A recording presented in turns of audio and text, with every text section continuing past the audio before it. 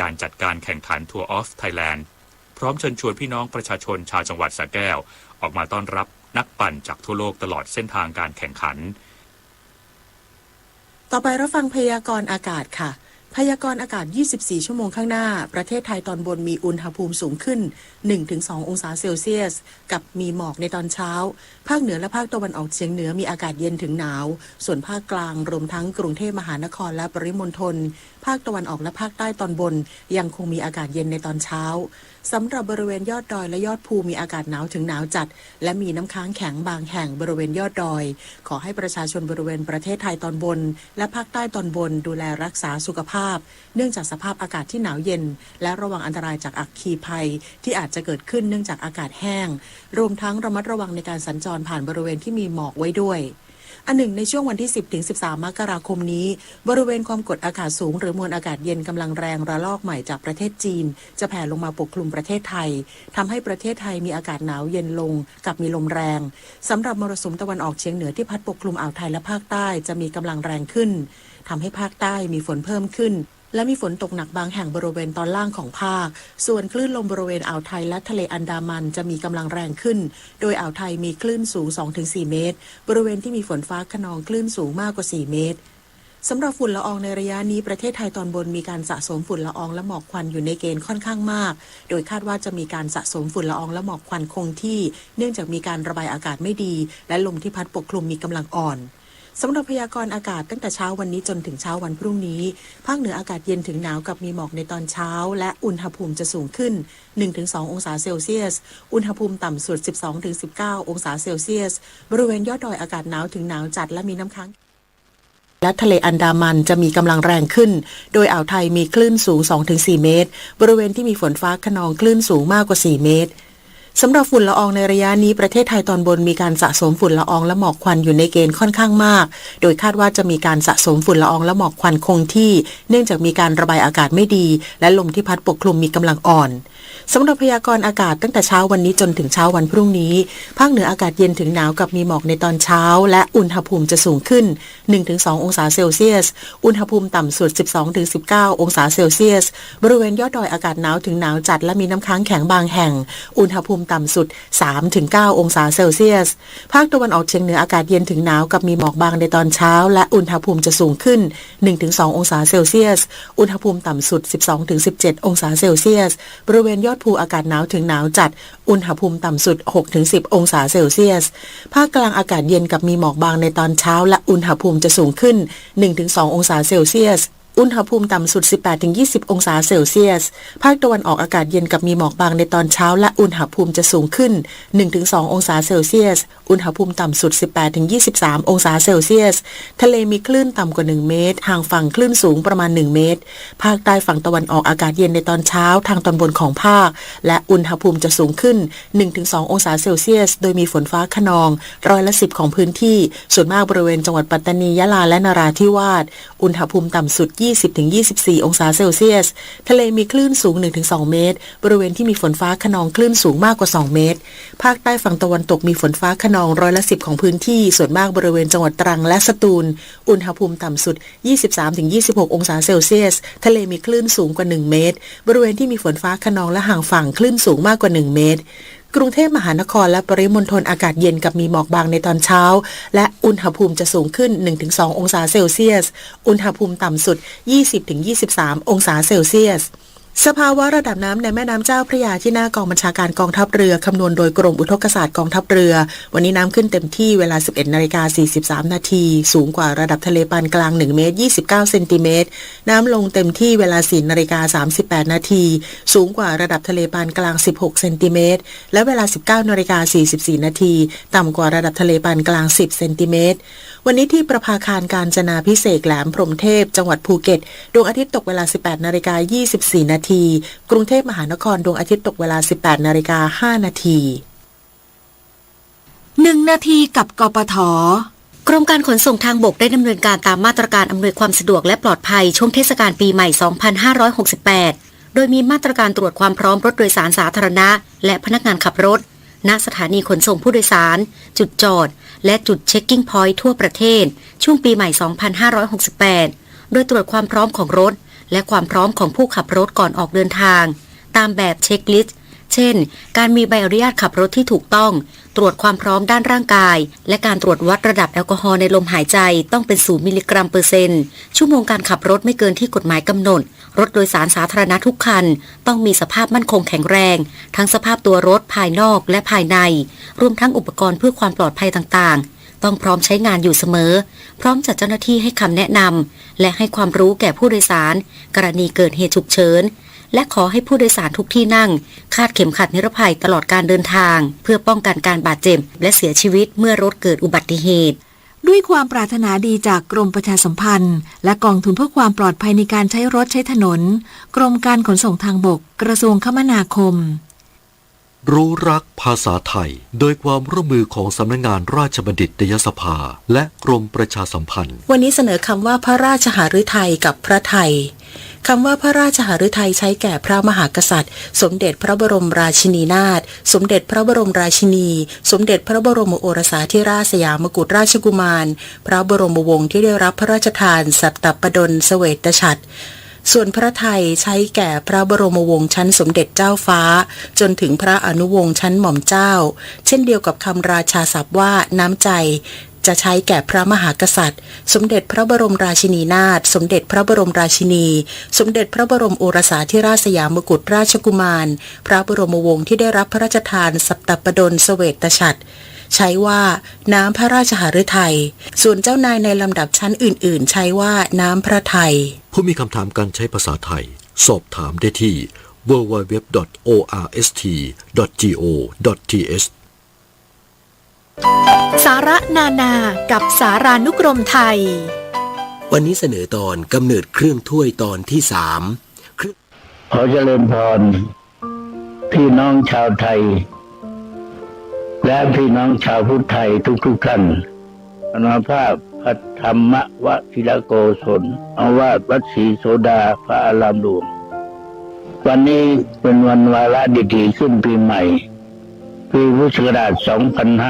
2568 ได้เวียนมาถึงพวกเราทั้งหลายถ้า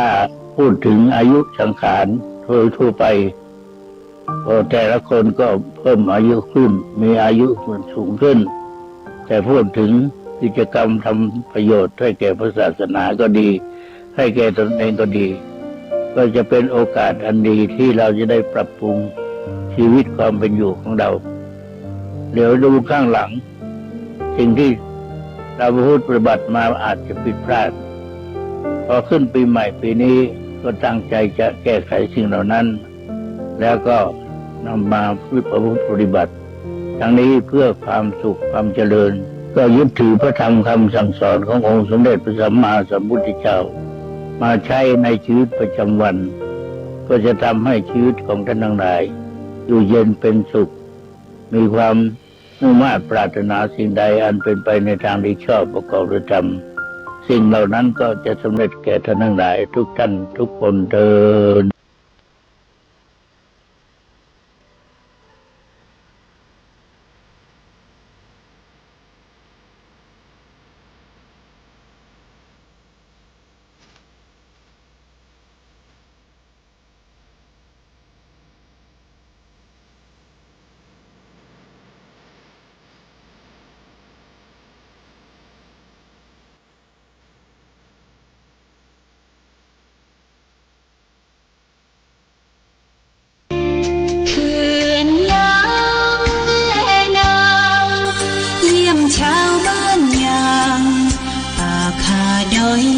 กลางถ้ำผาพึ่ง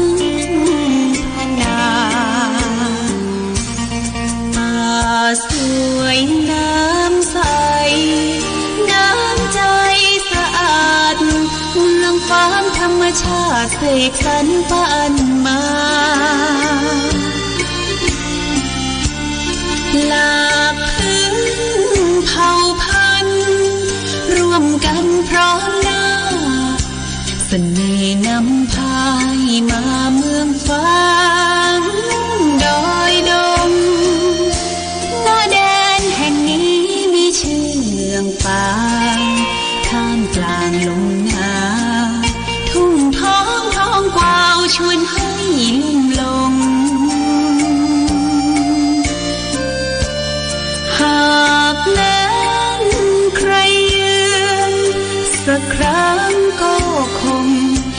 ากแท้ลืมลงเมืองฝังความใจ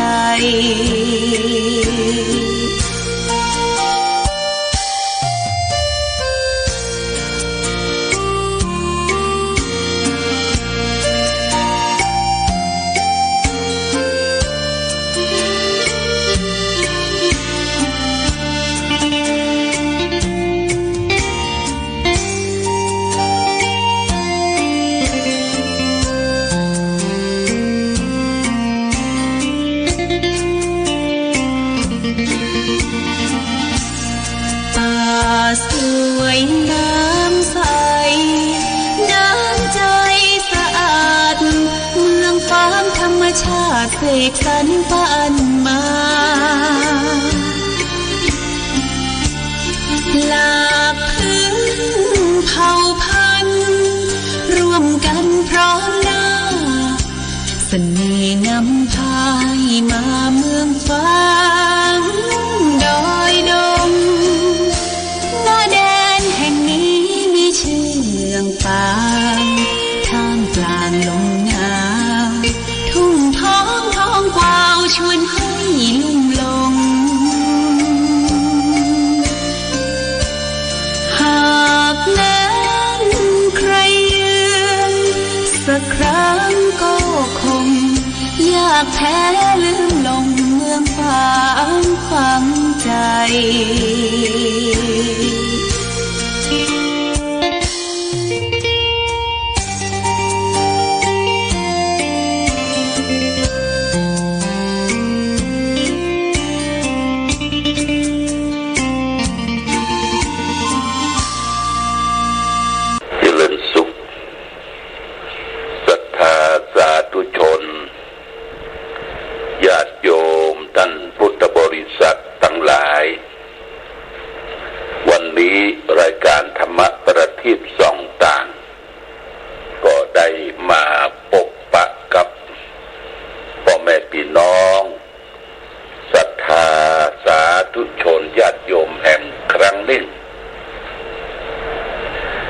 วันนี้เป็นวันจันทร์ที่1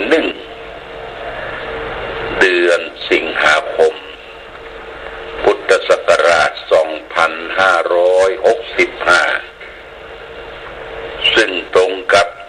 เดือน11เหนือเดือนเก้าไตขึ้น4 ค่ำญาติโยมเดือน11เหนือขึ้น4 ค่ำเป็นวันจันทร์เป็นวันเริ่มทำการทำงานของข้าราชการบ้านเมืองสถานการศึกษาที่ได้หยุดในช่วงพรรษาเดือนพรรษาเนี่ยหลายวันได้หยุดแล้วก็ญาติโยมพากันไปพักผ่อนหย่อนใจไปทัศนศึกษาไหว้พระบางที่ก็ไปตามเตียน9 วัด 7 วัดก็ทางการบ้านเมืองก็เริ่มจะเปิดประเทศคือต่างประเทศได้เข้ามาเที่ยวมาทัศนศึกษาทัศนจรหลายที่ญาติโยมนะหลายที่หลายแห่งโดยเฉพาะอย่างยิ่งเมืองไทยเขานี่ก็คือเรื่องของวัดวาอารามซึ่งเป็นศิลปกรรมก่อสร้างห้างแปลงที่สวยงดงดงามเป็นที่ไหว้และสักการะบูชาพระธาตุเจดีย์หรือพระบาทพระพุทธบาทหลายที่ญาติโยมบอกว่าคนไทยคนต่างประเทศต่างแดนก็มาเยี่ยมมาชมมาไหว้มาสักการะบูชาโดยเฉพาะอย่างยิ่งพี่น้องชาวพุทธต่างประเทศนะญาติโยมไม่ใช่ชาวพุทธในประเทศไทยชาวพุทธต่างประเทศนี่ก็หลายประเทศพม่าเวียดนามกัมพูชาประเทศลาวประเทศยวนประเทศญี่ปุ่นประเทศจีนชาวพุทธนี่มีทั่วโลกญาติโยมมีทั่วโลกเป็นบางก็ถามหาวัดวาอารามที่ไหว้ที่สาที่สักการะบูชานี่เป็นสิ่งที่ดีได้มาชมมาพอมาดูวัฒนธรรมวันนี้วันจันทร์อากาศท้องถิ่นเฮาตะวาเมื่อวันเนี่ยฝนตก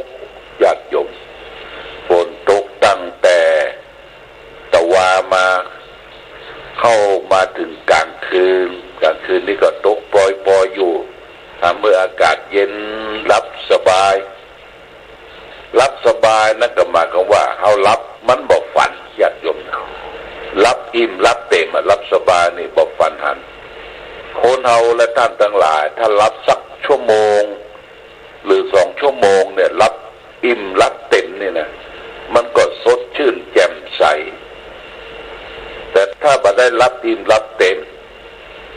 ร่างกายมันก็พลอยเจ็บไข้ไปตัวบ่สดชื่นไปตัวโดยเฉพาะอย่างยิ่งเกิดโรคภัยไข้เจ็บ ที่มันมีประจำตัวเขาเนี่ยทุกคนมันมีเหมือนกันหมดโรคภัยไข้เจ็บอันโรคที่เกิดขึ้นกับเราก็โรคอยากขับอยากถ่ายเดี๋ยวก็จะล็อกปัสสาวะอุจจาระโดยเฉพาะอย่างยิ่งกับปัสสาวะนี่บ่อยญาติโยมนะขับถ่ายของเสียออกจากร่างกายคือเขารับมันปฏิปต่อนั่นก็ทำให้บ่ค่อยจะสดชื่นเท่าใดแต่นั่นแหละญาติโยมขอได้นอนเด้อขอได้นอนทอดกายการนอนทอดกายนั่นก็หมายความว่าเขาได้พักผ่อนละญาติโยมขอได้นอนทอดกายพักผ่อนการลักษณะนอนนั่นคือนอนอย่างใดที่ยังมันถูกต้องพระสัมมาสัมพุทธเจ้าพระองค์ได้ตรัสถึงการบรรทมการนอนพระองค์นอนตะแคงข้างขวาในญาติโยมนะข้างขวาแล้วเอาเท้าเหลื่อมเท้าแล้วก็เอามือขวา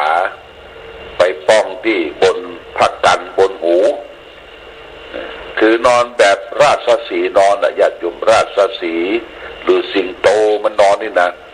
มันจะเอาเท้ายื่นไปแล้วก็2 ข้างแล้วก็เอาหัวระมัดระวังตื่นตัวอยู่ตลอดเวลาอันนี้นอนแบบสิงหชัยญาตินอนแบบสิงโตนอนแบบราชสีห์และนอนอย่างหนึ่งก็คือนอนแบบมรณสติ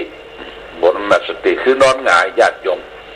นอนหงายทอดกายนอนหงายแบมือทั้ง2 ข้างเอาไว้ข้างตัวเอาไว้ข้างตัวทอดกายมันเรียบราบไปนอนหงายเพื่อเลือดลมมันไหลผ่านร่างกายโดยดีอันนี้นอนแบบมรณสติและนอนแหมอย่างหนึ่งก็คือนอนแบบมีสติคือ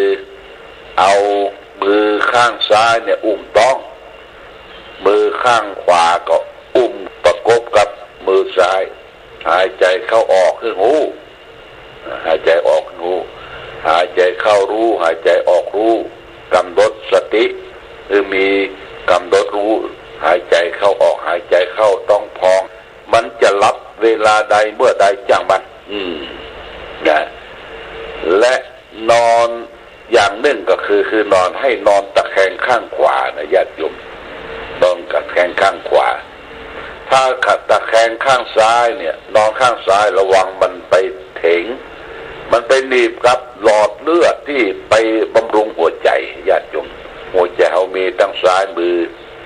ถ้าเลือดลมเราเดินบัดสะดวกไปเลี้ยงหัวใจปอเนี่ยมันก็จะอาจจะเกิดกระตุกเกิดช็อกขึ้นมานี่นอนลักษณะการนอนอันนอนที่บอกให้ถูกนะคือนอนอวบตาปากนอนโคนบึกอวบตาปากนอนขาดสติบางคนนอนนี่ก็ยังตีนบนโคกโลกญาติโยมตีนบนโคกโลกจะได้คือบัดช่วยบัดล้างเท้าตีนยางรถแท็กเตอร์เนี่ยสมบุกสมบันที่ขาดสติก็คือไปกินเหล้าไปกินเหล้ากินสุราไปเข้ามาก็โซนเข้าที่นอนประโซนละอาบน้ำอาบผ้าหมดสภาพนอนอวบตาปากโขนบึกไผ่ไปห้องไปซอยตีนซอยอย่างก็บอกให้รู้สึกตัวเพราะมันยุบย้อนยุบเนี่ยขาดสติญาติโยมนะขาดสติที่ลักษณะการนอนคือต้องมีสติมีความรู้แล้วก็รักษา สุขภาพพอดีนอนก็คือมันได้รับพ่องญาติโยมนี่ก็เกี่ยวกับบรรยากาศโดยแต่ว่าฝนตกฝนซึงหลายจังหวัดโดยเฉพาะอย่างยิ่งทางภาคอีสานนี่รุนแรงญาติโยมที่รุนแรงไม่ใช่อย่างเกิดพายุและก็เกิดฟ้าผ่าเป็นได้ดูสงสารมีพ่อเฒ่าคนหนึ่งอายุ60 ปลายไปเฝ้ากลางต้งกลางนาเปิ้นปลูกมันอรูไว้ญาติโยมมันอรูแล้วก็เข้าไปพักในห้างนั่นก็มีต้นไม้ต้นเดียวอ่ะนะมันจะเป็นซื่อยังได้บ่ฮู้เนาะฟ้าผ่าลงมาถึงแก่ความตายและแฮมตี้หนึ่งญาติโยมมีไม่ออกคนหนึ่งเป็นคนวัยกลางคนน่ะไปเลี้ยงงัวมี4 ตัวนะเลี้ยงงัวพอลมแรงฝนจะตกนักก็ต้อนงัวไปไว้ปืนเก้าไม้แล้วก็ไปปองัวเพื่อนบ้านก็ไปอยู่ด้วยกันนะประมาณ6-7 ตัวและตัวเองก็ไปอยู่ในร่มในห้างฝนตกฟ้าผ่างัวทั้งหมดที่อยู่ปืนเก้าไม้ตายหมดญาติโยมตายหมดงัวตายนะแต่คนปลอดภัยคนไปอยู่ห้างเพิ่งก็เอานักข่าวไปสัมภาษณ์ว่าโอ้แม่อุ้ยคนนี้เพิ่นบอกว่าบดเนื้อบดตัวเลี้ยงงัวอยู่4 ตัวในญาติโยมการเลี้ยงงัวเลี้ยงควายในปัจจุบันที่เปิ้นเลี้ยงไม่ใช่ว่าค่ากินเนื้อนะญาติโยมเปิ้นเลี้ยงไว้เป็นเปื้อนเป็นฝูงและไปขายปุ้นขายมูลมันคำว่ามูลนั่นก็คือขี้งัวขี้ควายเนี่ยพอเวลาแดดออกเปิ้นก็แจงเอากองไว้ใส่กระสอบใส่กระสอบละ20 บาทได้ขายขี้งัวมีอาชีพทำเลี้ยงงัวนี่ก็สามารถที่จะร่ำรวยได้ญาติโยมนะถ้าบักขี้เกียจขี้ค้านมีงัวสัก10 สัก20นี่ได้ขายขี้มันขายมูลมันเพิ่นก็ใส่กระสอบอย่างตามถนนไปภาคเมืองฝางนี่เพิ่นก็ประกาศขายขี้วัวขี้หมูขี้ไก่มูลสัตว์เหล่านี้มันเป็นอาหารของพืชเรียกว่าเป็นปุ๋ยคอกญาติโยมบางทีงัวนี่เพิ่นก็เอาไปปล่อยวัดควายก็เอาไปปล่อยวัดสัตว์ใหญ่นี่ญาติเป็นสัตว์ที่มีคุณกับเฮาและท่านทั้งหลายแต่ก่อนนี่โอ้ทำงานไถนาคาดเกวียนใส่ล้อคือเฮาเดินทางสัญจรมาตั้งแต่บรรพบุรุษสัตว์เหล่านี้มีคุณกับเฮาและท่านทั้งหลายอย่างที่ประเทศอินเดียนะญาติโยมนะอินเดียนี่ก็คือเขาถือว่างัวเนี่ยเป็นพาหนะของเทพเจ้าองค์หนึ่งเทพเจ้าเหล่ากาที่เปิ้นนับถือพออินเดียนี่เปิ้นทำมีงัวล่ะเปิ้นใจเทียมเกวียนใส่ล้อใส่นาเรียบร้อยมันแก่แล้วเปิ้นปล่อยล่ะญาติโยมปล่อยมันเสาะหากินคนเดียวมันบางทีก็ไปคุยเขี่ยเคาะกินตามกองขยะตามสถานีรถไฟสถานีขนส่งตามกาดตามรีเตียวยั่วเยี่ยไปหมดเปิ้นมาทำร้ายมันก็นอนตามถนนหนทางนะญาติโยมนอนตามถนนตามนี่งัวอินเดียเปิ้นปลดระวางถ้ามันตายนี่เพิ่นไม่ได้กินนะไม่ได้กินเนื้อมันเพิ่นก็เอาไปเผาเอากระดูกเอาขี้เต่าขี้หยังเนี่ยไปเป็นปุ๋ยแฮมนี่งัวที่อินเดียเป็นพาหะของเทพเจ้าเหล่ากาองค์หนึ่งเป็นนับถือกันในญาติโยมท่านสาธุชนสัตว์เลี้ยงที่เขาเลี้ยงดูนี่เขาก็ใส่ชื่อมันชื่อดำชื่อด่างชื่อหยังต่างๆมันก็จำนะญาติโยมตอนนี้จำเรื่องคนกันเนอะจำเรื่องคนมาสุนัขก็เหมือนกันญาติโยมเขาใส่ชื่อมันนะหลวงพ่อนั่งอยู่ในห้องเนี่ยมันมีหมา2 ตัวหนึ่งมันตายไปแล้วเดือนตัวนี้ชื่อว่าโจโจ้ เขาสังเกตว่าพอลองห้องมันเบาๆนะญาติโยมระยะทางสัก20 เมตรเนี่ยโจ้ๆเนี่ยมันตื่นตัวแล้วรู้รับทราบว่าเจ้าของห้องมันก็จำได้นะจำได้มันก็โล่นมาที่หน้าประตูว่ามันคงจะได้รับรางวัลอย่างสักอย่างและนอกจากนั้นถ้าเดินทางไปที่ไหนนี่ญาติโยมเขาก็จะซื้อฮอทดอกพ่องไก่ปิ้งพ่องยังพ่องปีกไก่ขาไก่นะที่เปิ้นขายก็เอามาต้อนมันให้มันได้กินมันก็จำมันก็ย่ามเวลารถไปจอดปุ๊บมันก็มาละเอาเปิดประตูลงปุ๊บมันก็เข้ามาคลอเคลียแข้งเลียขานี่คือสัตว์เดรัจฉานนี่มันก็จำได้ว่านี่คือเจ้าของมันบางตัวนี่มีความซื่อสัตย์ญาติโยมอย่างที่ประเทศออสเตรเลียอาตมาได้ไปมีสุนัขตัวหนึ่งนะเป็นสุนัขของคนทำงานกลุ่มทางพอดีเปิดให้มันเฝ้าอย่างเนี้ยแล้วก็คนนั้นไปทำงานที่อื่นต่อแต่เวลา3 วันมันบอกไปไหนญาติโยมมันเฝ้าของรอเจ้าของถึงแม้ว่าไม่ได้กินอย่างมันก็สัตว์นี่มันมีความสัตย์ซื่อนะญาติโยมสัตย์ซื่อต่อมนุษย์ต่อคนเอานี่ก็สัตว์นี่ฝากไว้นะญาติโยมเรื่องของธรรมชาติเรื่องอย่างต้องระมัดระวังออกกลางป่ากลางฝนอยู่คนต้นไม้ใหญ่ต้องระมัดระวังสื่อที่อยู่ในตัวเอาเนี่ยถ้าฟ้าแมบแมลงเนี่ยญาติโยมนะโทรศัพท์ในตัวปิดทันทีเลยเพราะในโทรศัพท์มันมีสื่อเป็นท้องเหลียงเป็นอะไรอย่างต่างๆเป็นสายโยงไปเป็นสื่อล่อฟ้าคือปิดนะญาติโยมนะปิดแล้วก็ไปอยู่ใต้ต้นไม้ใหญ่ที่กำบังอาจจะเป็นห้างต้งห้างนาหรือกระยุดหรือเขาขี่รถอยู่ลมแรงไวปังบ้างนี่ญาติโยมหยุดเข้าข้างทางลบอยู่ข้างทางเราก็อย่าได้รับความปลอดภัยบางทีลมแรงนี่มันปัดเอารถตกข้างทางอย่างที่เมืองนอกอเมริกาเนี่ยพายุไซโคลนหมุนนี่นะมันหมุนเอาบ้านเอาเรือนบ้านเอารถเอารางเนี่ยเสียหายญาติโยมตึกรามบ้านช่องพังทลายนี่คือธรรมชาติที่เขาจะไปฝืนมันบ่ได้นะแต่ก่อนผู้เฒ่าผู้แก่พ่อแม่ศรัทธาเวลาฟ้าฝนลมแรงลมบังเปิ้นใจคาถาเสกใส่มีดดาบกังกาลำดับมันก็เป็นจิตวิทยาอย่างหนึ่งทำให้ลมฟ้าลมแรงนะอ่อนลงนี่ก็เป็นเรื่องของมหัศจรรย์อย่างหนึ่งเนาะคนแต่ก่อนโบราณแต่บ่มีไผที่จะมาชนะเอาธรรมชาติเรื่องฟ้าเรื่องฝนเรื่องลมเรื่องพายุหมุนเรื่องน้ำท่วมน้ำทากเนี่ยญาติโยมบ่มีไผชนะได้นี่เป็นเรื่องสำคัญ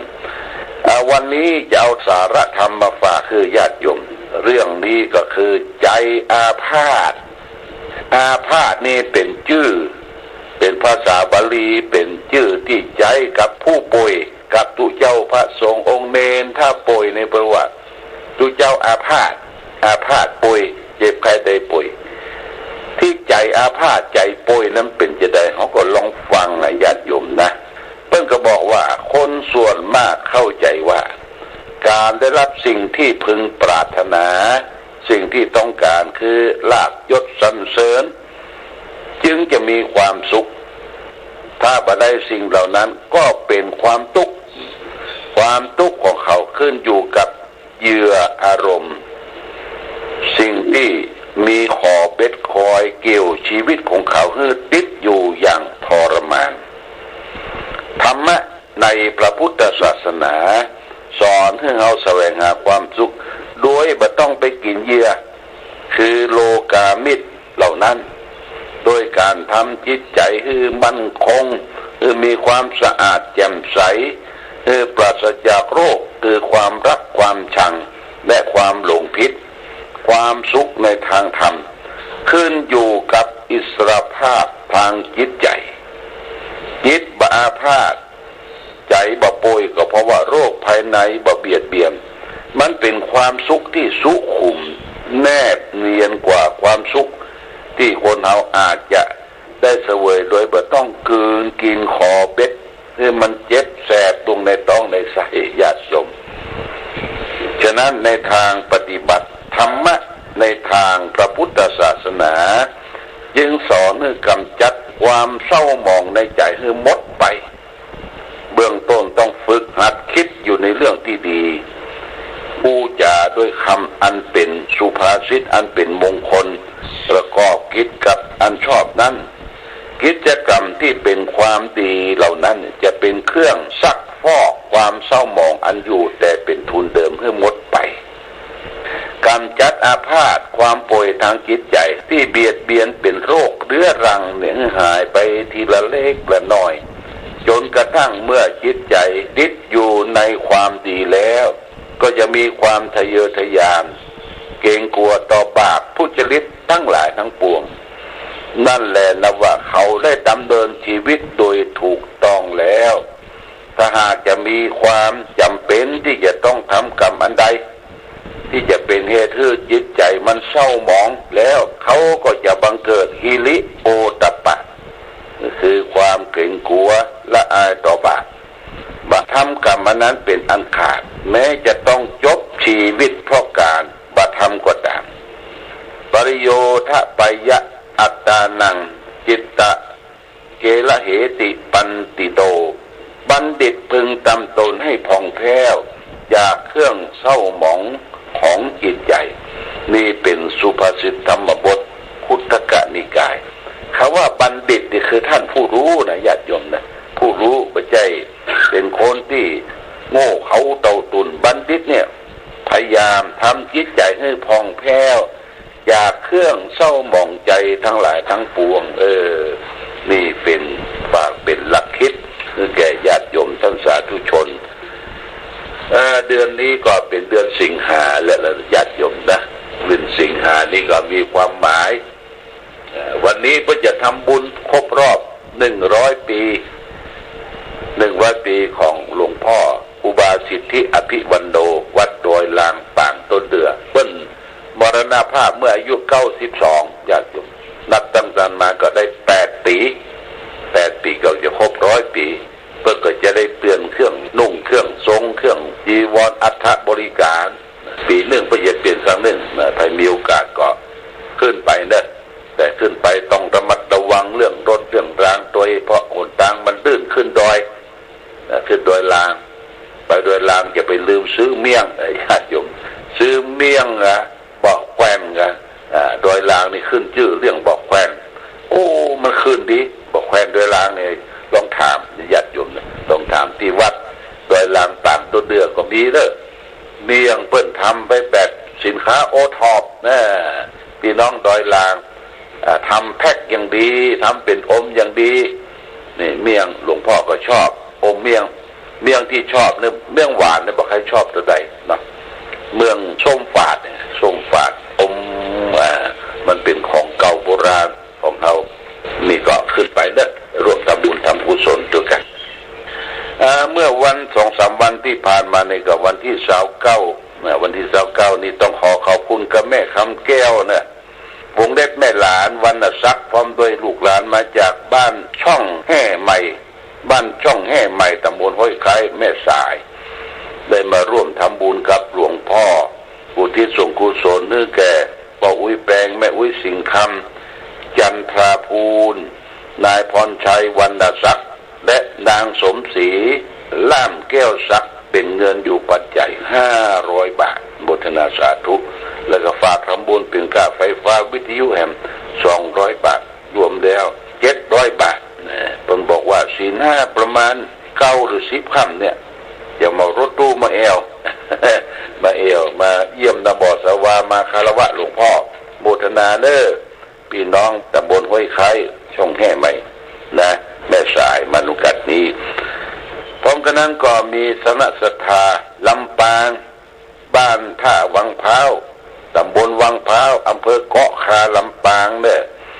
ร่วมทำบุญทำกุศลกับหลวงพ่อแม่มีครอบครัวแม่บุญสายเดือนคำแม่ฟองจันทร์สันทีแล้วก็ครอบครัวนางอรวรรณตาอินครอบครัวนางโสภาอุตตโมได้ร่วมกันทำบุญไว้250 บาทเป็นค่าน้ำค่าไฟแล้วก็พ่อจูอินแก้วนี่ก็ได้บริจาคในวันปฏิบัติธรรมวันเสาร์แห่ง200 บาทเป็นค่าไฟฟ้าของวัดจึงขอขอบคุณกับญาติโยมท่านสาธุชนทุกท่านที่ได้ร่วมทำบุญให้หอมเป็นค่าไฟฟ้าสถานีทำบุญเป็นยอดเทียนยอดเงินทั่วไปขอท่านทั้งหลายจงมีความสุขมีความเจริญมีความรุ่งเรืองความวัฒนาถาวรสมดังปร4 ประการคือมีอายุวันนะสุขภาระมีปฏิภาณธนสารสมบัติธรรมสารสมบัติทุกที่วาราติการรายการธรรมประทีปส่องทางต้องขอลาก่อนขอผู้ฟังจงตั้งมั่นจิตหันษาด้วยธรรมะขององค์พระพุทธาได้นำพาให้เกิดความสุขสงบเย็นขอเจริญพร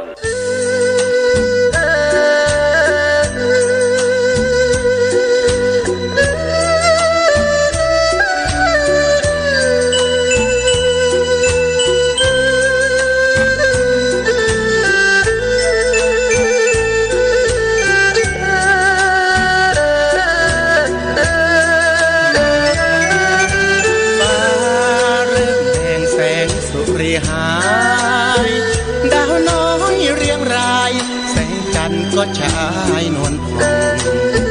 กลุ่มของหญิงห้อยล่องลอยใหญ่น้อยชวนมอง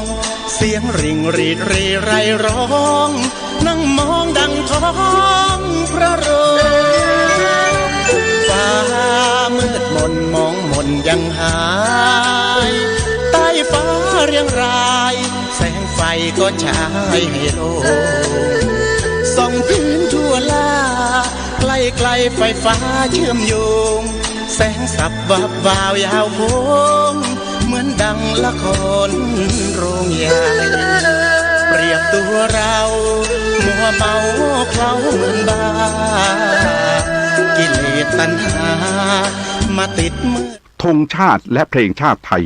เป็นสัญลักษณ์ของความเป็นไทยเราจงร่วมใจยืนตรงเคารพธงชาติด้วยความภาคภูมิใจในเอกราชและความเสียสละของบรรพบุรุษไทยประเทศไทยรวมเชื้อชาติไทยเป็นประชารัฐผ้าไทยของไทยทุกส่วนอยู่ดำรงคงไว้ได้ทั้งมวลด้วยไทยล้วนหมายรักสามัคคีไทยนิรักสงบแต่ถึงรบไม่กล้าเอกราชจะไม่ให้ใครคุมขีสละเลือดทุกอย่างเป็นชาติทะเลพระดวงประเทศชาติไทยต้องเวทีใจจะอยู่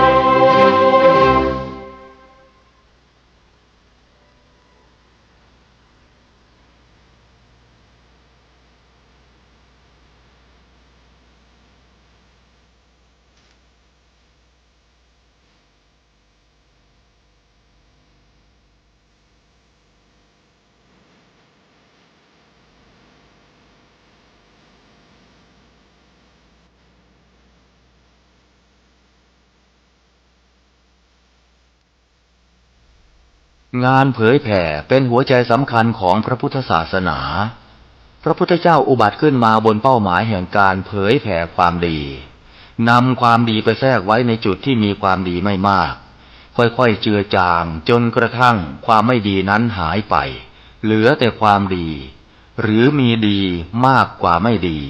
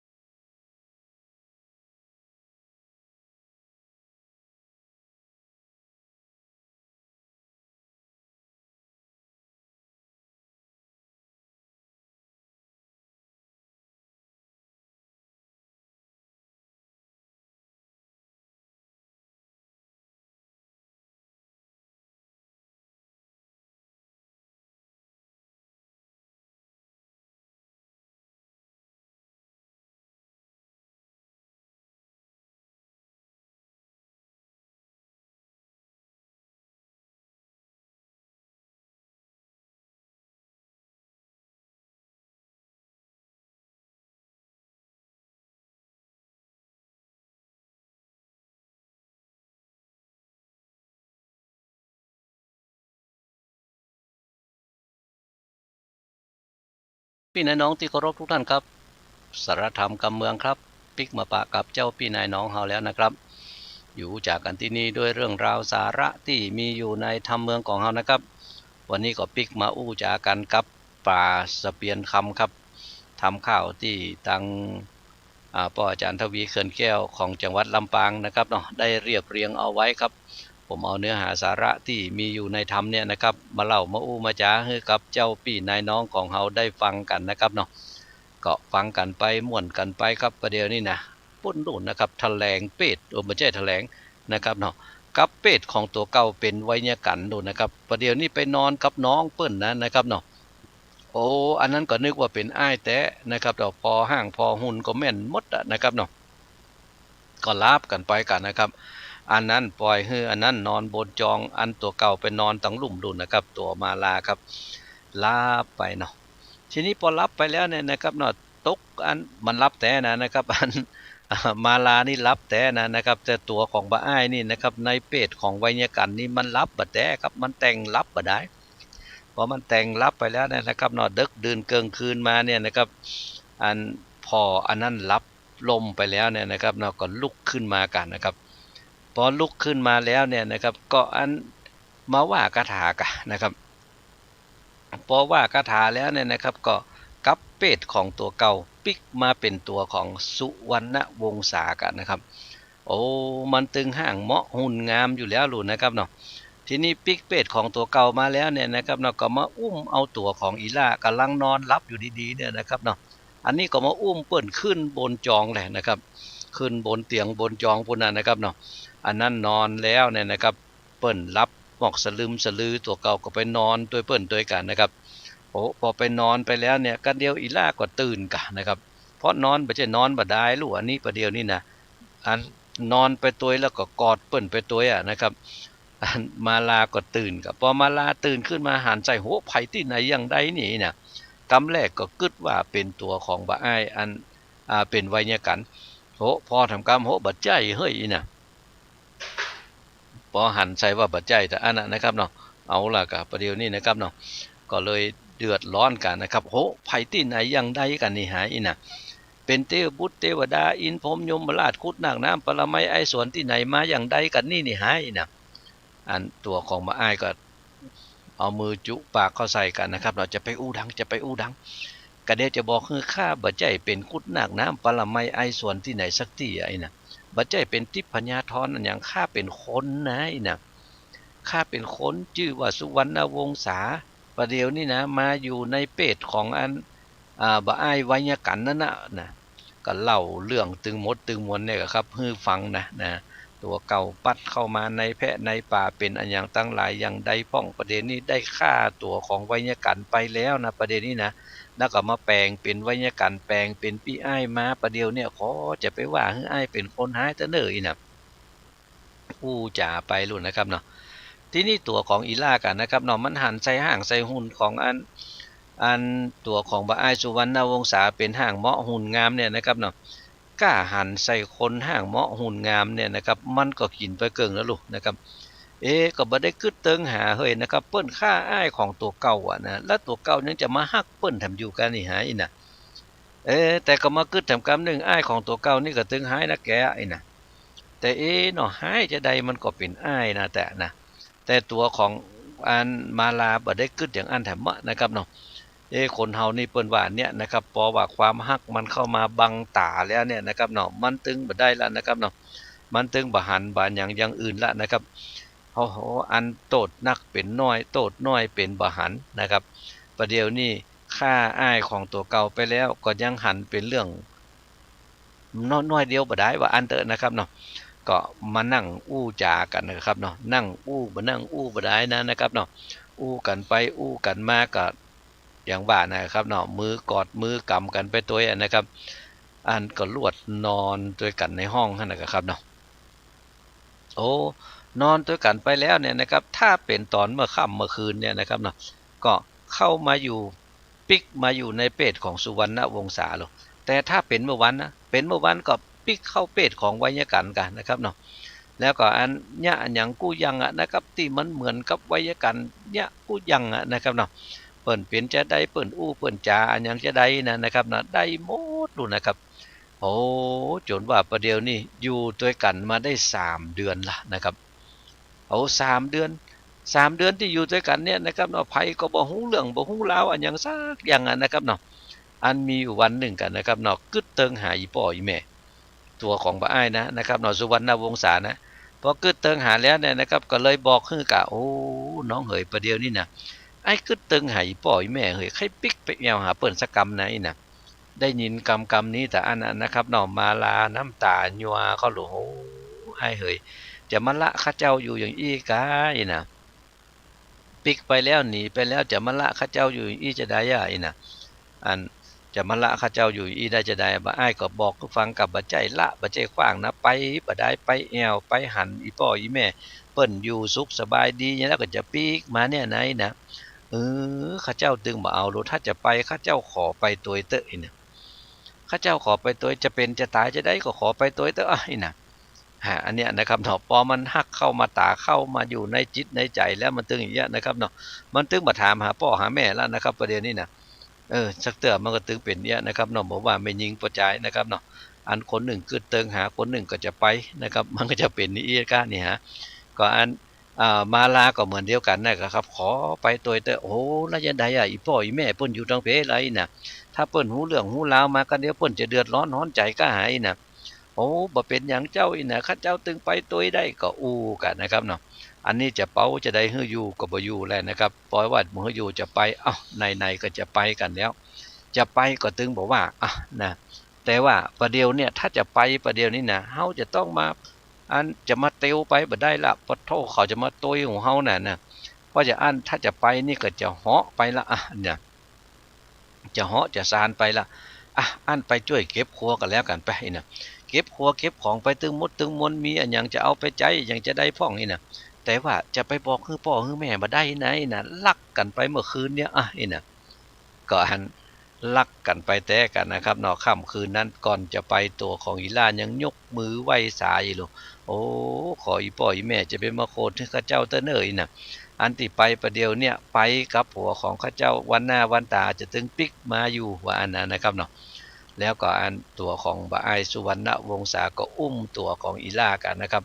ว่ากระถาใส่เข้าไปเสร็จเรียบร้อยแล้วก็สยองขึ้นฟ้าแหละนะครับปุ่นนะครับเปิ้นว่าเข้าป่าไม้ดงหนาข้ามไปทางบนปุ่นติ๊กๆไหลไปเรื่อยๆกันนะครับเนาะอันตกมาค่ำเมื่อคืนมาลงมานอนตั้งลุ่มเมื่อวันมาก็สยองขึ้นฟ้าไปติ๊กๆแหละนะครับเข้าไปละนะครับประเด็นนี้นะทีนี้ก็อันวันที่อันอีล่าไปแล้วกับตัวของสุวรรณวงศาครับตกพญาเผียวเมื่อเจ้านี่กันนะครับเนาะเจ้าป่อพญาลูกนะครับบาหันใส่ตัวของอีล่าบาหันใส่ตัวของไวยกันนะก็เลยบอกคือหมู่คนใจทั้งหลายก็ไปสู่เขาทั้งหลายไปกวยมันเนาะนอนกันอยู่ทางบนพุ่นนะก้าพี่กับน้องฮะน่ะจะได้ไปล่ำไปเรือไปลงมาทั้งรูปเฮ้ยน่ะหมู่อันคนใจทั้งหลายไปเปิดประตูเข้าไปกวยบาหันกันนะครับพอบาหันก็ลงมาบอกคือป่อพญาก็หายไปถึง2คนป่อพญามีไหนก็บ่ฮู้อีน่ะไปสู่เขาไปเซาะกวยแล่อีน่ะหมู่นั้นก็ล่นลงจากปราสาทไปก็ไปเอิ้นหาจนแวดจนพดไปตึงหมดแล้วบาปะป่อพญาเฮ้ยน่ะไปรอไปบอกคือหมู่เขาไปเซาะหาตามในแพะในป่ามันปากันไปที่ไหนยังได้แอวกันกาไผลักอันยังได้ไปนี่หายน่ะเจ้าป่อพญาก็เอิ้นใส่ตัวแถมกันนะครับเนาะหมู่นั้นก็ปากันไล่เซาะหากันนะครับโอ้เสาะหาจะได้ก็แล้วครับตึงบ่ปะกันละนะครับเนาะหมู่ทหารยักษ์ทั้งหลายปิกมาแล้วบอกคือกับเจ้าป่อพญาโลปะโตจะได้นี่ฮะอันนี้นี่ไปที่ไหนยังได้บ่บอกบ่กล่าวกันนี่หายนะไปห้องป่อหมอหลวงมานี่นะก็ไปห้องป่อหมอกันนะครับป่อโหนนั่นนะครับหมอเมื่อนั่นนะครับเนาะไปเอาหมอเมื่อมากะนะครับป่อหมอมาแผวแล้วอันนี้ก็บอกคือฟังกับลูกข้าตึง2คนประเดี๋ยวเนี่ยมันไปที่ไหนยังได้นี่หายนะ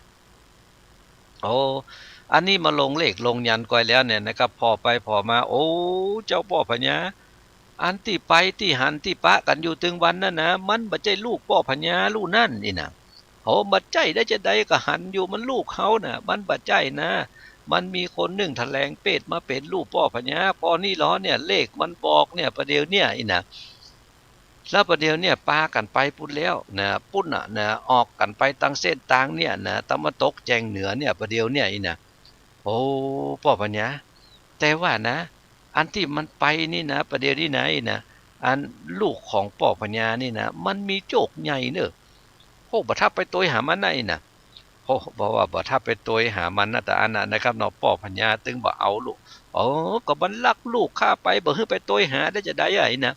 ไปหมู่เฮาทั้งหลายไปฆ่ามันฮื้อมันตายให้ก็ม้อยน่ะเนี่ยอย่างอี้มันบ่ไว้หน้าไว้ตากันโลยน่ะสั่งฮื้อหมู่ทหารไปเสาะไล่ฆ่าโลดนะครับเนาะทีนี้ก็อันตัวของอันเมียเปิ้นกะนะครับเมียเจ้าพ่อพญาไวยากากะโอ้อ้ายเหยอันนั้นมันก็ลูกเฮานะอีน่ะอันที่หนีไปตัวนั้นมันก็ลูกชายเฮาลูกอีน่ะโอ้บัดท่าเนี่ยน่ะบัดท่าไปย่างคือเขาอันกำป้อหมอเปิ้นก็ตึงว่าลูกวันล่าวันรุ่นเขาก็ตึงปิกมากันอยู่นะอีน่ะโอ้ข้าว่าบัดท่าไปย่างหยังคือเขาไปอีน่ะอันนั้นก็อันเมียว่าโลดนะครับพอเมียว่าก็เลยโมโหจะว่าจะได้ก็เอาสูว่าอันก็ตามใจสูเด้อเนออีน่ะสูว่าเนอเอาสูว่าก็แล้วก็เนออีน่ะก็อันปล่อยฮือไปกันนะครับเนาะทีนี้อันตัวของมาลานี่นะครับเนาะอันป้อพญาคือป้อพญาไวยากาเนี่ยนะครับได้เคยตกปากหับกรรมกับป้อพญายักษ์ที่เป็นเปื้อนเดียวเซียวกันคือป้อพญายักษ์มีป้อพญายักษ์อยู่บ้านเมืองแถมบ้านเมืองหนึ่งอันชื่อว่าอันเจ้าป้อพญาธมินเจ้าป้อพญาธมินเนี่ยนะครับเนาะเปิ้นมีอันลูกชายของเปิ้นลูกนะครับเนาะมีลูกบ่าวชื่อว่าอันผานรงค์อันผานรงค์เนี่ยนะครับอายุได้16ปีเหมือนกันนั่นนะครับเนาะเต้าเดียวกันนั่นนะทีนี้ก็อันเคยจ่ากันเอาไว้ว่าอันเสี่ยวเหยถ้าเฮานี่นะมีลูกอันสูได้ลูกประจายฆ่าได้ลูกไม่ยิงหรือถ้าไปอันฆ่าได้ลูกประจายสูได้ลูกไม่ยิงเฮาจะฮื้อเปื้อนเฮาเนี่ยเฮาจะฮื้อลูกเฮาเนี่ยได้กินแขกแต่งงานได้อยู่ด้วยกันหน่อยนะและทีนี้ก็อันปอว่าไปปกบ้านคลองเมืองแล้วเนี่ยนะครับเราก็มาหู้ข่าวกันเหมือนกันกะเคยมามาจากันเหมือนกันลูกตามกรรมที่เคยตกลงกันไว้ประเดี๋ยวเนี่ยข้าได้ลูกประจายสูพุ้นมีลูกไม่ยิงเฮาจะฮื้อเขาถึง2คนเนี่ยได้อยู่ด้วยกันเนี่ยนะอันนี้เป็นกรรมที่เคยจากันไว้ลูกนะครับเนาะทีนี้ก็อันตัวของเจ้าป้อพญาธมิลมานก็เลยมีอยู่วันหนึ่งครับก็เลยปาเอาลูกของตัวเก่าผ่านลงนี่นะครับเนาะไปแอวหาลูกนะครับเพื่อว่าจะไปแอวไปใจไว้สักคำไหมนะว่าประเดี๋ยวเนี่ยตึงดีละก้า16แล้วลูกดีว่าจะได้มาอันเป็นกู้ผัวตัวเมียกันละก้านี่หายนะก็เลยปากันสัญญองขึ้นฟ้าปุ้นกันนะครับไปที่ปัปปตาคีรีปุ้นนะก็ไปหาเจ้าป้อพญาแหละนะครับโอ้พอไปปะใส่หน้าเจ้าป้อพญาอันไวยากาแต่อันนั้นนะครับเนาะเจ้าป้อพญาเล่าให้ฟังแหละประเดี๋ยวเนี่ยบ่มีละลูกสาวข้าไผบ่ที่ไหนบ่ฮู้มันลักมันไปแล้วนะประเดี๋ยวนี้ไหนนะพ่อหมอเปิ้นว่ามันซื่อหน้าไปตะวันตกแจงเหนือเนี่ยน่ะพอได้ยินคำอย่างอันแล้วเนี่ยนะครับเนาะฮ้อนขึ้นหน้าวึดๆแล้วครับเนาะเจ้าป้อพญาธมินกับอันผ่านลงครับเจ้าบ้านเจ้าเมืองยักษ์แถมตีหนึ่งซึ่งก็ได้หมายตากันเอาไว้แล้วว่าจะฮื้อเป็นกู้เป็นกิมกันเนี่ยนะครับเนาะพอหูอย่างอันแล้วเนี่ยนะครับบ่ม่วนอกบ่ม่วนใจละนะครับเนาะเดี๋ยวละบ่ม่วนอกม่วนใจไว้ก่อนนะครับเนาะฟังเพลงกันสักเพลงก่อนกันเดี๋ยวเฮาก็ปิกมาจากันต่อครับฟังเพลงก่อนครับเชิญเลยครับ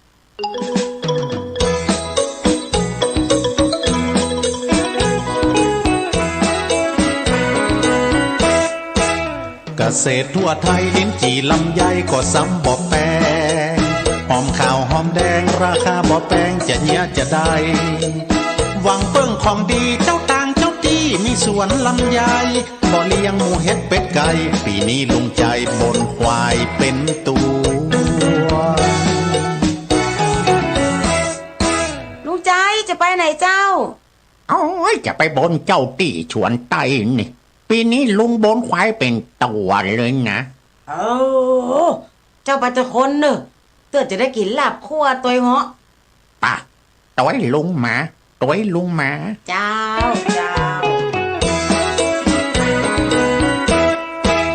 เก กราบไหว้วันทาที่ผ่านมาต้องขอโทษที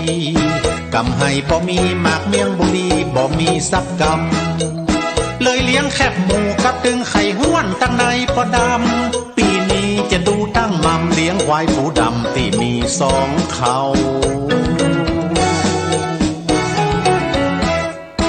นั่งลงนั่งลง เจ้าเจ้า นั่งดีๆกับ โอ้ยยังหมอ อ่ะไหว้ตัวลุงเนอะ เจ้าไว้ โอ้ยชาเจ้าตีเจ้าดินเนาะปีแล้วเลี้ยงแคบหมูกับตึงไข่ห้วนเพราะมันได้ชะตางบ่หนักปีนี้ลุงใจบนควายเป็นตัวเลยล่ะ ผีมีชัดจะคนมีชัดจะเนาะ ลุงใจเจ้าตีเพื่อจะกินเสี่ยงว่ะควายตึงตัวกว่าน่ะ จะไปปากเอาเป็นอันว่าปีนี้ขอให้ได้300,000บักบนโหนไว้แถมกำชัดจะคือกำชัญญาของลูกพ่อจ่ายควายเป็นตัวพอบักบนโหนไว้บ่ผิดหวังแน่บ่ผิดหวังแน่ ไปแล้วเนาะเจ้าตี้ชา 300,000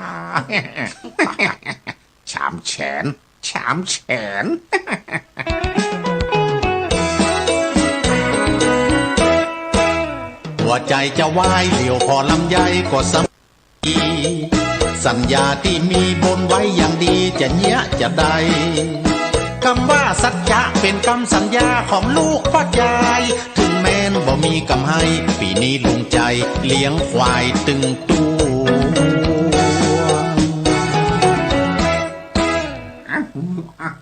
โอ้โหเนี่ยเปลี่ยนจะได้ลุงใจจูงควายไปตอยให้ไปตอยมันหมายความว่าจะได้เนี่ย ก็บอกให้ได้อย่างใดกูบนควายตึงตัวจะเอา300,000ตั้งนอก แล้วได้จะได้ลุงใจ 2 บัญชีน้อยเหลือปีแล้วก่อนมึงว่า มาล่างจะได้เลี้ยงแค่หมูกับไข่หัวนะนะค่ะ คำว่าชัดจะคือสัญญาของลูกพ่อยายกำเชือกไว้กำโอ้ยเจ้าตีเจ้าดินเนาะอันนี้เขียงเนาะอันนี้มีดเนาะอันนี้ผักไผ่หอมดวนเนาะอันนี้พริกยำลาบอันนี้ผักกับลาบอ๋อมาเพื่อเอาเชือกมามัดตรงนี้ ได้เหมาะ อันนี้ควาย1 ตัวเป็นเนอะที่บักบนหนไว้นะเอา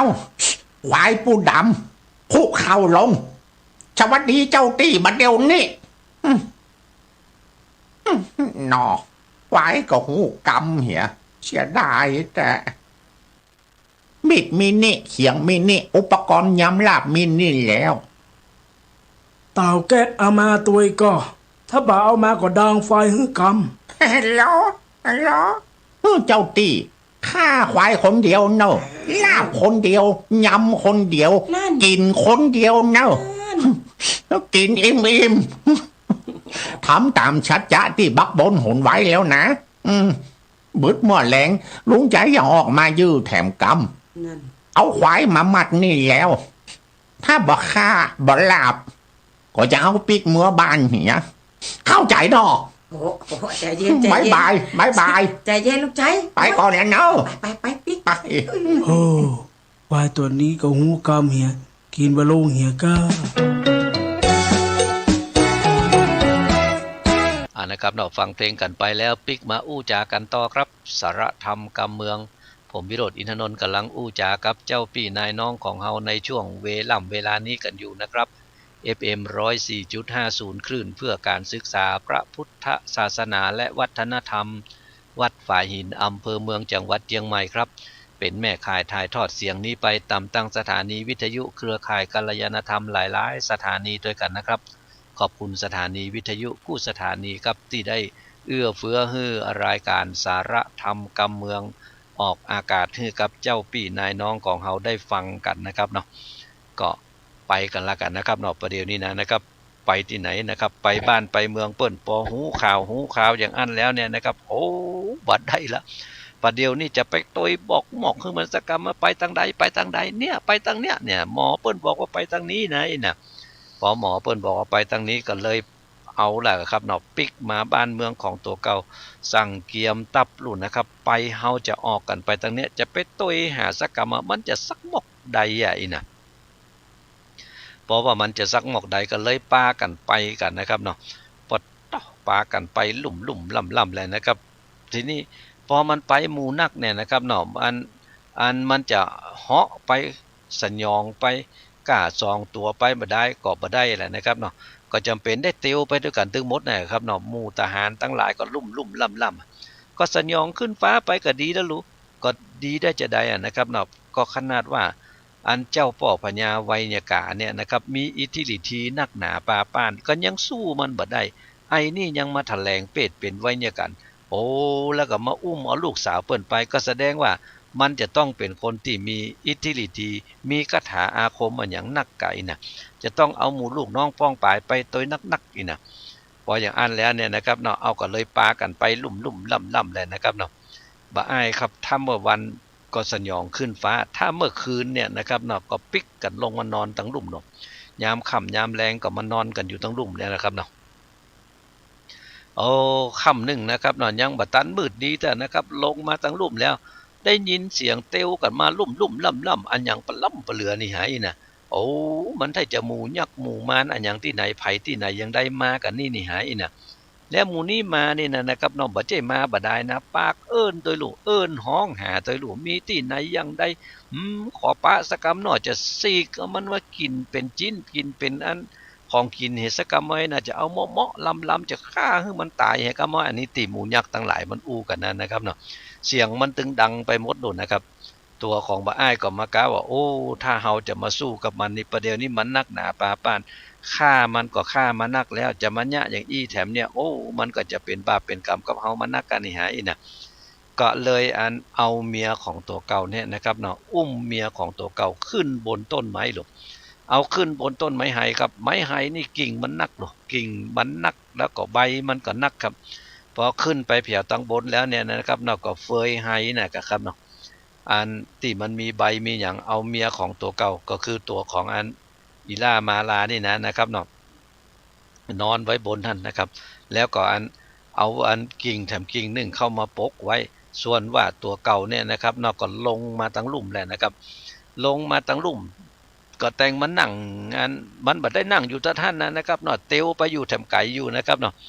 ก็หมู่ยักษ์หมู่มารทั้งหลายเนี่ยนะครับก็มาปะใส่กับปดเท่าแม่นแล้วอันนั้นแม่นแล้วอีนะก็เลยปากันไล่บุบลูนะครับเนาะไล่บุบตัวของบ่อ้ายก็สู้กันนะครับประเดี๋ยวนี้เปิ้นว่าอันเสียงที่มันสู้กันนี่นั่นนะครับเนาะเสียงมันตึงดังเสียงมันตึงปดตอดลุ่มล่ำลูนะครับเอาสู้กันอันกับหมู่ยักษ์นี่นะครับเนาะตัวของบ่อ้ายครับประเดี๋ยวนี้นะอันสัปปะของที่มันมีบอกว่าสลีกันใจบอกว่าจะเป็นอันอย่างตั้งหลายเนี่ยนะครับเนาะเอามาสู้กับปู่ยักษ์กับยักษ์มันก็โคตรลูกนะครับเนาะโอ้จะบอกหมอกของมันสักกะไมนะอันตึงฆ่าตึงบุบนะครับเนาะโอ้เนี่ยไปเนี่ยมาครับประเดี๋ยวนี้นะสู้กันไปสู้กันมาลูกบ่าวของตัวเก่ากะลูกบ่าวของเจ้าป่อพญาธมินนี่นะครับเนาะยักษ์นี่นะก็คือผ่านนรงเนี่ยนะครับก็โดนฆ่าตายไปเหียนะครับเนาะยักษ์ทั้งหลายหมู่นั้นแถมปดเปิ้นว่ามันโดนฆ่าบ่ใจน้อยๆนะครับพอโดนฆ่าบ่ใจน้อยๆเนี่ยนะครับโอ้อยู่บ่ได้อิทธิฤทธิ์มันนักหนาปาป้านป่านนี้ปิกหมู่เฮาอีน่ะก็เลยปากันหนีปิกไปเหี่ยหมดเหี่ยเสี่ยงกันนะครับเนาะการนะครับเนาะพอการแล้วปิกไปแล้วเนี่ยนะครับเนาะตัวของบ่อ้ายกันนะครับอยู่สุขสบายแล้วลูกประเดี๋ยวนี้นะหมู่นั้นยักษ์ก็แปะนะครับประเดี๋ยวนี้นะแปะยักษ์ละนะครับหมู่นั้นปิกไปหมดแล้วอุ้มเอาเมียของตัวเก่าลงมาจากต้นไม้กันนะครับตึงมดตึงมอนก็มานั่งอู้จากันประเดี๋ยวนี้โอ้ไล่ไปหมดละประเดี๋ยวนี้นะเสี่ยงหมดไอ้น่ะพอเอาลงมาอยู่ตั้งลุ่มเนี่ยนะครับเนาะก็มากึดใจกับว่าโอ้เนี่ยถ้าว่าอันหมู่ยักษ์ทั้งหลายมันไปแล้วมันปิกมาแถมกำหนึ่งนี่นะแล้วมันมาปะใส่อีนะโอ้บ่ได้ละอีนะถ้ามันมาปะใส่เฮาอีแล้วเนี่ยมันจะมาฆ่ามาบุบกำลังนอนรับกันอยู่ดีๆแย่ไหนนะก็เลยบอกคือเมียของตัวเก่ากะเนี่ยน้องเอ๋ยถ้าเฮาจะนอนกันอยู่นี่นะเอาอย่างอีเตอหน่อยนะเอาแหวนเนี่ยใส่นิ้วก้อยไปนะคือแหวนของตัวเก่านั่นนะครับเนาะเอาแหวนฮื้อเมียของตัวเก่าโหลดแล้วก็บอกเราเอาแหวนเนี่ยใส่เตอให้นะแหวนนี้ถ้าใส่เบื้องซ้ายจะเป็นพ่อจายถ้าใส่เบื้องขวาจะเป็นพ่อจายถ้าใส่เบื้องซ้ายจะเป็นแม่หญิง ถ้าอันนี้ถ้าเป็นพ่อจายนะครับเนาะเป็นพ่อจายถ้าเอาไปใส่เบื้องซ้ายจะกลายเป็นแม่หญิงเป็นแม่หญิงเอามาใส่นิ้วขวาจะเป็นพ่อจายว่าอันนะก็เลยบอกคือเมียของตัวเก่ากันนะครับเนาะเอาแหวนซุปนิ้วคือเมียของตัวเก่าลงพอเอาแหวนซุปนิ้วเข้าไปแต่อันนั้นนะครับตัวของมาลาก็เป็ดก็กลายมาเป็นพ่อจายกะนะครับเป็ดกลายมาเป็นพ่อจายเหมาะงามขนาดว่าอันนั้นนะครับเนาะเหมือนกับปุ้นลุกจากฟ้าหยาดลงมาว่าอันน่ะส่วนว่าตัวของสุวรรณวงศาเนี่ยนะครับเนาะก็มาทะแลงเป็ดของตัวเก่าเป็นยักษ์รู้นะครับนอนรับกันตาท่านกันนะครับเนาะอันประเด็นนี้เป็นพ่อจายถึง2คนนะครับเนาะนอนรับกันอยู่บนพื้นดินนั่นนะครับเนาะอัน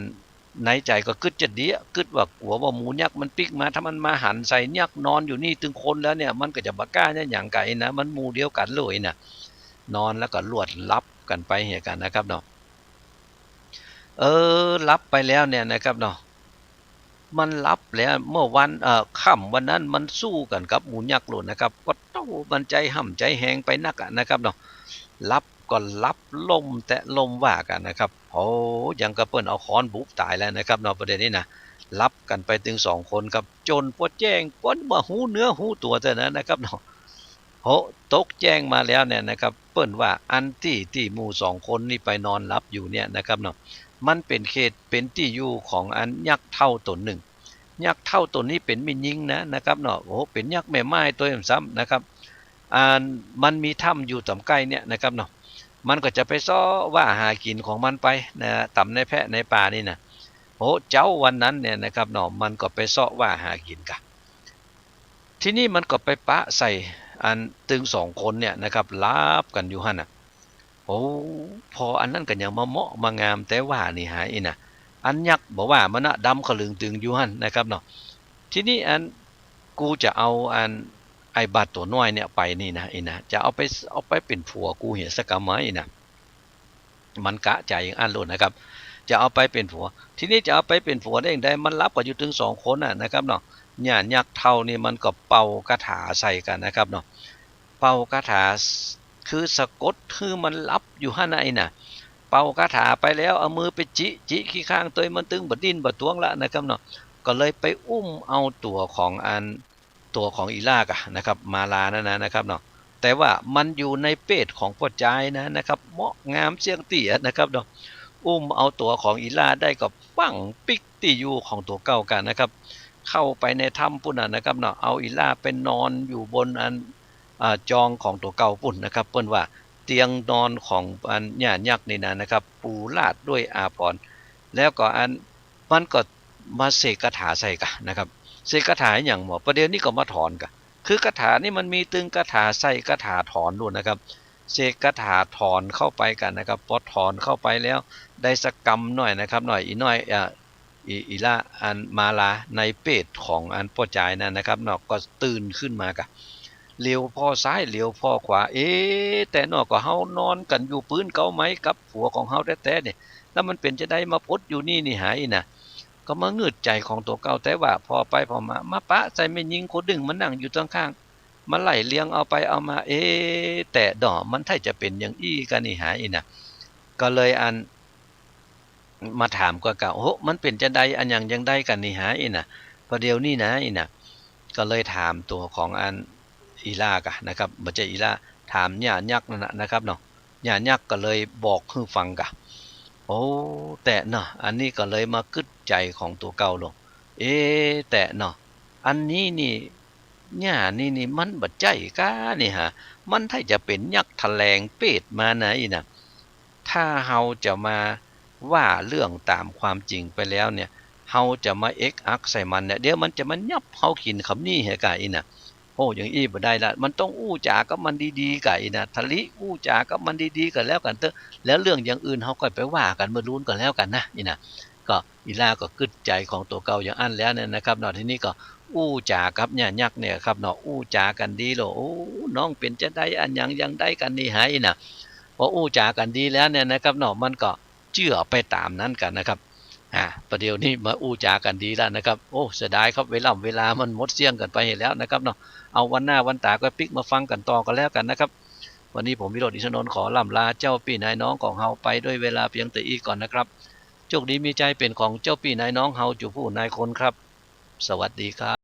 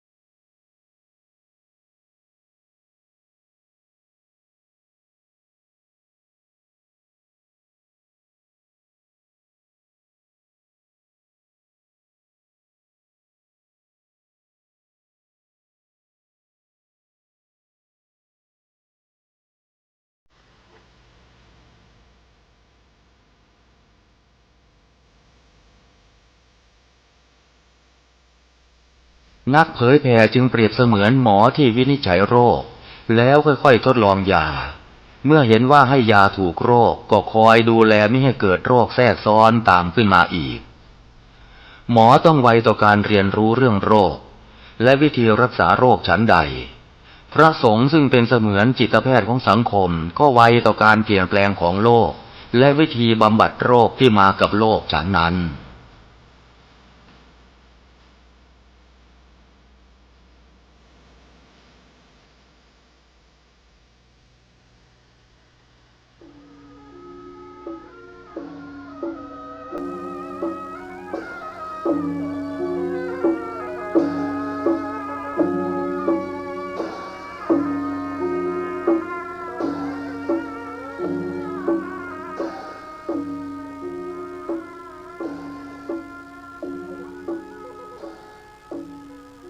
ขอความเจริญในธรรม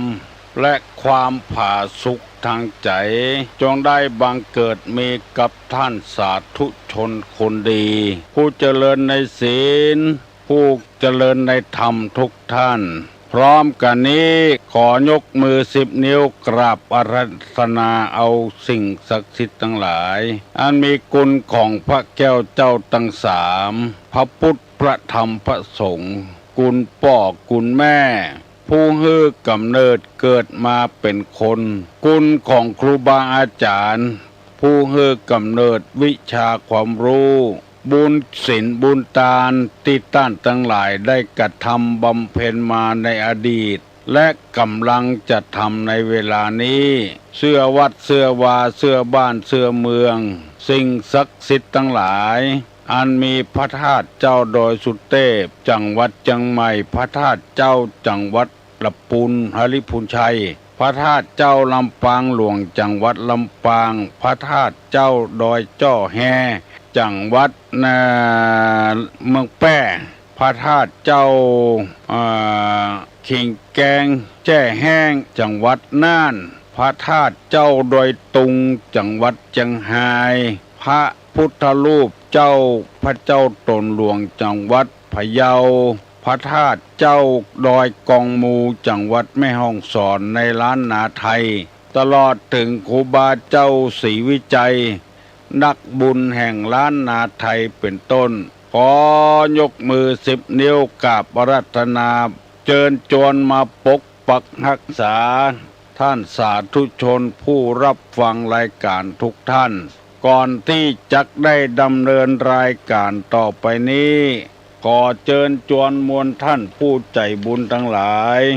ได้ปากันยกมือไหว้พระพุทธพระธรรมพระสงฆ์เพื่อเป็นสิริมงคลกับตัวกับครอบครัวกับการกับงานต่อไปพร้อมใจกันเด้ออะระหังสัมมาสัมพุทโธภควาพุทธังภควันตังอภิวาเทมิกราบสวากขาโตภควตาธัมโม ธัมมังนามัสสามิกราบสุปฏิปันโนภควโตสาวกสังโฆสังฆังนามามิกราบหันทะมยังพุทธัสสะภควโตบุพพภาคณะมะกะลังกะโลมาเสนะโมตัสสะภะคะวะโตอะระหะโตสัมมาสัมพุทธัสสะนะโมตัสสะภะคะวะโตอะระหะโตสัมมาสัมพุทธัสสะนะโมตัสสะภะคะวะโตอะระหะโตสัมมาสัมพุทธัสสะนะโมตัสสะภะคะวะโตอะระหะโตสัมมาสัมพุทธัสสะพุทธังสรณังกัจฉามิธัมมังสรณังกัจฉามิสังฆังสรณังกัจฉามิตุติยัมปิพุทธังสรณังกัจฉามิตุติยัมปิธัมมังสรณังกัจฉามิตุติยัมปิสังฆังสรณังกัจฉามิตติยัมปิพุทธังสรณังกัจฉามิตติยัมปิธัมมังสรณังกัจฉามิตติยัมปิสังฆังสรณังกัจฉามิอิติปิโสภะคะวาอะระหังสัมมาสัมพุทโธวิชชาจารณะสัมปันโนสุขโตโลกาวิทู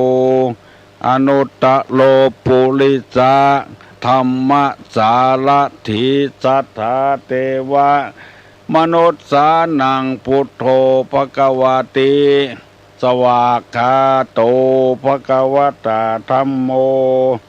สันติทิโกอากาลิโกเอหิปัสสิโกโอปัญญิโกปัจจัตตังเวทิตโพวินยูหิติสุปฏิปันโนภควโตสาวกสังโฆอุจุปฏิปันโนภควโตสาวกสังโฆญาญาปฏิปันโนภควโตสาวกสังโฆสามิจิปฏิปันโนภควโตสาวกสังโฆญาติตังจัตตาลิปุริสายุคานิอัฏฐาปุริสาปุคลาเอสาภะคะวะโตสาวกสังโฆอาหุไนโยปาหุไนโยตักขิไนโยอัญจริกาลนิโยอนุตตะลังปุญญเขตังโลกัสสาติกราบหนึ่งกราบสองกราบสามกาเลนะธัมมัสสวนังเอตัมมังคารมุตตะมังมาแล้วเนอเสียงก้องเสียงก้องเสียงมองต่ำเข้าเสียงตุเจ้าเทศนาธรรมมาถึงในบ้านมาถึงในเฮือนมาถึงที่นอนมาถึงในสุดในมุ้งมาถึงครัวไฟมาถึงห้องน้ำมาถึงในรถในลามาถึงกาดถึงรีมาถึงกุฏิที่ท่านผู้ฟังทั้งหลายเปิดวิทยุรับฟังอยู่เวลานี้เมื่อธรรมะกระจายค่อยบ้านค่อยเมืองแล้วคนเฮาจะมีความสุขบานหวานใจต่างคนประพฤติอยู่ในศีลต่างคนกินอยู่ในธรรมมีคนมาถามตุลุงว่าธรรมคุณ6มีอะไรบ้างตุลุงก็บ่ได้ตอบสักคำแต่ว่าเพราะว่าได้จนยงต้นอย่าง ได้บ่แต้วันนี้ก็ขอให้เจ้าของปัญหารับฟังตัวเน้อเพื่อจะเอาไปเนี่ยอย่างบ่ฮู้ธรรมคุณ6ข้อนั้นมีใจความว่าข้อหนึ่งสวากขาโตภควตาธัมโมสวากขาโตภควตาธัมโมแปลว่าพระธรรมอันพระผู้มีพระภาคเจ้าตรัสไว้ดีแล้วสวากขาโตภควตาธัมโมข้อที่หนึ่งแปลว่าพระธรรมอันพระผู้มีพระภาคเจ้าตรัสไว้ดีแล้วเพราะว่าพระองค์บ่ได้จุบ่ได้ไล่บ่ได้หลอกบ่ได้ลวงไผให้คนกู่คนได้ปฏิบัติตามหลักธรรมที่พระองค์ตรัสไว้ดีแล้วเฮ้อโตยตามนั้นแล้วจะบ่ผิดบ่มีพิษบ่มีภัยหยังกับไผยิ่งหูเต้าใดยิ่งประพฤติปฏิบัติธรรมเต้าใดยิ่งมีคุณประโยชน์เท่าอันคุณประโยชน์นี้บ่ใช่เฉพาะตัวตนบ่ใช่เฉพาะครอบครัวเป็นประโยชน์กับโลกเป็นประโยชน์กับบ้านกับเมืองจำไว้เน้อข้อที่หนึ่งสวากขาโตภควตาธัมโม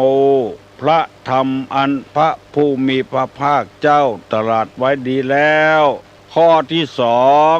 ว่าสันทิฏฐิโกสันทิฏฐิโกสันทิฏตัวทอทหารสระอิแล้วก็ตอปักตักทิโกนี่คือถอฐานสระอิสันทิฏฐิโกแปลว่าผู้ใดผู้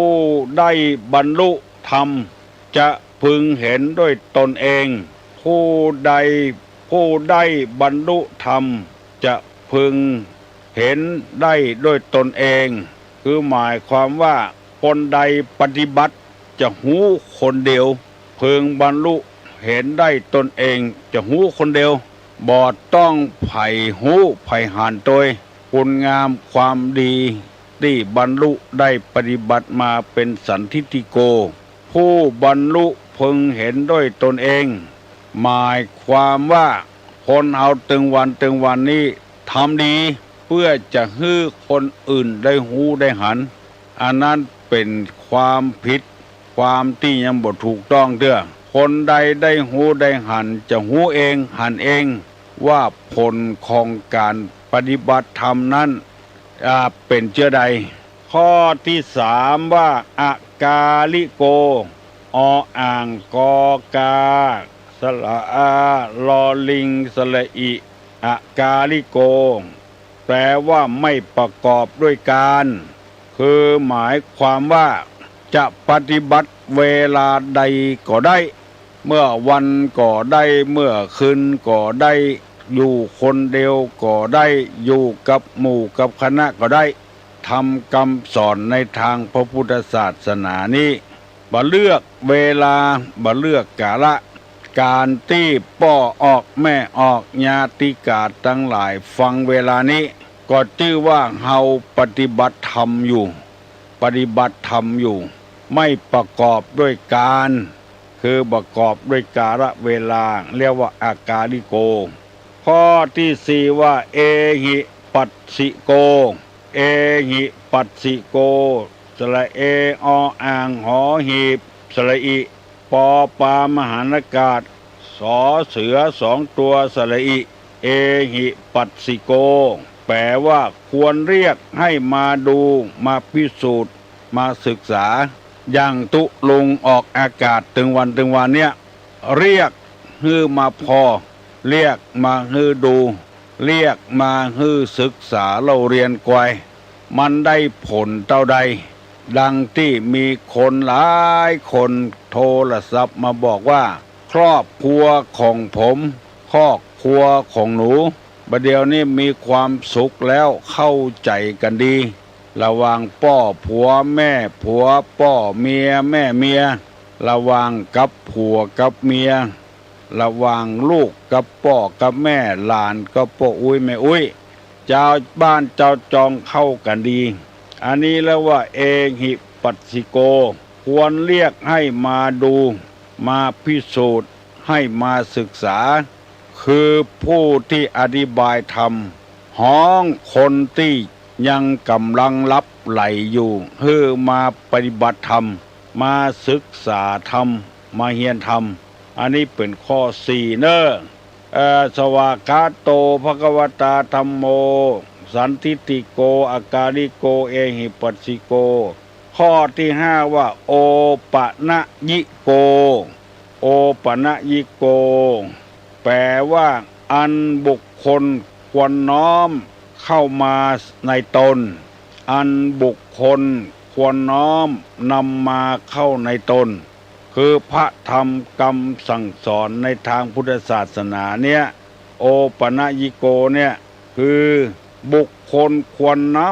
นำมาใส่ตนนักๆแล้วจะได้เป็นคนที่มีราคาเป็นหัวหน้าเป็นนายคนหัวหน้าคนเป็นลูกจ้างคนอันนี้ควรน้อมเข้านำมาใส่ตนนักๆเพราะว่าจะได้ปฏิบัติตามหลักธรรมนั้นโอปะนะยิโกข้อที่5อันบุคคลควรน้อมนำมาเข้าใส่ตนเป็นคนที่บ่ได้นำเอาธรรมะมาใส่ตนย่อมจะมีการประท้วงอย่างที่เมื่อตะวาลงข่าวในหนังสือพิมพ์นักโทษปากันประท้วงเผาหั่นเผานี่ในเรือนจำเพราะว่าหัวหน้าคนที่กำกระบองนั้นบ่มีคุณธรรมข่มเหงกันล้ำไปข่มเหงน้ำจิตน้ำใจกันล้ำไปเมื่อทนบ่ได้แก่เหลืองแห้งย่อมจะมีปฏิกิริยาเกิดขึ้นเพราะฉะนั้นในธรรมข้อนี้ว่าโอปะนะยิโกบุคคลควรน้อมนำมาเข้าใส่ตนนักๆเป็นพ่อเป็นแม่เป็นผัวเป็นเมียควรน้อมนำมานักๆและข้อที่6ว่าปัจจตังเวทิตโพวินยูหิติปัจจตังเวทิตโพวินยูหิติโอปะนะยิโกแล้วก็ข้อที่6ว่าปัจจตังเวทิตโพวินยูหิติแปลว่าอันวินยูชนพึงรู้เฉพาะตนวินยูชนนี่หมายถึงคนทั่วไปพึงรู้โดยตนเองว่าตนมีคุณธรรมมอกใดบ่มีคุณธรรมมอกใดรู้เอาด้วยเองอย่าไปคิดว่าทำบุญเพื่อให้คนอื่นหันเพื่อให้คนอื่นรู้เพราะฉะนั้นคนจึงบัดจ้างปฏิบัติธรรม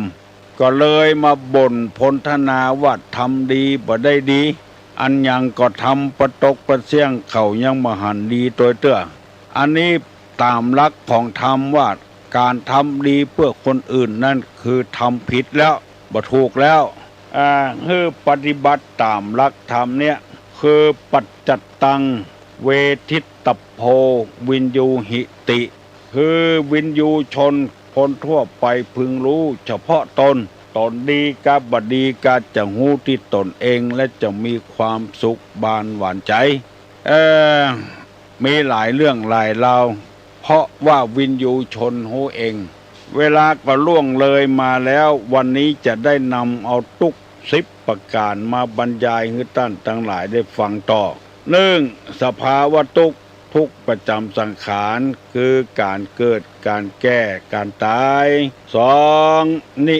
ปกิณกทุกข์เพราะความโศกเศร้าเสียใจปริเทวทุกขโทมนัสอุปยาต3นิพัทธทุกข์เนืองนิดทุกข์เป็นเจ้าเฮือนได้แก่ความความหนาวความร้อนหิวข้าวหิวน้ำหิวข้าวกระหายน้ำปวดอุจจาระปัสสาวะอันนี้เรียกว่านิพัทธทุกข์ข้อที่4ว่าพญาธิทุกข์คือเวทนา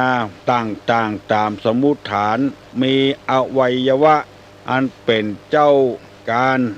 ไม่ทำหน้าที่คือทุกข์เพราะพยาธิอู้กันง่ายๆข้อที่5สันตาปทุกข์คือทุกข์ด้วยความร้อนรุมทุกข์ร้อนได้แก่ความกระวนกระวายใจถูกไฟกิเลสเผาผลาญราคะโทสะโมหะเผ เขาอยู่ตลอดเวลาเกิดความทุกข์ขึ้นวันนี้จะได้นำเอาข้อที่6โดยคำว่าวิปากทุกข์หรือวิบากทุกข์ทุกข์เพราะผลของกรรมได้แก่วิปฏิสารคือความฮ้อนใจการเสวยอารมณ์หรือถูกลงอาญา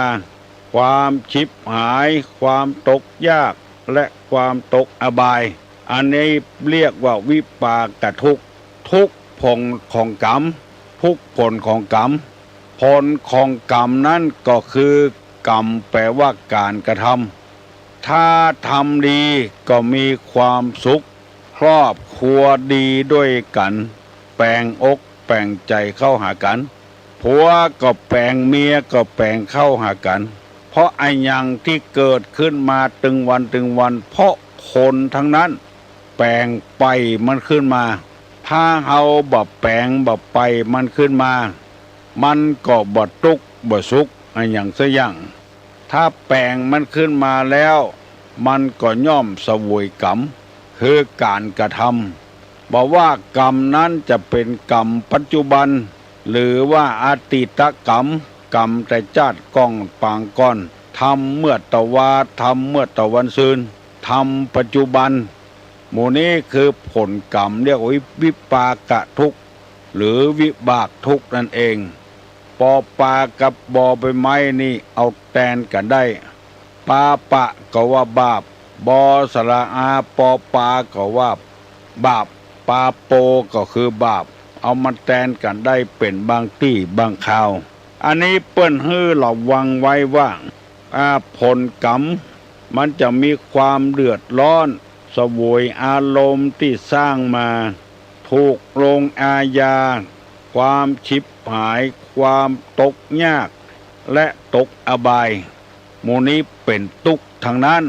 คือผลกรรมที่กระทำมาถ้าทำดีผลกรรมดีก็จะตกลงมาใส่เฮาถ้าทำบ่ดีผลกรรมคือความบ่ดีก็จะตกมาถึงเฮาคนเฮาจะมีความทุกข์เยอะอีเหมือนกันกูคนสมมติง่ายๆว่าบ่มีลูกใครได้ลูกสักคนลูกคนเดียวถ้ามันหลุดตีนหลุดมือเหียมันบ่ดีไปเหียบ่มีที่เปิ้งเอาแถมคนหนึ่งเป็น2คนเมื่อได้ลูกมาแล้วป้อออกแม่ออกบ่อุ้ยแม่อุ้ยป้อหนานป้อน้อยพี่ป้านะอาไผว่ามันมีความสุขพ่องสุขสบายใจเมื่อหัวทีตาอันเมื่อเกิดออกมาถ้าได้ลูกแม่ยิงเกิดออกมาถ้าได้ลูกปวดใจเกิดออกมามันสมใจอยู่ไปมันเป็นไปด้วยความทุกข์ทั้งนั้นต้องพอกวายดูแลเอานมมือกินเอาป้อนอาหารให้กินเอาอาบน้ำเอาป้อนเข้า7 ขี้ 7 นิ้วอันนี้เป็นวิบากทุกข์ทั้งนั้นพอใหญ่หน้ากาบานมาแถมสักน้อยหนึ่งแต่งเนื้อแต่งตัวเสาะผ้าผ่อนต้อนสบายมาให้เขาพอเอาไปฝากก็ทุกข์ต้องเอาไปส่งต้องเอากลับคืนมาหรือจ้างรถจ้างลาต้องเสียเงินเสียทองเสียเงินก้าที่เปิ้นเลี้ยงลูกเลี้ยงเต้าบางคนนี่เสี่ยงจะเป็นแสนเป็นล้านถ้าเอาซื้อหมูซื้อเป็ดซื้อไก่ซื้องัวซื้อควายมาเลี้ยงเฮาจะได้กำไรขึ้นอันนี้เลี้ยงแล้วบ่ได้กำไรอย่างสักอย่างอันเนี้ยคือตัววิบากคือผลของกรรมไงมาแล้วถ้าดีก็ยังแขวนไว้เฮียนเก่งเนี่ยยังก็ได้รางวัลพ่อแม่ก็สบายใจผลสำเร็จของลูกคือผลสำเร็จของพ่อย่างตี้ละอ่อนมันวิ่งได้เหรียญมาเปี้ยป้อมันก็เป็นผลสำเร็จอันนี้ก็ยังแขวนไว้บัดเนี้ยยังสักยัง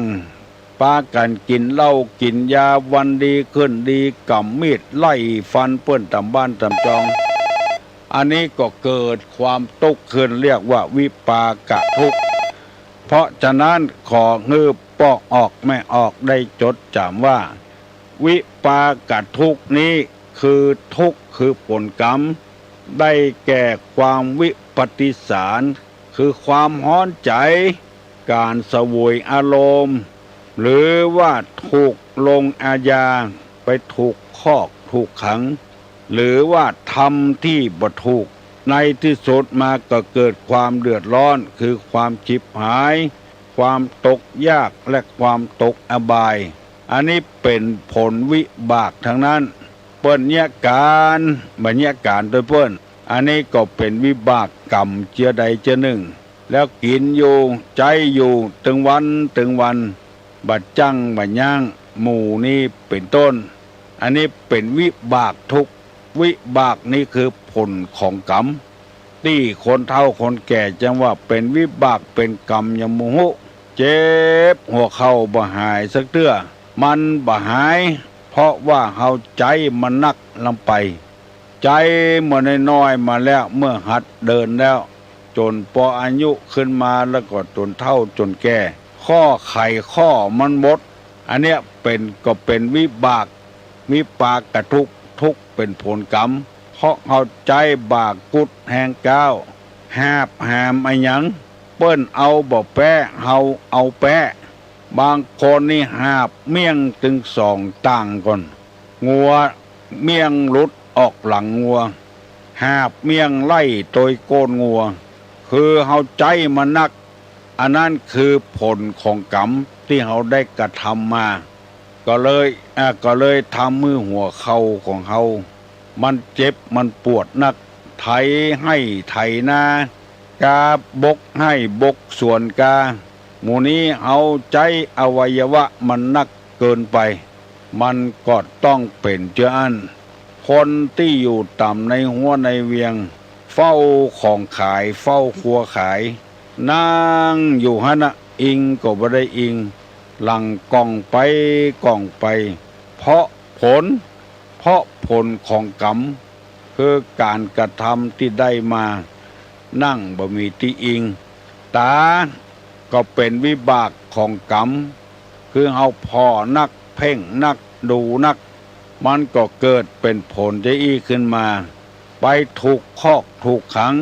เฮาจะไปบ่นว่าเป็นแต่กรรมแต่เวรก็บ่ใช่คือเฮาได้สร้างมาแต่ปางก่อนก็เลยได้รับผลของกรรมที่เฮาว่าเนี่ยอันนี้เปิ้นว่าเป็นวิบากทั้งนั้นวิปากะ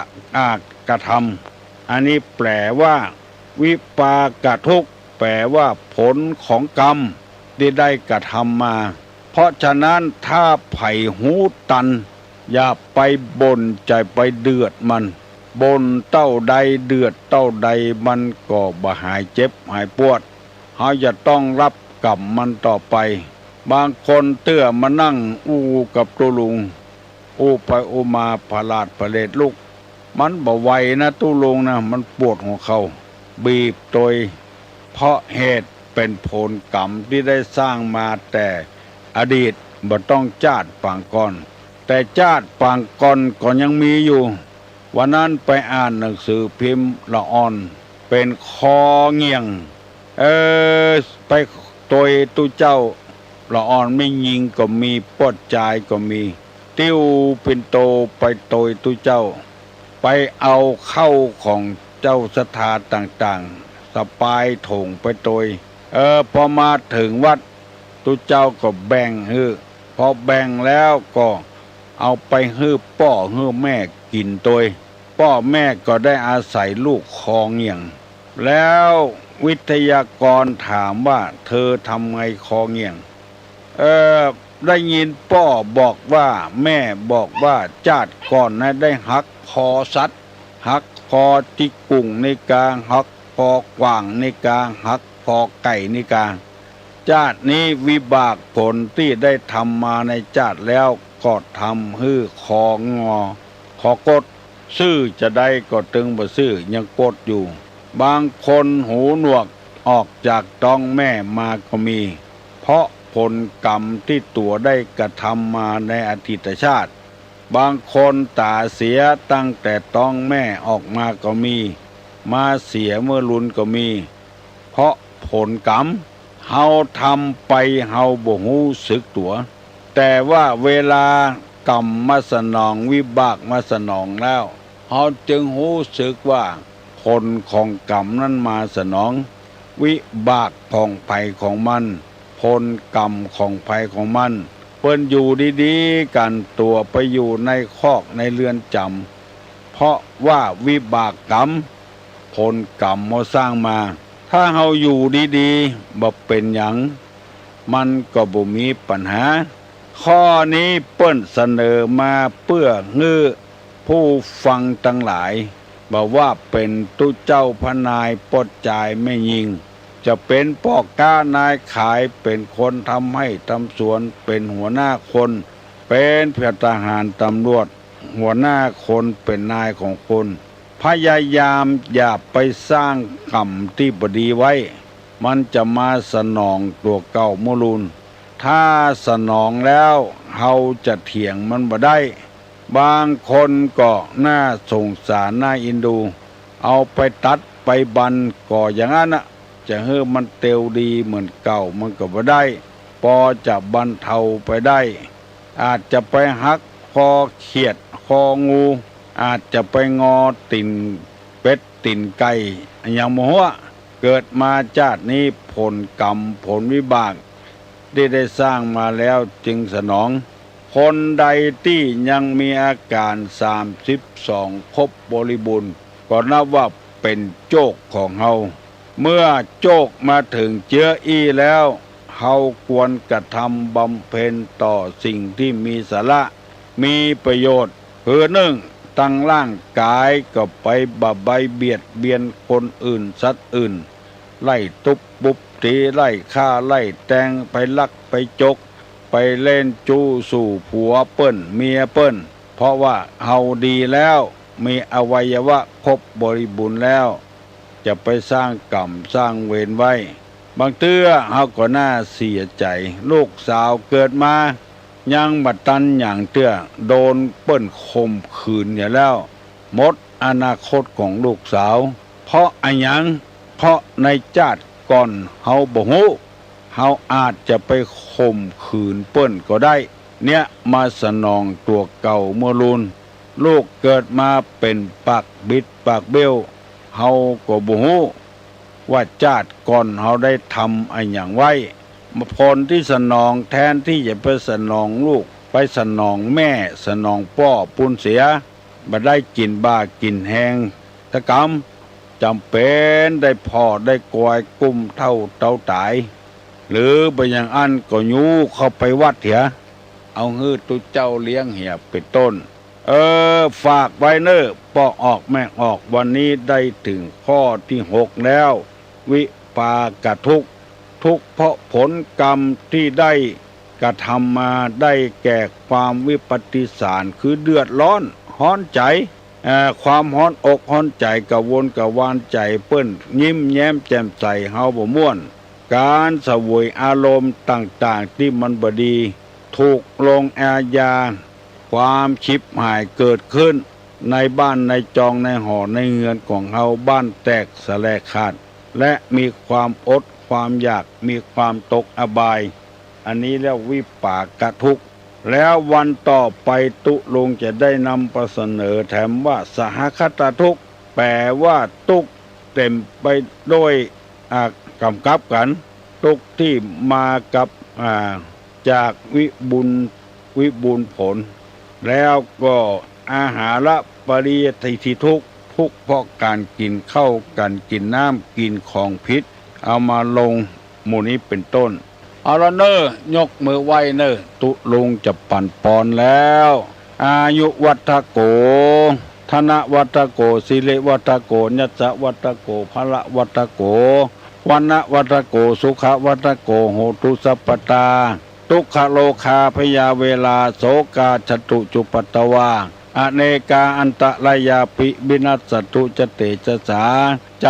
ญะสิทธิตนังลาพังโสถีภกัญญังสุขังพลังสิริอายุจวันโนจะโพคังวุธิจยะสวาสตาวาสาจะอายุจจีวสิทธิภวันตุเต พุทธาปจายโนจตตารโลธัมมาวัฏันติอายุวันโนสุขังพลัง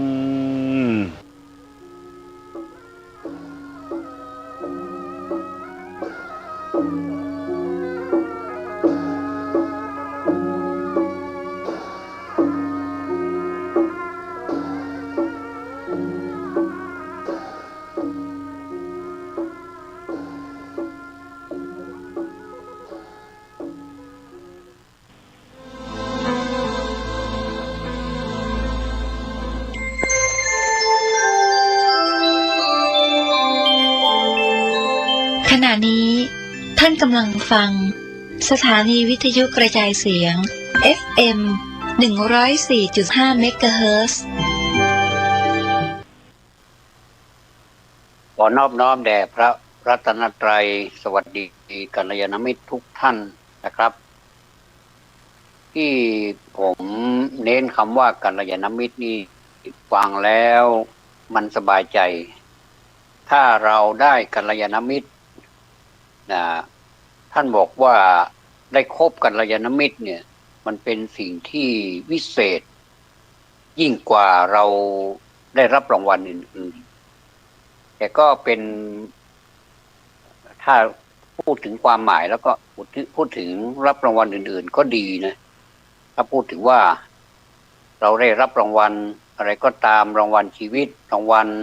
เกียรติยศซึ่งมนุษย์ที่ก็พัวพันอยู่กับสิ่งเหล่านี้เลยนะครับว่าสิ่งเหล่านี้เป็นสาระของชีวิตแล้วเราก็มันก็เลยละเลยสาระจริงๆของชีวิตไปเสียแล้วก็อีกอย่างหนึ่งเราถูกวัฒนธรรม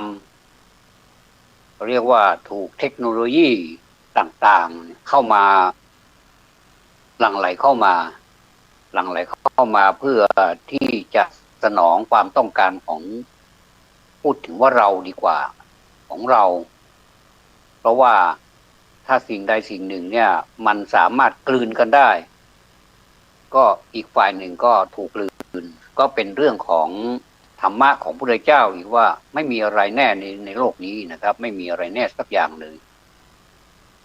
บทมันจะคิดครึ้มฟ้าครึ้มฝนขึ้นมาก็ทำจนแบบหูดับตับไหมหูก็ดับตับก็ไหมเกรียมหมดเลย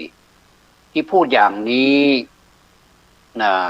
พูดถึงความเป็นจริงในสังคมนะครับว่าในสังคมนี้เราควรจะมีอะไรสักอย่างที่พอจะ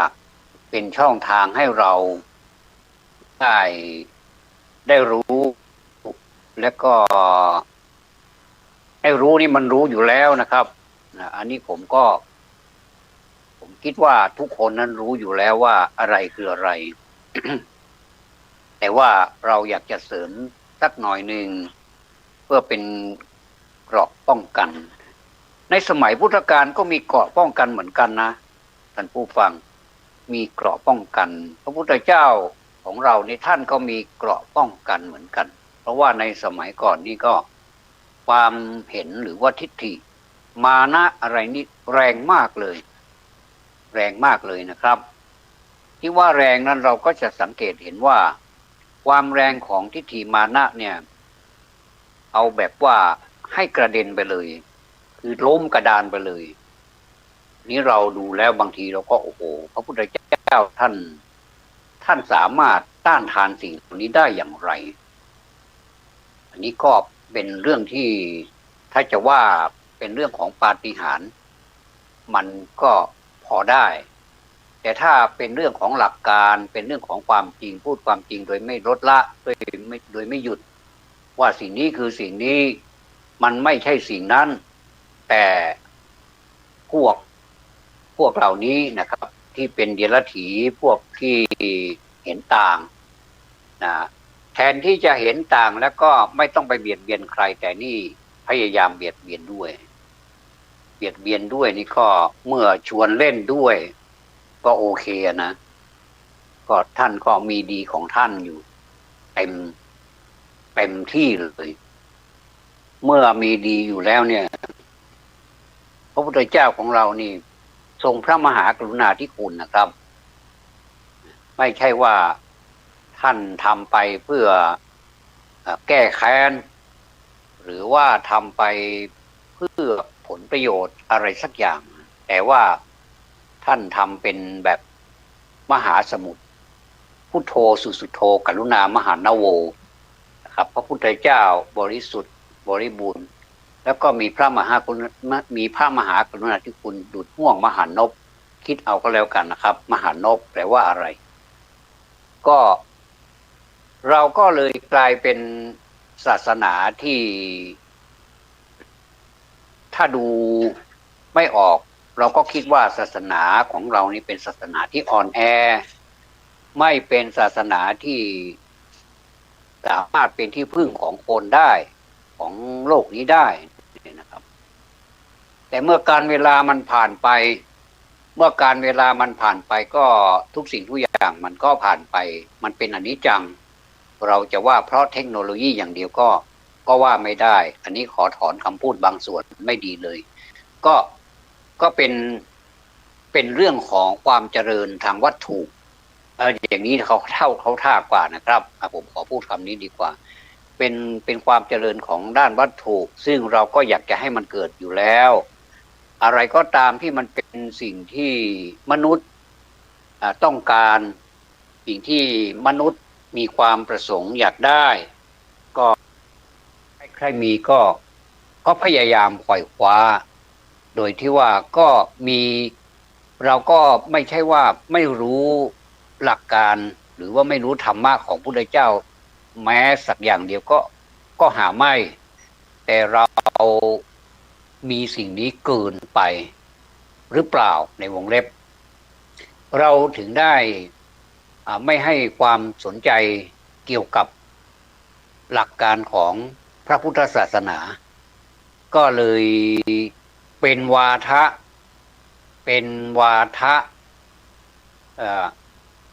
ซึ่งกันและกันตอบโต้กันไปตอบโต้กันมาว่าสิ่งนี้เป็นของจริงสิ่งนี้เป็นของไม่จริง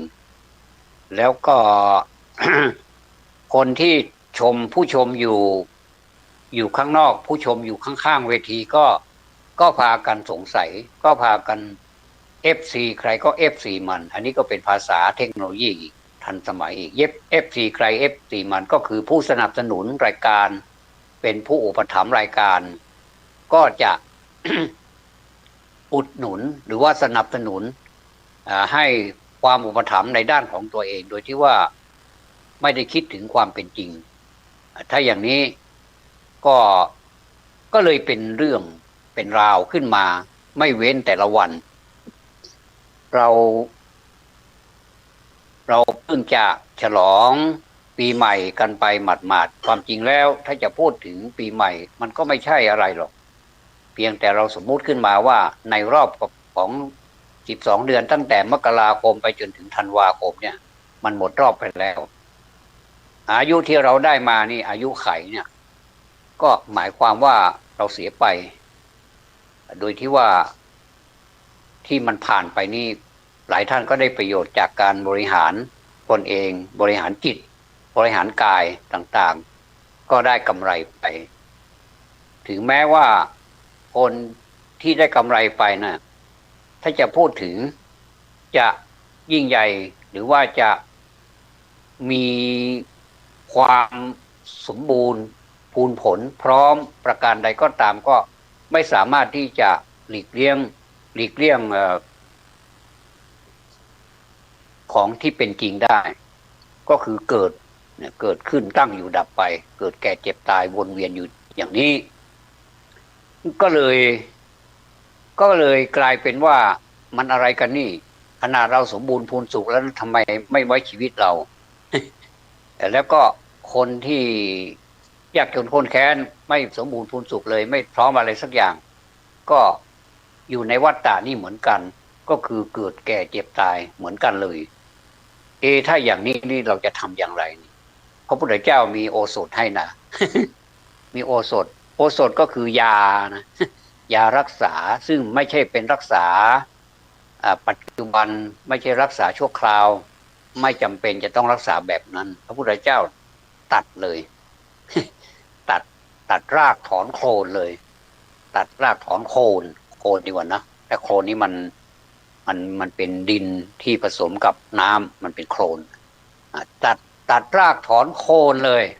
ไม่ให้เหลือแม้กระทั่งรากแล้วก็ยังไม่พอก็โบกปูนซีเมนต์ทับอีกนั่นก็เลยไม่ได้งอกไม่ได้เกิดเลยมีครั้งหนึ่งนะที่มีคนไปแช่งพระพุทธเจ้าโอ้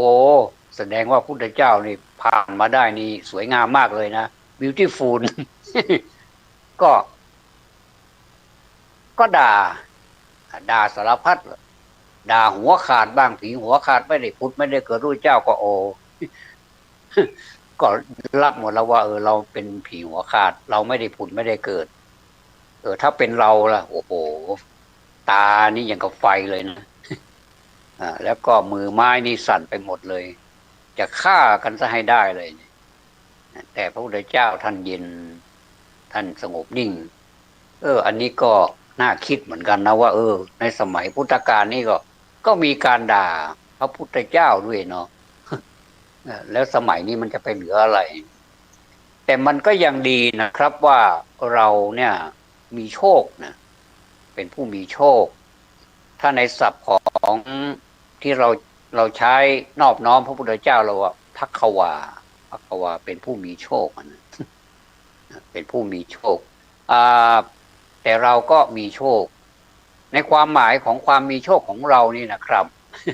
ส่วนมากแล้วก็จะมีความหมายในวันเช่นนี้แหละนะในความมีโชคเลยว่าเราก็อยากจะได้โชคอย่างนั้นอย่างนี้ ถ้าได้แล้วเราก็อยากจะเอามาลงทุนอย่างนั้นอย่างนี้เราจะมาเก็บฝันกันสนุกกันไปเลย มันก็ดีนะมันก็เป็นการชุบชีวิตให้มีชีวา แต่ว่ามันจะเป็นจริงแค่ไหนนะมันก็อนิจจังอีกมันไม่แน่มันไม่เที่ยงแท้แน่นอนสิ่งที่เที่ยงแท้แน่นอนก็คือความไม่แน่นอนนั่นเองนะครับวันนี้ทำไมเข้ามาดุจังเลยเนี่ยไม่ใช่ดุนะครับผมก็เกริ่นไว้ว่าเราปีใหม่แล้วนะ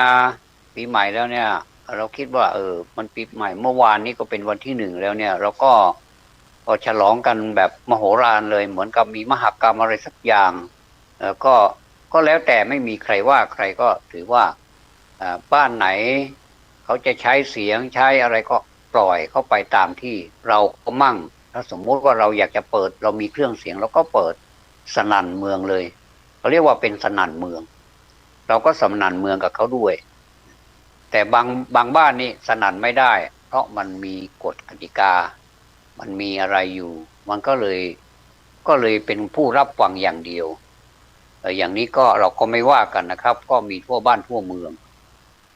ไม่ว่าเชียงใหม่ไม่ว่ากรุงเทพก็เหมือนกันนะก็ใดๆในที่ไหนในโลกในประเทศเนี่ยมันก็มีเหมือนกันก็สนุกสนานกันไปก็ถือว่าสิ่งไหนที่มันอาจจะล่วงล้ำก้ำเกินกันไปบ้างก็อภัยให้กันก็ถือว่าเป็นอภัยทานก็ดีนะผมว่ามันก็ดีอะไรก็ตามนะมันมีดีอยู่ในตัวมันแต่ว่ามันจะดีแค่ไหนมันจะดีถูกต้องหรือเปล่านะอย่างมีคนหนึ่งเนี่ย มีคนหนึ่งบอกว่าหากินเก่งจังเลยหากินเก่งแล้วก็ชาวบ้านชาวช่องก็ชอบนะชอบคนนี้นะชอบเพราะว่าเป็นคนหากินเก่งเป็นคนที่หาเงินเก่งเก็บเงินเก่งแต่ก็ไม่ค่อยได้ช่วยสังคมอะไรไม่ได้ให้อะไรสังคมอะไรมากมายแต่ว่าหากินเก่งเหลือเกินคนก็ไปยกย่องว่าเขาเป็นคนดีถ้าถามผมว่าเป็นคนดีไหมผมก็ว่าเป็นคนดีแต่เป็นดีเฉพาะตัวไม่ได้ดีเพื่อคนอื่นก็จะขาดไปสิ่งหนึ่งนะครับก็คืออันนี้เขาเรียกว่าผลประโยชน์ตัวเองเป็นหลักแต่คนอื่นผู้อื่นสิ่งอื่นไม่ได้เกี่ยวขอให้ตัวเองรอดพ้นไปได้อันนี้ก็ยังถือว่าดีอยู่นะดีเฉพาะตนนะก็ขนาดพระพุทธเจ้าก็ยังมีพระพุทธเจ้าสองประการ2ประเภทเลยนะ เป็นพระพุทธเจ้าพระสัมมาสัมพุทธเจ้าของเราเนี่ยอันนี้สมควรที่จะพุทโธสุสุโธกรุณามหานโวคือพระพุทธเจ้าผู้บริสุทธิ์บริบูรณ์สิ้นเชิงดุจมีพระกรุณาดุจห่วงมหานพอันนี้คือ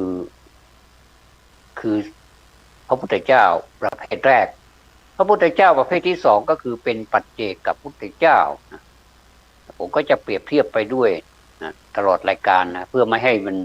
เป็นการเสียโอกาสว่าพระพุทธเจ้าแล้วพูดทิ้งไว้ว่าพระพุทธเจ้ามีสองประเภทแล้วก็ไม่ได้อธิบายอย่างนี้มันก็เสียโอกาส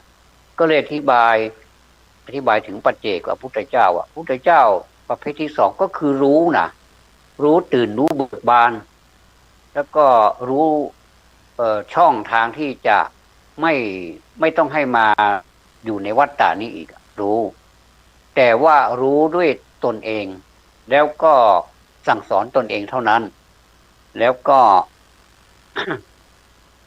ไม่ประสงค์ที่จะสอนคนอื่นถึงได้เรียกว่าปัจเจกกับพุทธเจ้า นี่แม้แต่พุทธเจ้าใครอยากจะเป็นประเภทที่ไหนก็เชิญได้นะแต่ว่าบารมีนี้จะต้องเต็มที่มีคนที่ต้องการเป็นพุทธเจ้าก็มีเหมือนกันอย่างที่เป็นข่าวเป็นคราวผมก็ก็เป็นเรื่องอะไรที่มันแบบแปลกๆก็แล้วแต่ใครอยากจะเป็นก็เป็นเรื่องของเขาถ้าเป็นได้เราก็ยินดีมีทุกคนมีทุกคนในความเป็นที่อยากจะให้ตนเองนี่เป็นถึงขนาดไหนบางคนก็บอกว่าขอถ้าเป็นทางโลกนะขอให้มีบ้านหลังนึงพอดีมียวดยานพาหนะใช้พอสมควรไม่ต้องหรูหราอะไรมีครอบครัวมีทายาทไม่ว่าจะเป็นผู้ชายผู้หญิงก็ได้ลูกสาวลูกชายก็ได้ก็ไม่เป็นไรก็ขอให้อยู่ในโอวาทหรือในคำสอนให้เป็นคนดีอย่างนี้เขาก็เรียกว่าเขาต้องการอย่างนี้แค่นั้นเองแล้วก็สิ่งที่มากไปกว่านั้นก็คือต้องการให้มีอายุยืนให้ต้องการให้มีผิวพรรณวันหน้าที่ผ่องใสแล้วก็อันเนี้ยเขาแถวโลกเขาต้องการแบบนี้นะรวมไปถึงการไม่หย่อนไม่ยานในร่างกายของเรานี่ให้มันคงอยู่นานๆเหมือนกับเป็นสาวแรกรุ่นหรือว่าเป็นหนุ่มแรกรุ่นนะแต่ก็ไม่สมใจสักทีเลยพอการเวลาผ่านไปมันก็เริ่มจะมีปัญหานะกระด่างเป็นกระเป็นหูดเป็นอะไรก็ไม่รู้เต็มไปหมดเลยอันนี้ก็ต้องยอมรับนะรับโดยสุดดีนะน้อมคารวะเลยล่ะ นะไม่ต้องไปคิดอะไรมากมันเป็นอย่างนั้นของมันเองแล้วก็ต้องการพลังก็คือต้องการร่างกายให้แข็งแรงสมบูรณ์มีสตรองก็คือต้องการอย่างนี้ต้องการมากกว่ายิ่งก็คือต่อยอดที่อยู่ที่อาศัยลดราความสะดวกอะไรภายในบ้านให้พอสมควรแล้วก็มีครอบครัวที่น่ารัก คนก็ต้องการกันเป็นพื้นฐานอย่างนี้แหละแต่พออีกประเภทหนึ่ง ต้องการเหมือนกันแรกๆบางทีก็แรกๆก็ต้องการพื้นๆอย่างนี้แหละไม่พิถีพิถันไม่อะไรมากมายแต่พอนานไปสังคมมันก็มีการแข่งขันกันก็เอาตัวเองไปเปรียบเทียบคนนี้เขาเป็นอย่างนี้เราก็อยากจะเป็นกับเขาด้วยก็ต้องอัพตัวเองขึ้นเขามีการวางแผนอะไรต่ออะไรเพื่อที่จะให้ตัวเองไปยืนอยู่จุดนั้นให้ได้อันนี้ก็เป็นที่มาของความทุกข์ได้เหมือนกันแต่ถ้าถามว่าดีไหมก็ดีนะก็คนเราเมื่ออยู่แล้วมันต้องมีอะไรให้เจริญยิ่งขึ้นไปเหมือนเราขึ้นบันไดนะครับไม่ใช่ว่าขึ้นขั้นที่1ที่2แล้วมันจะถึงจุดหมายไม่ใช่มันก็ต้องไปจนสุดบันไดแล้วก็ถึงจะไปถึงที่หมายได้อันนี้ก็ไม่ว่ากันใครจะต้องการแบบไหนก็รัวกันเต็มที่เลยใส่กันเต็มที่เลยทุกวันนี้เราก็ใส่กันเต็มที่อยู่แล้วบางทีก็หลับหูหลับตา เห็นแต่ตัวเองว่าตัวเองจะต้องเจริญเท่านั้นคนอื่นสิ่งอื่นไม่สนใจถ้าอย่างนี้ก็สังคมก็คลอนแคลนสังคมก็หวั่นไหวหรือว่ามีแต่ปัญหาเพราะว่าเอาแต่ตัวเองเป็นที่ตั้งนะ แต่ในด้านศาสนาแล้วนี่นะครับในด้านศาสนาแล้วเนี่ยเราก็สิ่งเราเนี่ยท่านบอกว่าให้มีพออยู่พอกินแต่ท่านก็ไม่ได้สอนนะครับว่าให้พอใจในความทุกข์ยากให้พอใจในความยากจนท่านก็ไม่ได้สอนแต่ท่านยังสอนมีหลักอยู่ที่ว่ามีหลักรับรองอยู่นะครับว่าคนเราเนี่ยจะเป็นเศรษฐีได้เนี่ยมันต้องพร้อมด้วย4ประการนะประการแรกก็คือมีความพยายามมีความอุตสาหะพยายามนะอุตสาหะที่เรียกเป็นภาษาย่อๆว่าอุตสาหะนะแล้วก็ต่อมาก็เป็นนะครับนี่ก็เป็นการรักษาสิ่งทรัพย์สินอะไรต่างๆที่เราหามาได้นะให้มันอยู่ในสภาพที่ไม่สูญหายไม่ถูกทำลายไปโดยที่ว่าไม่ได้สนใจหรือว่าไม่ปล่อยให้มันชำรุดทรุดโทรมไม่ได้ดูแลอะไรประมาณนี้นะครับก็เป็นคือการอารักขาหรือว่ารักษาสิ่งของที่เราหามาได้ด้วยหยาดเหงื่อแรงงานของเราเนี่ยนะครับแล้วก็มีกัลยาก็คือกัลยาณมิตรที่ผมพูดที่ภูมิใจในเมื่อต้นรายการนะครับเนี่ยมีกัลยาณมิตรที่ดีกัลยาณมิตรที่จริงใจไม่ใช่ว่าเป็นกัลยาณมิตรต่อหน้าแต่รับหลังแล้วก็โอ้โหรัวสนั่นเลยอย่างเนี้ยนะแต่อย่างนี้ก็ไม่ค่อยดีเลยนะก็จะมีประเภทนี้ก็มีเยอะซะด้วยนะเพราะว่ามันจะโยงไปถึงโน่นแหละครับมิตรแท้มิตรเทียมถ้ากัลยาณมิตรเนี่ยนะเวลาที่คนอื่นเขานินทาเขาว่าร้ายมิตรของตนเองเพื่อนของตนเองนี่เขาก็จะแก้ต่างให้เลยนะบอกว่ามันไม่ใช่อย่างนั้นหรอกคุณเข้าใจผิดเพื่อนผมเนี่ยเป็นคนดีอย่างนั้นอย่างนี้เราก็พูดให้ฟังเป็นการแก้ต่างให้อันนี้เขาเรียกว่าเป็นกัลยาณมิตรทั้งต่อหน้าและรับหลังแล้วตัวเองก็ไม่นินทาเพื่อนด้วยคือมีความจริงใจแต่มันก็มีอยู่อย่างหนึ่งข้อสังเกตนะครับว่าบางทีถ้าเพื่อนมันเขาเรียกว่าทะลุปล้องก็คือมันหลงตนเองหรือว่ามันเพลี่ยงพล้ำอะไรสักอย่างเราก็สามารถเข้าไปเตือนได้อันนี้ไม่ถือว่าเป็นการนินทาแต่เป็นการเตือนเป็นการให้สติกันอันนี้เป็นมิตรจริงๆนะ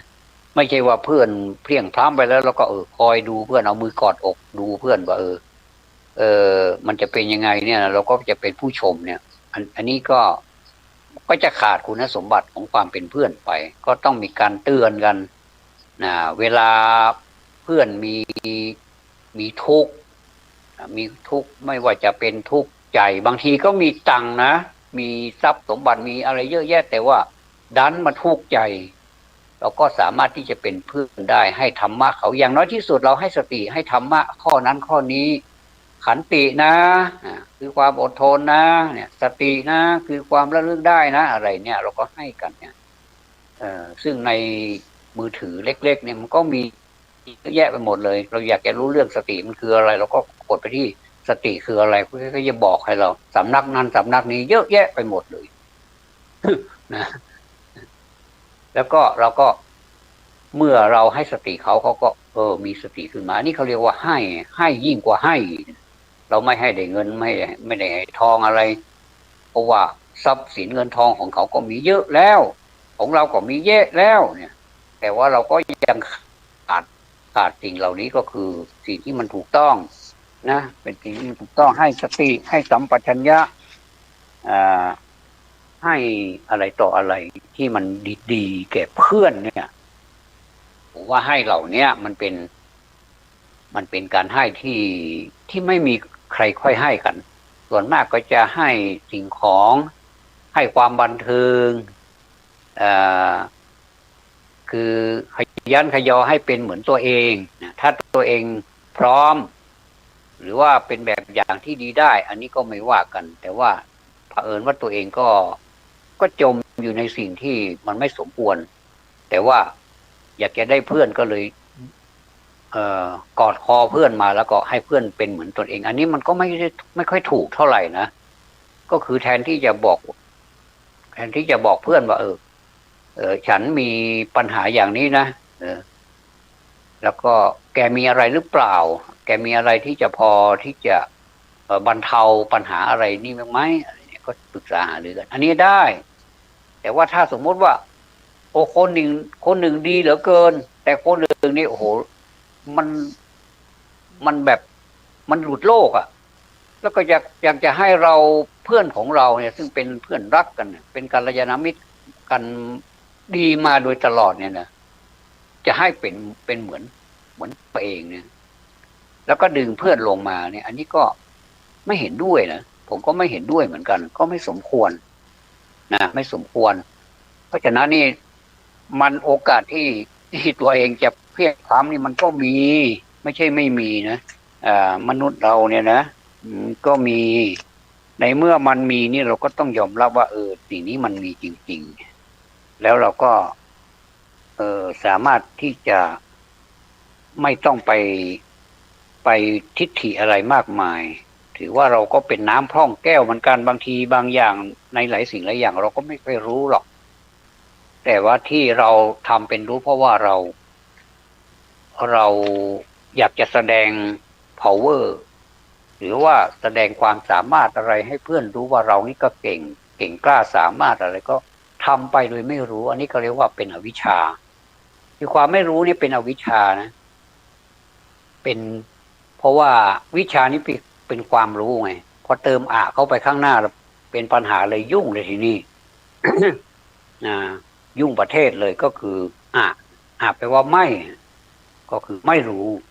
เมื่อไม่รู้เนี่ยทำไปแบบไม่รู้เนี่ย อะไรที่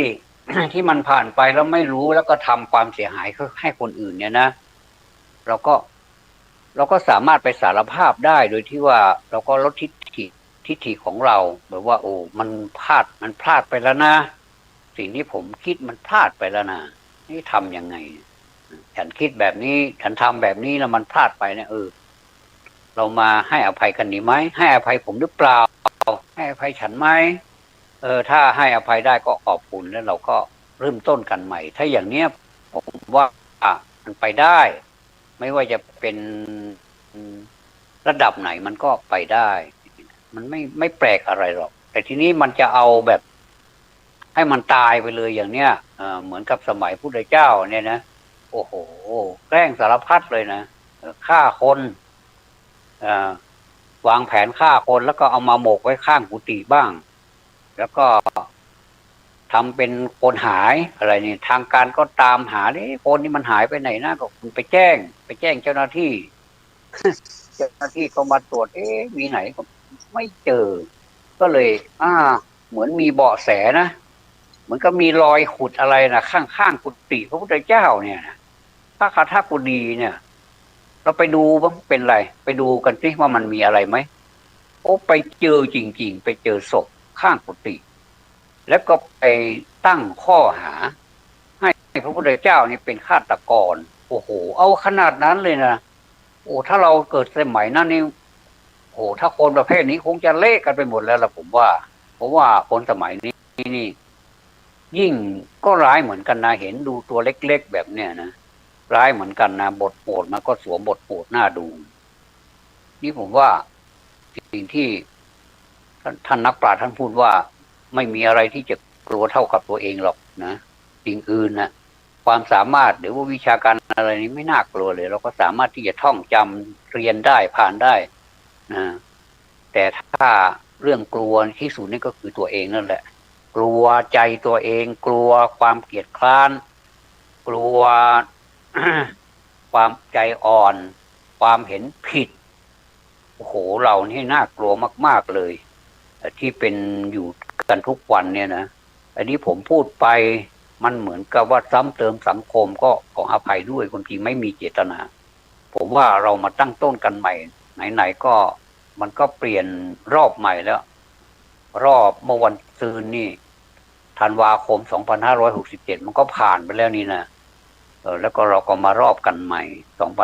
2568นะมันเปลี่ยนจากเลข7มาเป็นเลข8อายุของเราก็มากไปอีกในความมากมันก็น้อยสั้นเข้าไปอีกเราก็มานึกถึงความจริงข้อนี้เราก็ใจหายมันกันนะแวบเลยโอ้ใจหายแวบเลยก็คือทำไงได้มันบังคับให้เราเป็นอย่างนี้นะจากที่เราก็เรียกว่าโอ้เราอายุเท่านี้ก็เราควรจะมีหน้าตาประมาณนี้ก็พอแล้วไม่ต้องไปแก่ตามวันเดือนปีอะไรเนี่ยแต่มันไหนได้มันไม่ยอมเรามันก็เป็นไปตามนั้นก็ถือว่าเป็นเรื่องปกติจะไปซีเรียสอะไรกับมันมากเนี่ยผมพูดไปก็ก็เลยว่าแม้ในสมัยนั้นก็ยังมีการใส่ร้ายป้ายสีแล้วก็วางแผนที่จะทำลายกันแม้แต่การทำร้ายต่อหน้าซึ่งหน้าแล้วก็รับหลังก็มีสารพัดเลยนี่เราก็มาเปรียบเทียบในสมัยนี้ว่าโอ้อันนั้นมันเป็นเมื่อสมัยก่อนมันเป็นอดีตไปแล้วแต่ว่าถามว่าพระพุทธเจ้านี่ท่านก็ไม่ได้ท่านก็บอกว่าท่านไม่ได้วิเศษอะไรหรอกท่านก็เป็นมนุษย์เหมือนเรานี่แหละแต่ท่านไปค้นพบสิ่งที่เป็นสิ่งที่ประเสริฐแล้วก็นำมาบอกให้พวกเราก็เท่านั้นเองไม่ได้มีเรื่องมีราวอะไรมากมายไม่ต้องไปตั้งดราม่าอะไรมากมายหรอกนะพระพุทธเจ้าก็เป็นบุคคลธรรมดาเป็นพอดีเป็นพระราชโอรสของกษัตริย์ก็ใช้คำว่าทรงพระราชทานอะไรนี้ก็ได้แม้แต่เป็นพระพุทธเจ้าแล้วก็ยังไม่ใช้ทรงอยู่เลยตรัสอยู่เลยเพราะฉะนั้นเนี่ยนะครับ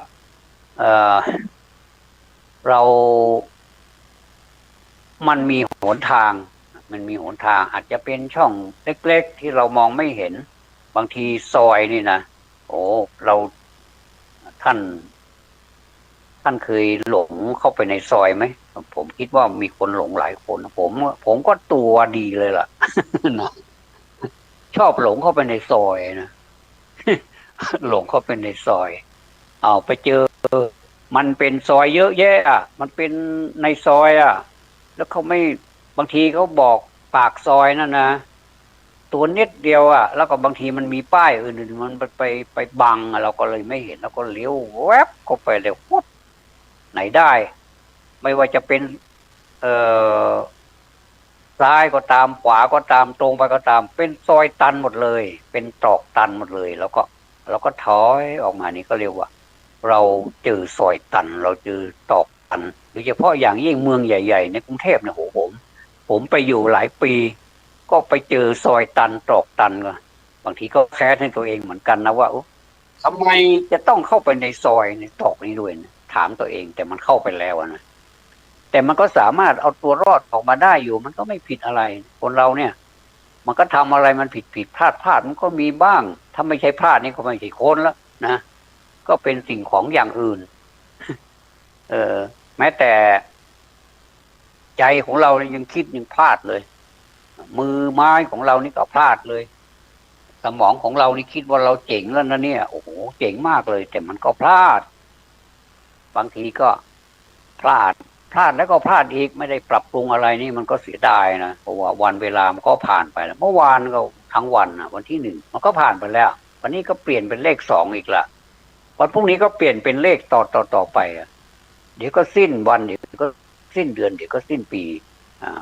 แล้วก็สิ้นเดือนเนี่ยสำคัญเขาบอกว่าสิ้นเดือนนี้ทำไมสำคัญสิ้นวันก็สำคัญนะแต่ว่าสิ้นเดือนนี้สำคัญกว่าสิ้นปีนะทำไมเหรอบอกว่าสิ้นเดือนเหมือนสิ้นใจ เงินหมดสิ้นไปใช้หนี้ไม่พอนะที่เขาว่ากันนะก็มันเป็นเรื่องของการร้องเพลงนะให้มันสนุกแล้วมาเปรียบเทียบแล้วมันก็มันก็มีเขาอยู่นะว่าสิ้นเดือนเหมือนสิ้นใจจริงๆสำหรับคนที่เป็นผู้ที่เงินเดือนนะประเภทเงินเดือนหนึ่งเงินออกก็ชื่นใจแต่เวลาทำงานแล้วไม่ค่อยชื่นใจเท่าไหร่หรอกนะก็อยากจะให้ชื่นใจไปทุกวันไปจนถึงสิ้นเดือนแล้วก็ยังชื่นใจอยู่ยิ้มได้อยู่อย่างนี้นะก็มันหาได้ยาก ก็สนุกดี เหมือนกันผมว่าเนี่ยนะครับคุณเคยหลงเข้าไปในซอยในตรอกแล้วมีความอึดอัดใจไหมถ้าอึดอัดเราก็ถามตัวเองว่าทำไมต่อไปนี้เราจะไม่หลงแล้วเนี่ยผมมาเปรียบเทียบกับชีวิตนะครับว่าถึงแม้ว่าเราจะตั้งใจจะไม่ให้มันหลงแต่ว่าพฤติกรรมของเราเนี่ยมันหลงไปเองเราไม่ได้ไปตามพฤติกรรมของเราคิดเอาเองว่าต่อไปนี้เราจะไม่ทำแล้วนะแต่ว่ามือมันไปมันทำอยู่เนี่ยนะใครจะตัดอะไรใครจะตัดส่วนเกินอะไรที่มันเกินไปมั่งนะก็คงจะดีก็แสดงความยินดีล่วงหน้าด้วยครับสำหรับตัวของผู้พูดเองก็ไม่ได้ดีวิเศษวิโสอะไรก็เป็นคนที่บทจะขี้เกียจก็ขี้เกียจเกียจคร้านหน้าตาเฉยเลยบทจะไม่เอาก็ไม่เอาเลยไม่ได้มองไปข้างหน้าว่ามันจะเกิดอะไรขึ้นก็เราก็บางทีเราก็ถูกสอนมาอย่างนั้นว่าอนาคตยังมาไม่ถึงไม่ต้องมองไปใครจะคิดอย่างไรเราอย่าไปคิดแทนเขานะเขาจะคิดอย่างไรเราก็ไม่ต้องไปคิดแทนเขาเราจะคิดอะไรก็เราก็ยังไม่ต้องการให้คนอื่นมันคิดแทนเราเลยอย่างเนี้ยมันก็เลยกลายเป็นว่าผมก็ยังอยู่ในห่วงของความสงสัยอยู่ในห่วงของความวุ่นวายทางจิตใจอยู่ดีไม่ว่าเราจะถูกอบรมมาอย่างไรเราจะเรียนอย่างไรเราถือว่าเราเนี่ยเป็นผู้ที่คงแก่เรียนเราเป็นมีคนหลายคนบอกว่าเป็นหนอนหนังสือมันก็ใช่นะมันเป็นแค่หนอนนะมันไม่ใช่เป็นสาระอะไรแต่เราก็ยังภูมิใจอยู่ว่าเมื่อเราดูนะพูดคิดทำแล้วเราก็เอามาเปรียบเทียบดูว่ามันเป็นสิ่งที่มันเหมาะสมกับเราหรือเปล่ามันเดือดร้อนคนอื่นไหมบางทีเราก็ทำงานเนี่ยทำงานแบบเอาแค่การบ้านธรรมดานี่ก็เหนื่อยนะครับท่านเคยอยู่บ้านทั้งวันแล้วท่านทำนั่นทำนี่ไหมเขาบอกว่างานบ้านนี้ไม่มีวันจบหรอกเดี๋ยวมันก็ทำนู่นจากนี่แล้วมันเสร็จเรียบร้อยแล้วก็เห็นนั่นนี่มันก็ต่อไปทั้งวันบางทีก็ตั้งแต่เช้าผมก็เคยมีบ่อยนะตั้งแต่เช้าหรือยันเย็นเลยบางทีข้าวปลาอาหารยังไม่ค่อยหิวเลยนี่ก็ทำงานก็เข้าประเภทที่ว่าอันนี้ตำหนิตัวเองแล้วว่าเขาประเภทที่ว่าบ้างานไม่แบ่งว่าเวลานี้ควรจะเป็นเวลาพักผ่อนเป็นเวลาที่รับประทานอาหารนี้ไม่ทำงานไปเรื่อยๆจนบางทีก็ลืมก็อันนี้แหละที่ว่าเป็นโรคกระเพาะเป็นอะไรกระทบกับตัวเรากับสุขภาพของเรานี่มันก็เป็นอย่างนี้แหละนะครับเพราะฉะนั้นเวลาท่านถึงได้แบ่งเวลาว่าเวลานี้เป็นเวลารับประทานอาหารนะเวลานี้เป็นเวลาพักผ่อนนิดหน่อยเวลานี้ทำงานนะอย่างเนี้ยเวลานี้เรียนก็จะเป็นแบ่งเป็นอย่างไปนี่เราก็จะไม่เดือดร้อนถ้าเราไปดูนี่ดูประเภทไหนดูประเภทพระนี่เหมือนกฎอัยการศึกเลยนะคือเด็ดขาดพูดไปจริงๆเป็นอย่างนี้จริงๆนะครับว่าพระนี่เราไปดูวินัยข้อไหนเนี่ยถ้าพูดถึงว่าเราจะชื่นชมวินัยนะตัวเองนะเราเป็นพระแล้วนะผมว่าชื่นชมนั่นดีอย่าไปตำหนิวินัยตัวเองเลยถ้าไปตำหนิวินัยว่ามันเรื่องมากอย่างนั้นอย่างนี้ก็ผ่อนผันให้เราบ้างเนี่ยอันนี้เขาเรียกว่าเราใจไม่สู้ก็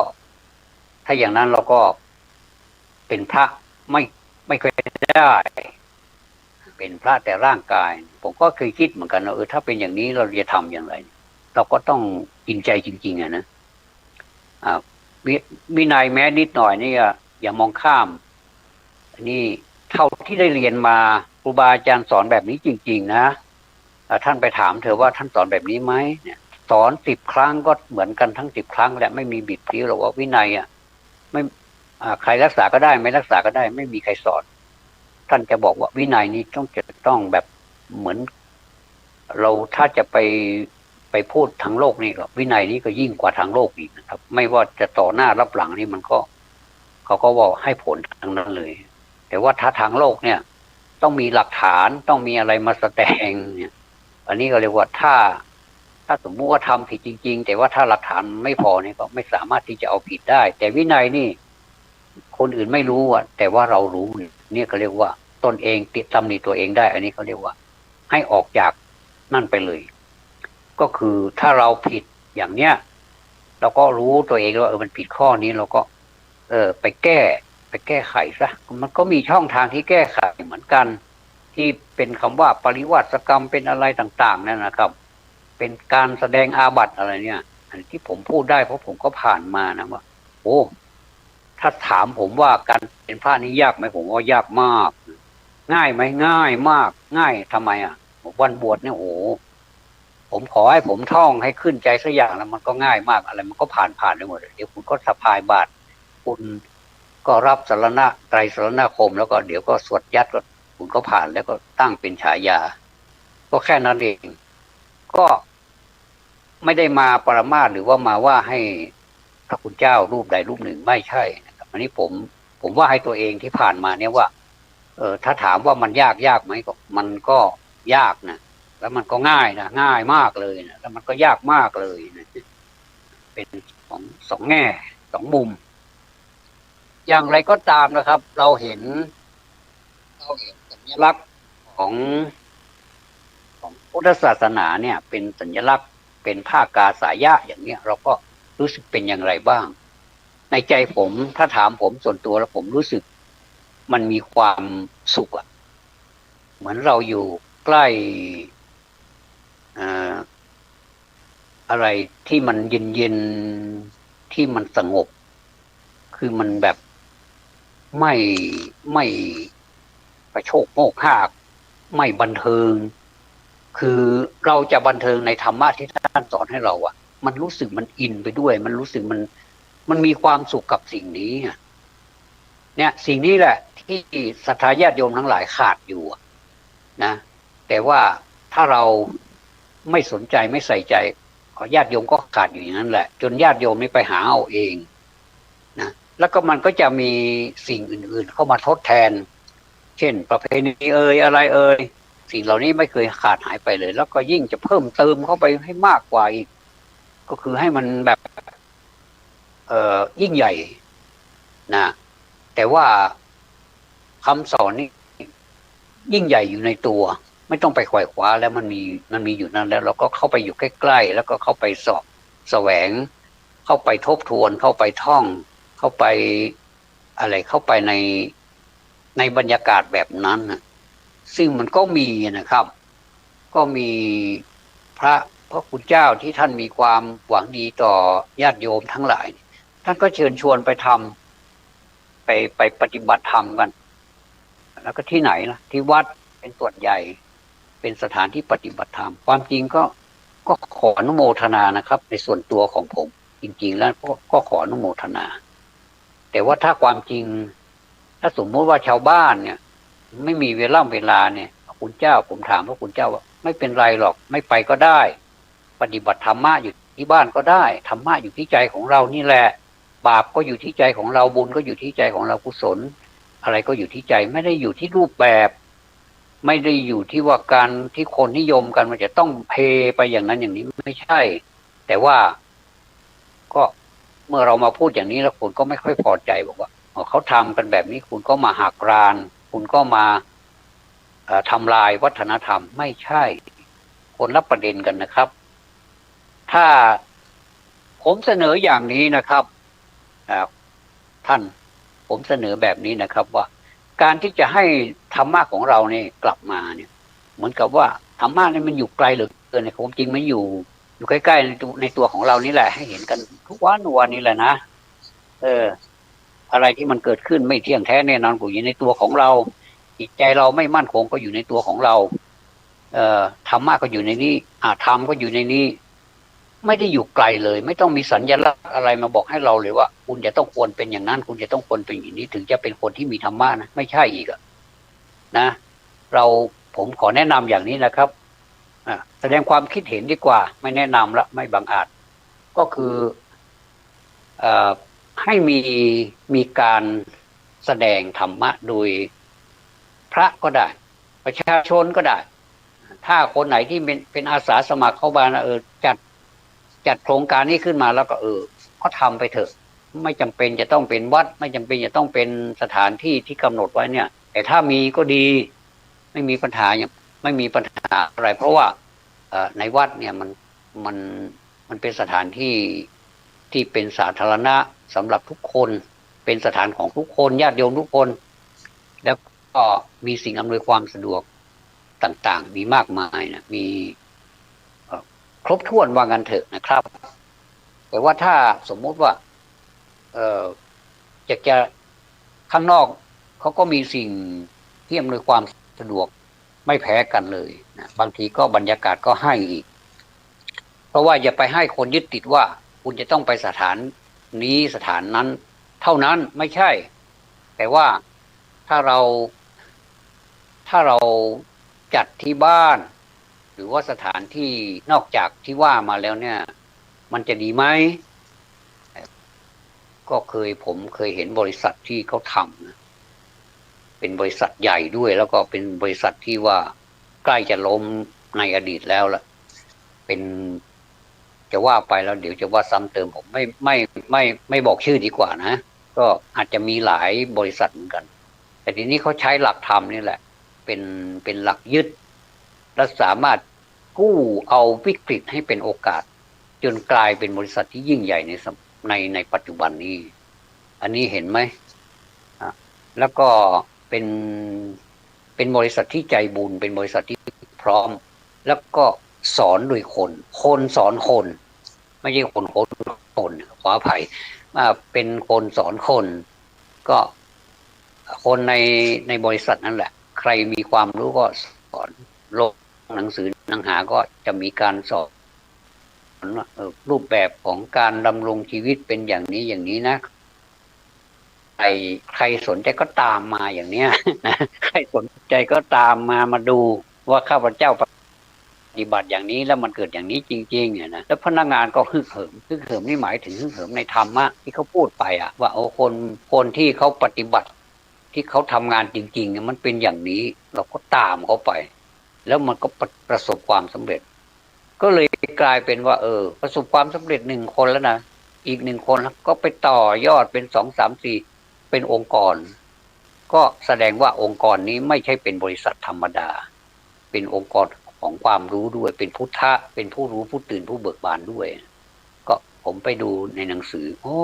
อยู่ในหนังสือนี่เองนี่มีหลักฐานนะ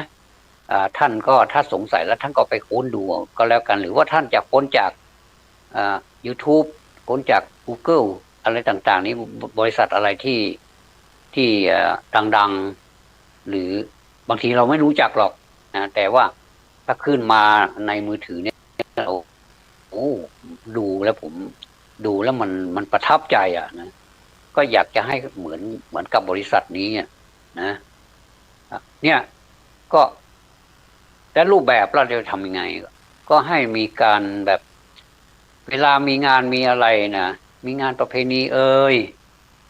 ประเพณีสงกรานต์ประเพณีปีใหม่อยากจะให้กลุ่มของเราเนี่ยจัดตั้งขึ้นมาเนี่ยผมว่าเป็นไปไม่ได้หรอกที่จะเชิญชวนคนทุกคนหรือว่าหลายคนนี่ ที่จะให้มีความคิดเหมือนเราเนี่ยให้ไปฟังให้ไปดูให้ไปร่วมงานเนี่ยมันยากเพราะว่ามันเป็นเทศกาลที่เราก็รู้อยู่ว่าจะเป็นการฉลองกันบางทีก็เราก็ดูแล้วมันก็สนุกว่ามันอยากจะให้มันมีอะไรดีกว่านั้นอีกเสริม เสริมให้เขาก็มีการจัดเป็นรูปของเวทีเราพักไว้ก่อนการบ้านการเมืองอะไรนี้เราไม่นั่นเราจะพูดถึงหลักการธรรมะของพระพุทธเจ้าว่าข้อนี้เราตั้งชื่อขึ้นมาแล้วก็เป็นเวทีแล้วก็เชิญชวน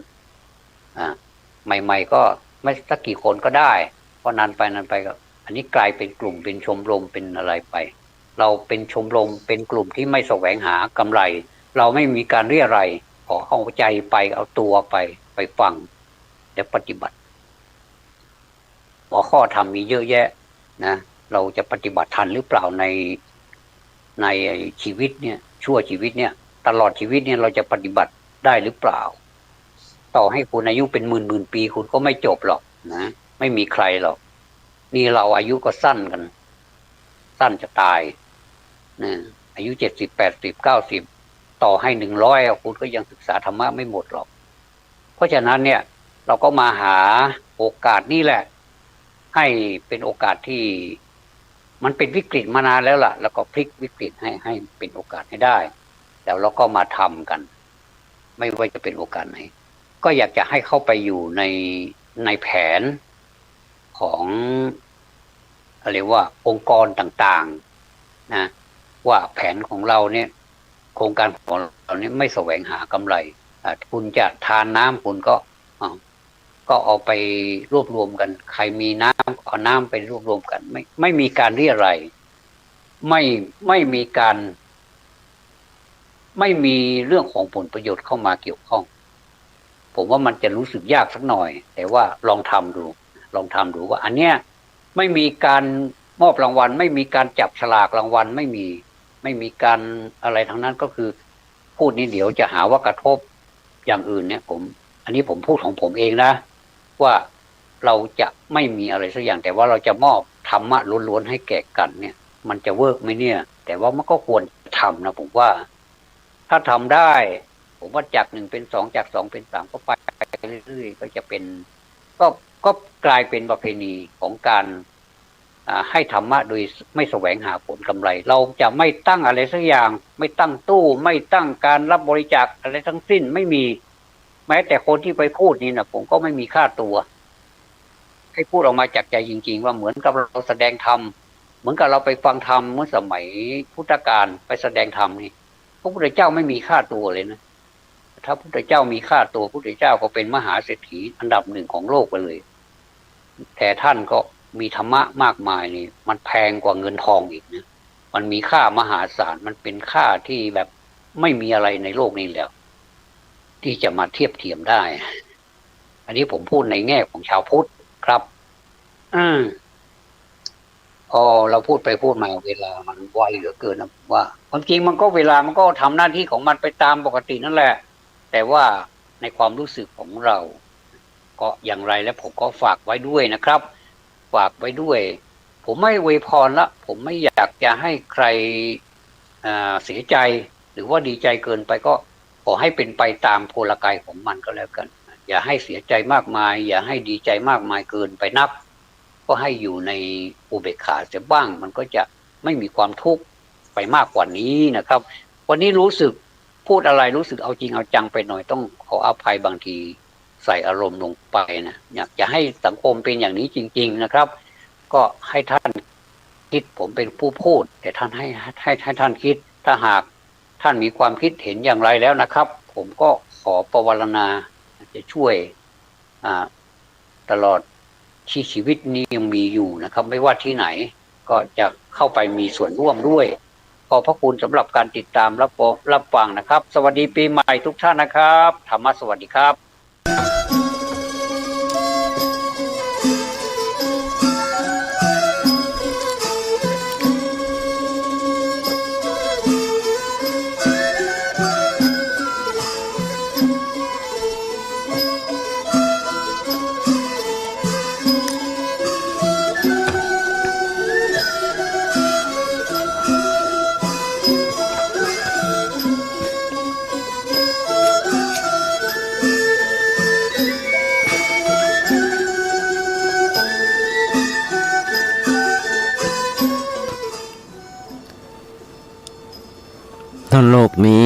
ธรรมประจำที่เมื่อทำดีจะไม่ดีมีที่ไหนมีสุขบ้างทุกข์บ้างช่างปะไรเป็นวิสัยของมนุษย์ปุถุชนขอกราบไหว้สาครูบาอาจารย์ทุกท่านขอเจริญพรศรัทธาญาติโยมผู้ใฝ่ในศีลในธรรมทั้งหลายมาแล้วรายการเสียงธรรมจากเนนน้อยสังเดือจากวัดประแดงทั้งนี้โดยการนำกำนันประครูโคสิตปริยัติยพรเจ้าวัดประแดงเจ้าคณะตำบลสุเทพเกต1ดำเนินในการโดยธรรมภาพสมณเณรสุมพงษ์เป็นประจำทุกวันพุธจาก 10 โมงจนถึง 11 โมงโดยประมาณ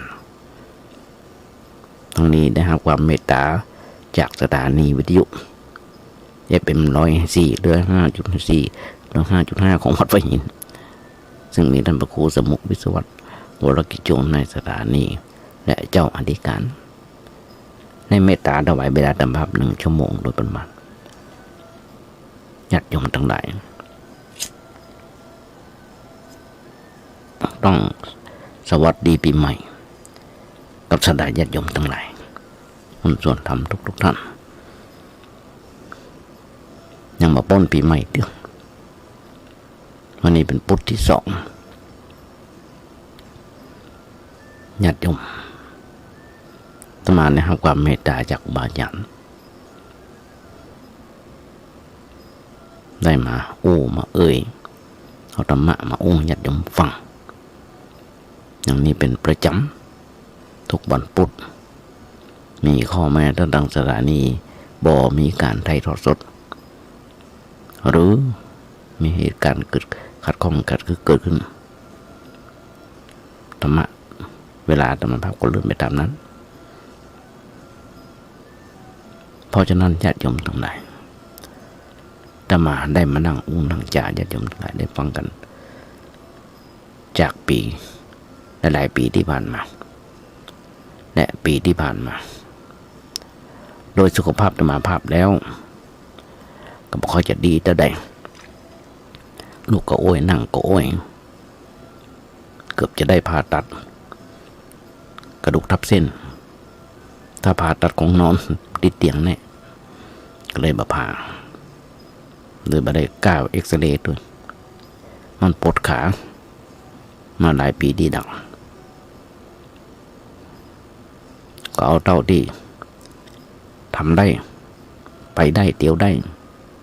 ก็อย่างที่บอกหลายปีดีดักนี่ต้องสวกไม่เต้าเป็น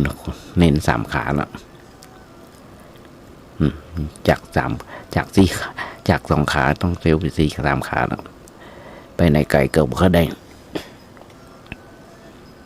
เที่ยวแวดโบสถ์วันละ3 เที่ยวหลังฉันเจ้าหลังสวดมนต์เสร็จ1 รอบเที่ยวรอบโบสถ์เที่ยวข้างถนนรอบที่2คือฉันเพลเสร็จรอบที่3คือหลังจากสวดมนต์เย็นทำวัดสุดเย็นเสร็จก็เดินรอบโบสถ์มีลูกมีหลาน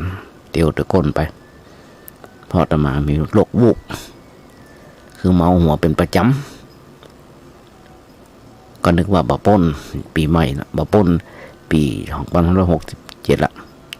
นึกว่า68เนี่ยไม่ได้พบไม่ได้ปะญาติโยมหนักก็อาการวูบหลายเตื้อก็มาบอกญาติโยมก่อนถ้าเราไม่ได้ปะกันก็ไม่ต้องไปกึดอย่างนักอาตมาได้ส่งไลน์ส่ง Facebook ส่ง Messenger เท่าที่รู้จักมักจีกันมีเพื่อนที่รู้จักกันในกลุ่มไลน์ก็ประมาณ300 200 เนี่ยประมาณเนี่ยแล้ว Messenger ก็ประมาณ300 Facebook นับมาได้และ YouTube ออนไลน์ทั่วโลกเป็นประจำจะมาจะส่งเอาเทปที่บันทึกไว้ส่งจะจมเปิดจะจมฟังจาก4 โมงมาถึง 2 ทุ่มทุกวันถ้าบางเหตุการณ์เกิดคอดข้องเกิดขึ้นก็จะทำแบบนี้เป็นประจำแต่นะครับความเมตตาจากครูบาอาจารย์หลายผู้หลายท่านด้วยกันบัณฑิตนักปราชญ์ เปิ้นได้คอมเมนต์มาหรือว่าได้ตำหนิติเตียนมาได้ชมเชยมาส่วนมากจะเป็นการชมเชยครูบาอาจารย์ผู้รู้เปิ้นได้โอ้ธรรมาภาพได้ชื่นชมส่วนมากเป็นครูบาอาจารย์ระดับมหาปรริญญาเป็นปริญญาทางโลกและทางธรรมยุคนี้สมัยนี้ญาติโยมหลายบัณฑิตนักปราชญ์นักอาตมามีอย่างก็โอ้ญาติโยมฟังเท่าที่กึดได้เอาเท่าที่กึดได้อาตมาถึงบอกญาติโยมแปลใจความขยายใจความจากบทกลอนที่โอ้มาโอ้ซึ่งเป็นธรรมะของพระพุทธเจ้าขององค์พระสัมมาสัมพุทธเจ้าซึ่งธรรมะของพระพุทธเจ้าฟังแล้วบ่เบื่อใจได้ตลอดเวลาตลอดกาลเป็นอากาลิโกไม่จำกัดการไม่จำกัดจัดไม่จำกัดการมือว่าจำกัดเวลาจะฟังเมื่อใดก็ได้จะนั่งฟังนอนฟังจะได้ก็ได้อย่างเวลาจะมาโอมาเดือน10 โมงถึง 11 โมงเป็นเวลาอันเหมาะที่ญาติโยมพ่อแม่มอนปนลุงแม่ป้า12ประชาบ้านเป็นพี่ป้าน้าอากำลังกวาดกันล่างกลางควงซักเกลือซักผ้าทำกับข้าวกับปลาของลูกหลานตันเท่าได้กินได้ใจกันก็เปิดโทรศัพท์ฟังไป1 ชั่วโมงธรรมภาพแล้วก็จะต่อด้วยแมลงก็ได้4 โมงแมลงจนถึง2 ทุ่มเพราะฉะนั้นญาติโยมทั้งหลายครูบาอาจารย์เพิ่นบอกอยู่วัดจะไปอยู่บ่ได้มันไหวพระสวดโยโกฮ้องแล้วเอานำธรรมคำสอนของพระสัมมาสัมพุทธเจ้ามาอุ้มอาจารย์ญาติโยมฟังพ้องมาก็ได้ทำตามที่ครูบาอาจารย์ได้สอนได้สั่งมาโดยตลอดเมื่อคนเฮาเมื่อใจยังดังสามสิ่งที่ดีที่สุดคือการทำความดีความดีโบราณเปิ้นหนึ่งบอกฟันหรือว่าเขี้ยวของคนเราว่ามันแข็งแต่ก็อยู่บ่ทนแต่มาเหลือบักกี่ซี่แล้วบัถึง38 ต่อ 9 ซี่แล้วลุดหล่อนไปหลายซี่แล้วเป็นโวแหว่งเขี้ยวแหว่งเขี้ยววังต้องไปอีสานว่าเขี้ยววังบ้านของเขี้ยวเขี้ยวแหว่งเขี้ยวของคนเราเนี่ยแข็งแต่ก็บ่ทนบางคนหลุดหมดแล้วรุ่นเราก็เรียนธรรมะแบบนี้หลุดหล่อนหมดแล้วบางคนยังไม่ถึงเลยยังไม่ถึง50เลยหลุดหมดแล้วบางคนใส่ฟันปลอมฟันญี่ปุ่นฟันปลอมเก่าแป้งแต่ละซี่ถ้าใส่เป็นฝักสำยิงแป้งเป็นหมื่นใส่เป็นซี่ก็แป้งเอาตั้งแต่ตันขึ้นไปละมาก็มีปัญญาไปใส่ก็เลยไม่ได้ใส่ปล่อยมันตามธรรมชาติก็อย่างที่บอกเขี้ยวของเขาเรียกว่ากึดว่าแข็งที่สุดแล้วนะขบกระดูกกระเดี่ยวอย่างได้แต่เรามาย้อนรอยแบบความมันมาทนแต่ว่าลิ้นของเขาเนี่ยอ่อนแต่ก็อยู่ทนอยู่กับเขาในจนเขาตายมันกึดก่อนละเหมือนกันญาติโยมทั้งหลายคำว่าตายคนเฮาทุกเมื่อเชื่อวันคิดอย่างว่าโลงหรือว่าหีบศพเนี่ยเอาไว้ใส่สำหรับคนเฒ่าคนแก่ที่ตายใช่เอาไม่ใช่สำหรับคนแก่ทุกคนไปทุกคนนอนได้ทุกคนเกิดวันนี้หรือว่าปฏิสนธิก็ตายก็มีเกิดออกจากท้องแม่มาก็ตายก็มีอยู่จนถึง100 ปีตายก็มีเพราะฉะนั้นญาติโยมเลยสิ่งพวกนี้มันแน่ชีวิตของเรามันแน่เพราะฉะนั้นเขาเนี่ยอย่างไรทั้งชีวิตของเขาที่สมบูรณ์อย่างน้อยๆคนจะมีศีลธรรมประจำใจ สิ่งนี้จะทำให้เราเกิดสุขมันเกิดสุขได้อย่างไรได้บ่เกิดสุขได้อย่างไรแต่มาถึงบอกญาติโยมทั้งหลายทุกเมื่อเช้าวันว่าอันนี้คือปัญหาชีวิตของสัตว์โลกญาติโยมหลายคนที่ฟังที่อ่านที่ศึกษาในเรื่องของธรรมะบางคนก็เข้าหูซ้ายทะลุหูขวาบางคนก็ฟังเพื่อ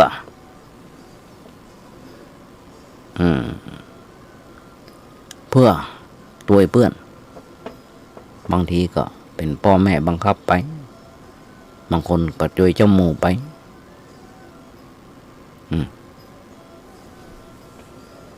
เพราะฉะนั้นเราต้องฟังเพื่ออย่างต้องฟังกันเพื่อการโคดเกลาต้องฟังให้มันเกิดปัญญาแล้วนำปัญญานั้นไปเป็นเครื่องโคดเกลาจิตใจของเราเอาไปใจแต่มาถึงบอกว่าเป็นแว่นกระจกเป็นกระจกส่องตัวเก่า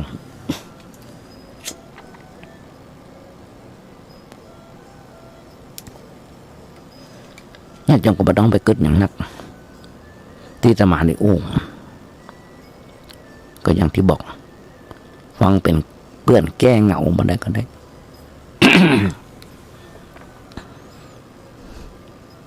สำหรับ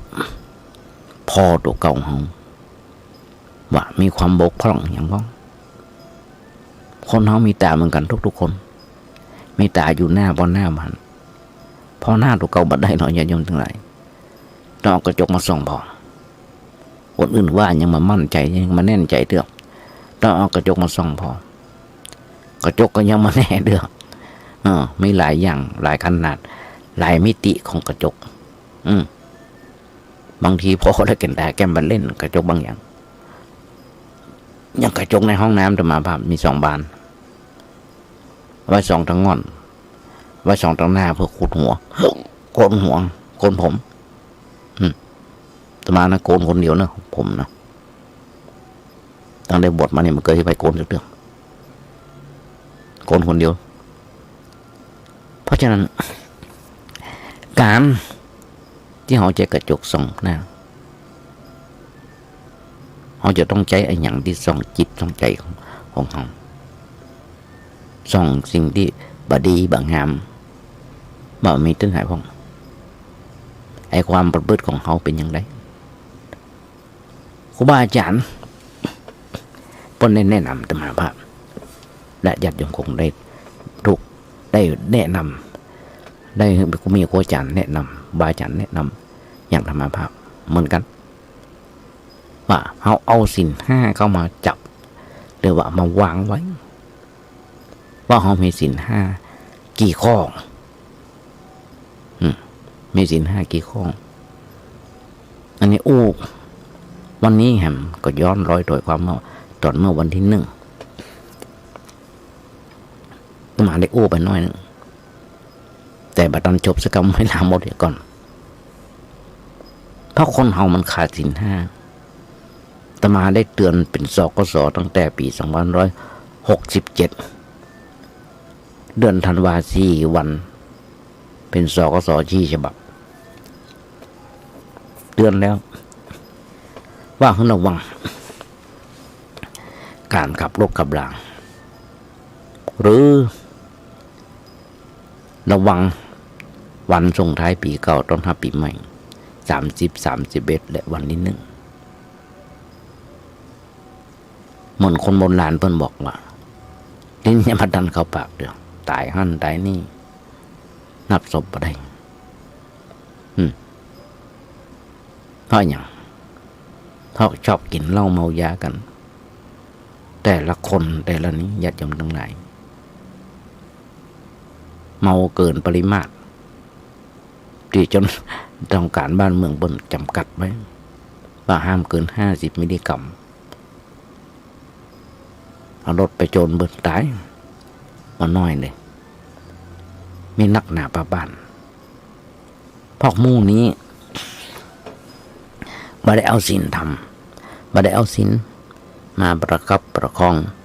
มาไว้กึดญาติโยมเอามากึดพอหรือเปล่าเฮามีสมาธิอย่างไรเฮาเอาจิตเนี่ยที่เป็นสมาธิดีก็ว่ามีความสมบูรณ์ในสิ่งขนาดไหนเอาจิตที่เป็นสมาธิเนี่ยเข้ามาคิดพอว่ามีสมาธิอย่างไร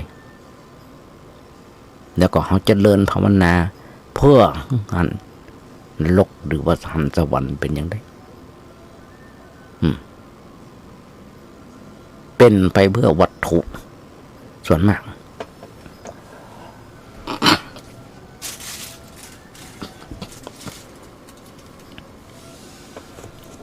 เป็นไปเพื่อวัตถุ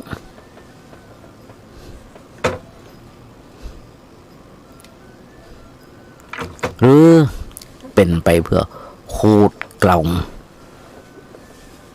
การหึ่งการรักษาศีลเพื่อจะมีจะได้ในเรื่องอย่างหนึ่งไม่อย่างที่บอก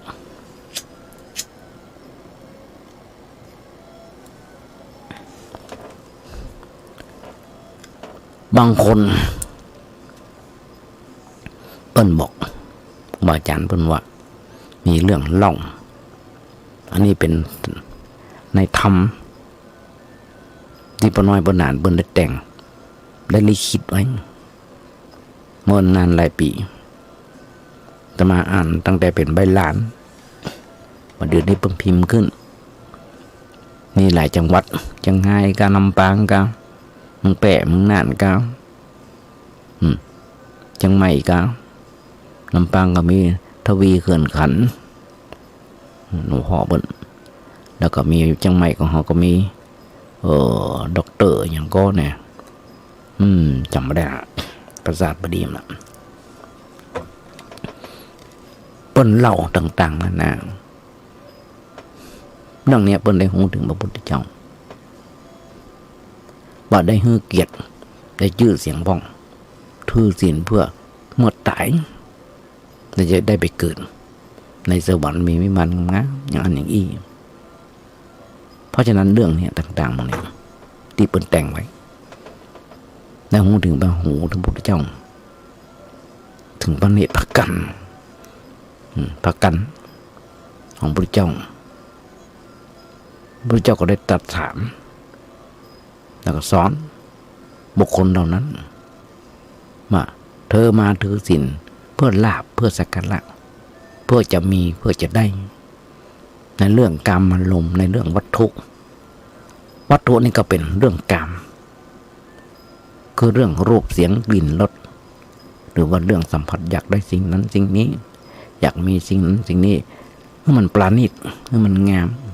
สวยสดงดงามให้มันคงขึ้นไปเฮาถือเป็นแบบนั้นกันเป็นการที่บ่ถูกต้องอาจารย์พูดว่าคนเฮาถือศีลเพื่อพรหมจรรย์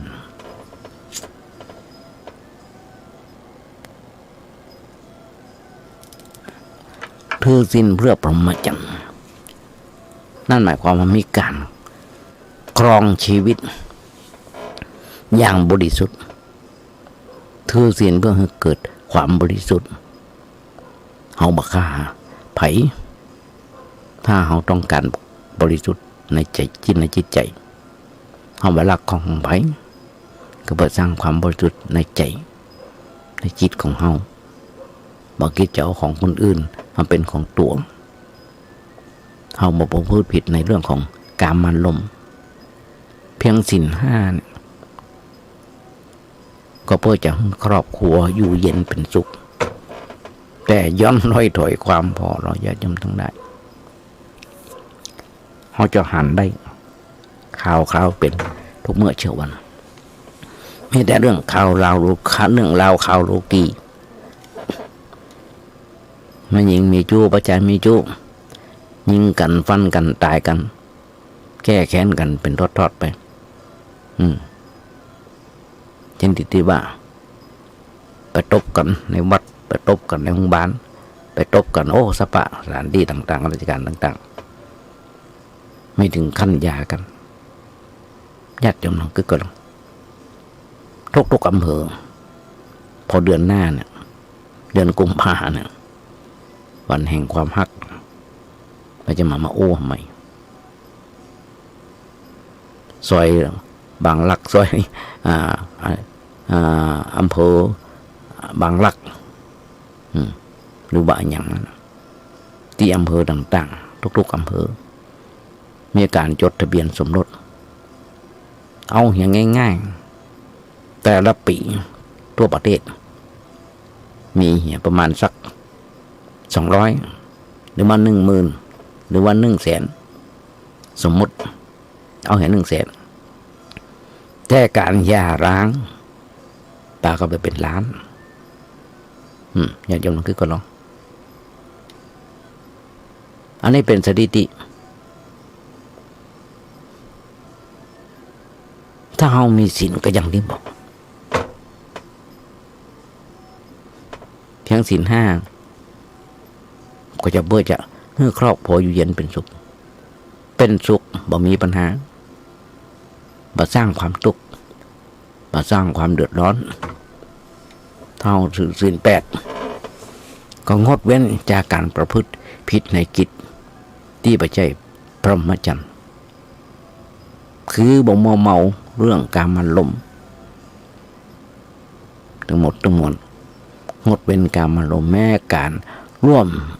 วมกันกับภรรยาของตัวเขาก็บ่ผิดศีลผิดธรรมบ่ผิดพรหมจรรย์ก็เพื่อความบริสุทธิ์ทางจิตใจให้มันหายจาก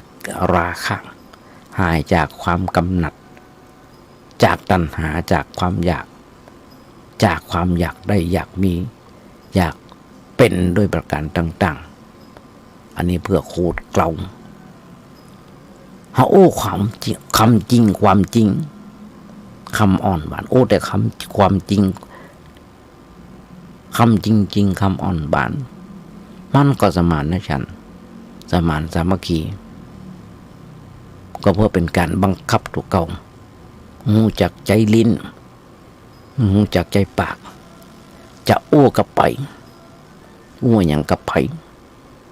ก็โอ้แต่กรรมที่เป็นความจริงคนโอ้ความจริงเนี่ยญาติโยมทั้งหลายเปิ้นว่าเป็นคนโอ้น้อยคนโอ้น้อยมาย่อยมาโอ้ย่อยถ้าโอ้ย่อยมักจะโอ้แต่พ่องแล้วโอ้โดยคำหยาบพ่องโอ้โดยความเหลวไหลพ่องโอ้กำเพ้อเจ้อ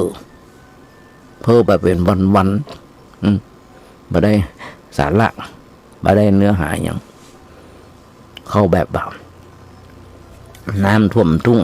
ผักบุ้งหลงเหลงคนว่านะ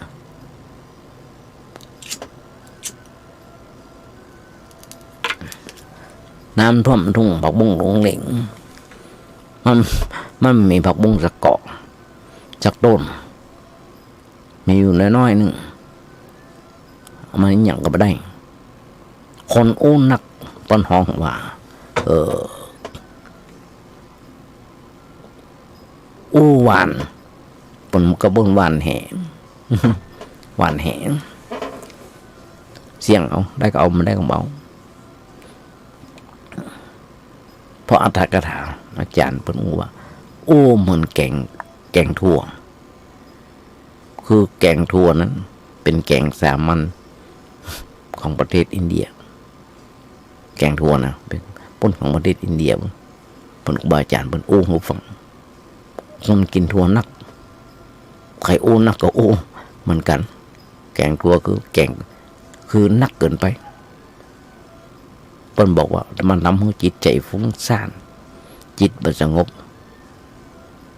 ถ้าเอาโอ้เรื่องที่ต้องโต้เถียงกันเวลาเถียงกันนะเราโอ้นักเหมือนกับสสในสภาอย่าจมน้ำคือกระเดก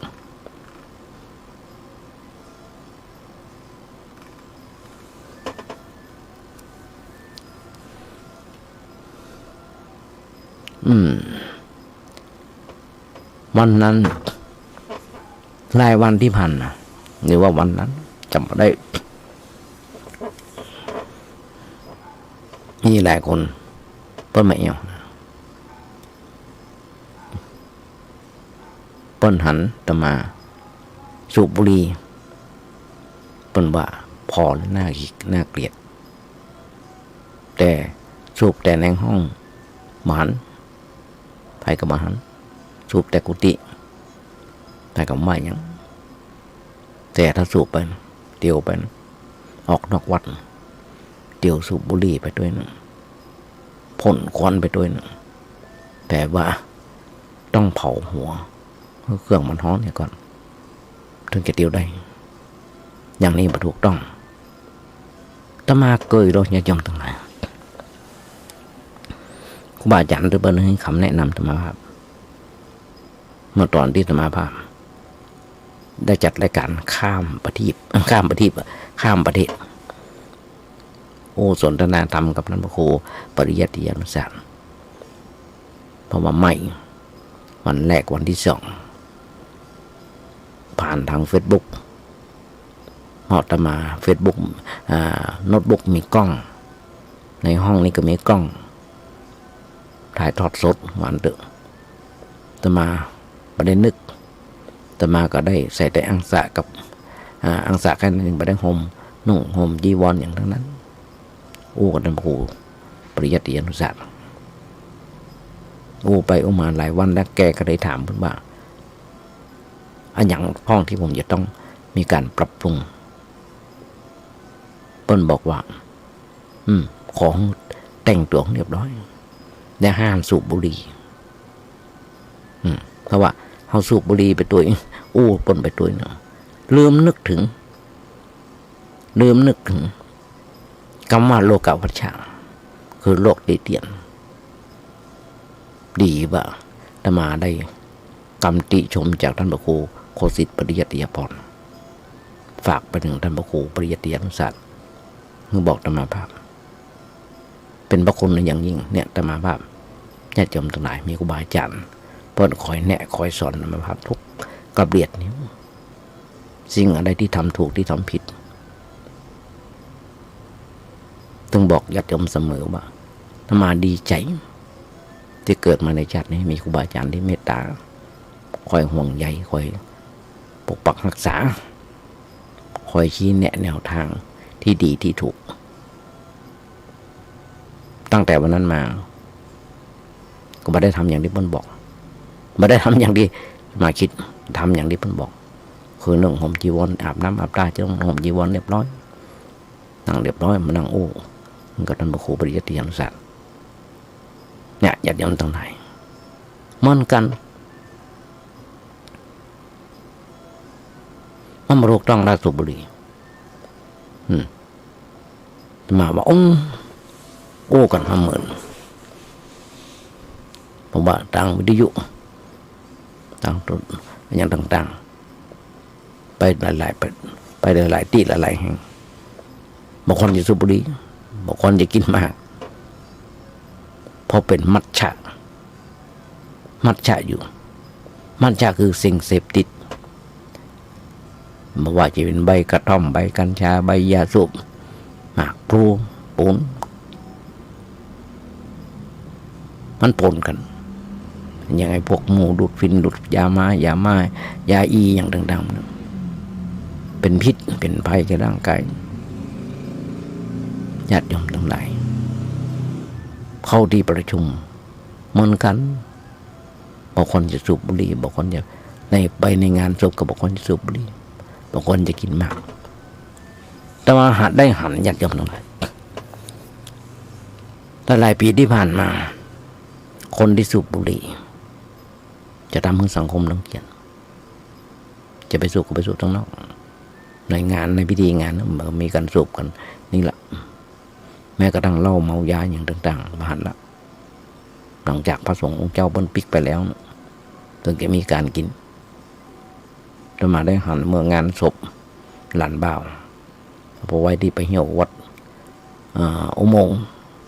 ไปเหี่ยววัดบ้านอุโมงค์ ดีขึ้นมานักญาติโยมเพราะฉะนั้นคนเฮาทุกเมื่อเยาวันก็ดึงบอกสัพพะทานังสัพพะทานังสัพพะทานังธรรมะทานังชินาติการนึงธรรมะเป็นตานชนะการนึงการตานทั้งหมดทั้งหมดญาติโยมคนเฮาทุกคนที่อาศัยโลกอยู่เพื่ออย่างทุกคนตอบเป็นเสียงเดียวกันว่าเพื่อสร้างความดีญาติโยมก็ต้องคิดกันโลกที่เราอาศัยอยู่เนี่ยหรือว่าสิ่งต่างๆที่เรากำลังครอบครองอยู่ทั้งหมดล้วนแต่เป็นของโลกโดยแท้จริงทั้งแต่เพราะขาดความเข้าใจต่อความเป็นจริงของชีวิตเลยหลงคิดยึดถือกันว่าสิ่งนั้นสิ่งนี้เป็นของเฮาอันนั้นก็เมียเฮาอันนี้ก็ผัวเฮาอันนั้นก็ลูกเฮาและส่วนตัวเฮาแต่ยังมีและจะมีสิ่งต่างๆหรือว่าลูกเมียมาแต่ที่ไหนในธรรมะบนบอกมันก็ห้องจุตัวเขาในเมื่อห้องจุตัวเก่าหลอกตัวเก่าหลงคิดยึดถือสิ่งนั้นสิ่งต่างๆที่เป็นของโลกมาโอบมากอดไว้เป็นของตัวย่อมต้องถูกลงโทษขนาดเขี้ยวของเฮาเนี่ยญาติโยมทั้งหลายหรือว่าฟันที่เฮาว่าเป็นของเฮามาถึงเวลามันก็บายลาไปอย่างไรทีละซี่หรือว่าลาไปหมดจากไปก่อนเวลาจากไปก่อนเวลาเฮายึดถือว่าแม้กระทั่งเขี้ยวของเฮาเนี่ยเป็นของเฮาคือได้ครับเฮาหลายสิ่งหลายอย่างถ้าเฮาหลงไปโอบไปกอดเอาไว้เป็นของตัวนั่นคือย่อมต้องถูกลงโทษคือได้รับความทุกข์ความทรมานเป็นผลตอบแทนนั่นคือเป็นรางวัลใครไปโอบกอดไว้นักเท่าใดคนนั้นย่อมได้รับความทุกข์ความทรมานตอนหรือว่าจะเหลือกว่านั้นญาติโยมทั้งหลายคนที่ฉลาดพ้นจะคิดเพียงว่าเฮาเกิดมาในโลกนี้หอบเอามาแต่เพียงความเปล่าเปล่าตอนมาอาศัยโลกอยู่เพื่อสร้างความดีสิ่งต่างๆที่โลกมีอยู่เฮาขอหยิบยืมใจก่อนเท่าที่จำเป็นเพื่อยังมีชีวิตอยู่รอดปลอดภัยเราจะคอยใจสิ่งต่างๆของโลกอย่างทนุถนอมแต่มัดระวังใจอย่างพอดีบสะสมบกักตุนเมื่อเสร็จกิจของการเกิดมาเพื่อสร้างความดีแล้วจะยกสิ่งต่างๆที่หยิบยืมมาคืนกลับโลกทั้งหมดอย่างน้อยๆต้องฝึกคิดแบบนี้ต้องฝึกคิดให้มันเป็นคิดให้มีสาระเพียงเดียวก็สามารถปลดเปลื้องความทุกข์ต่างๆที่มีเบาบางหรือหมดสิ้นลงไปได้ญาติโยมทั้งหลายอาตมาได้ฟังรายการอยู่รายการหนึ่งเปิ้นได้อู้ถึงท่านเจ้าคุณนอหรือพระวรรณรัตน์วัดเทพศิรินทร์วัดเทพศิรินทร์หรือวัดอะไรอย่างไม่ได้วัดเทพศิรินทร์เปิ้นอู้ถึงสมัยเมื่อเป็นละอ่อนตั้งแต่เป็นละอ่อนจนถึงมาบวชถือสัจจะถือศีลถือสัจจะกินแต่ข้าวกับข เข้ากับกล้วยกับน้ำตาลปี๊บมะขามเดี๋ยวสุกแล้วนะเป็นผลกินข้าวกับผลไม้ด้านนี้ในชีวิตของเบิ้ลผจญมารมันหนักหนาประปันตลอดจนถึงพบทแม้กระทั่งโง่คบก็อธิษฐานจิตก็อธิษฐานจิตเจ้าคุณนอนเนี่ยเป็นโรคจิตหลวงพ่อปุ้นอย่างก็ได้จำไม่ได้ละมาศึกษาในเรื่องของเหรียญของเปิ้ลกำลังศึกษานี่คือเป็นวิถีชีวิตของพระเถระรูปหนึ่งที่ยิ่งใหญ่ที่ศึกษาเพราะว่าเปิ้ลถือในเรื่องของสัจจะแล้วก็เป็นนิกายธรรมยุทธ์ของเขาเนี่ยเป็นธรรมกายมายุคนี้สมัยนี้ก่อนที่ย้อนร้อยถอยความกว่าครูบาเจ้าศรีใบใจของเขานักบุญแห่งล้านนาสร้างหุ่นตังขึ้นโดยสุเทพตึงขึ้นตึงลงญาติโยมก็หวันอนุสาวรีย์ขึ้นก็ไหวลงก็ไหวไปพอไปกราบที่อนุสาวรีย์เอาทองคำเปลวไปปิดกราบไหวอย่างปอยังขอไว้ครับขอโจกขอลาบครับป้นเป็นคนป้นหรอกพระบาทตากผ้าชื่อของครูบาเจ้าศรีวิจัยของเรากระชอนตัวโลกเอาว่าประเทศไทยของเราสร้างวัดสร้างวาโอ้นับมาได้แม้กระทั่งวัดประแดงนี่ก็สร้างมีหันไปถึงป้นมาม่าหลายที่หลายแห่งจะขนาดนับในบุญคุณของครูบาเจ้าศรีวิจัยเพราะฉะนั้นญาติโยมทั้งหลายเขามีตัวอย่างที่ดีอยู่ทุกเมื่อเชื่อวันที่เขาได้หูได้หันกันแล้วเขาอย่างโมเดลเนี่ยความทุกข์ความสุขความอย่างต่างความทุกข์ต่างๆญาติโยมมาบอกเราว่าเอาคว้างมาปี2567ป่ะปีใหม่นี่ก็เริ่มต้นใหม่เริ่มต้นใหม่การเริ่มต้นนั้นเอามาลองว่าปรับมุมคิดใหม่ปรับมุมมองคิดใหม่การฝึกปรับมุมมองของชีวิตใหม่ซึ่งในปี2568เขาจะปราศจากความสุขโดยส่วนเดียวถึงแม้จะยังดำเนินชีวิตอยู่ในโลกอันร้อนระอุที่เต็มไปด้วยความทุกข์นานานับประการการปรับมุมมองหมายถึงการฝึกคิดต่อทุกสิ่งที่เกิดขึ้นที่มันเกิดขึ้นในชีวิตให้มันเป็นสาระคิดให้มันถูกต้องคือเพื่อเอื้อประโยชน์กับชีวิตได้เข้ามาสู่แก่นแท้ของชีวิตอย่างบ่มีความทุกข์อาตมาถึงบอกมึงญาติโยมฟังว่ามันเป็นหาของชีวิตของสัตว์โลกธรรมดามุมมองของชีวิตของคนทั่วไปจะมีมุมมองที่ชอบคิดไปในลักษณะของการได้หรือว่าสูญเสียในผลประโยชน์เพียงอย่างเดียว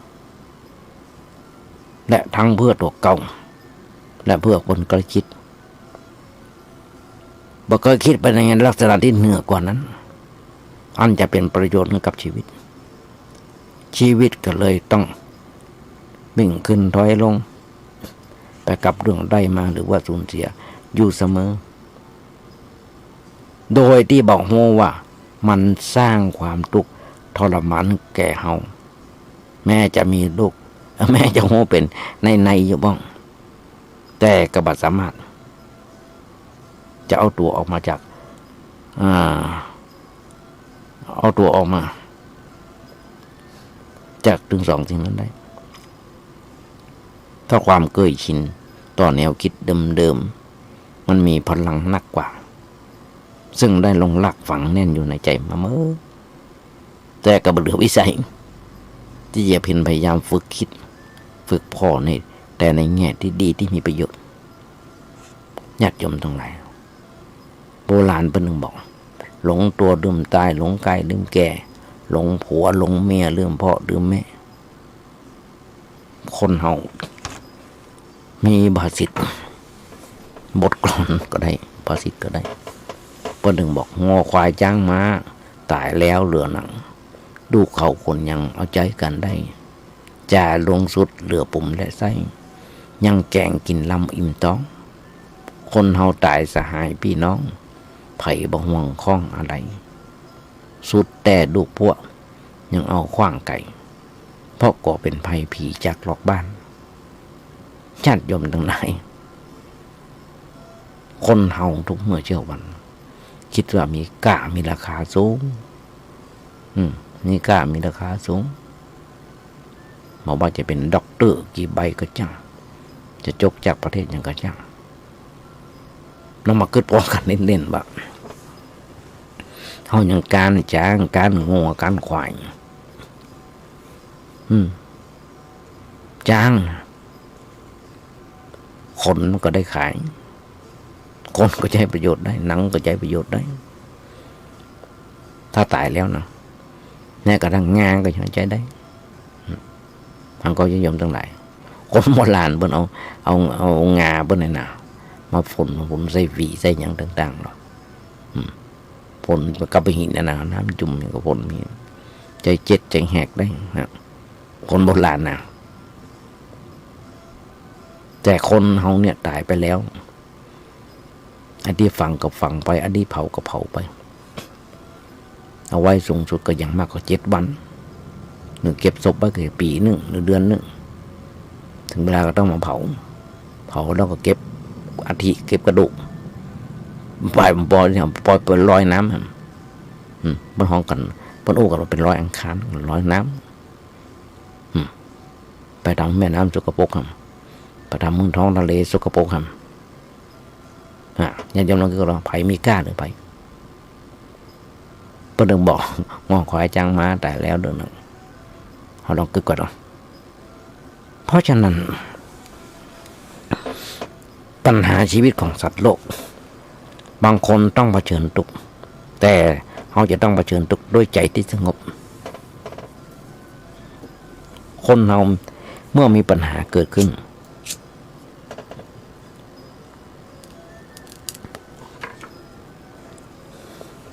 ก็เกิดความสับสนวุ่นวายจนต้องเป็นทุกข์ต้องไปทุกข์ใจกับเรื่องที่เกิดขึ้นจนเกินเหตุเนี่ยเมื่อกี้วันที่ผ่านมา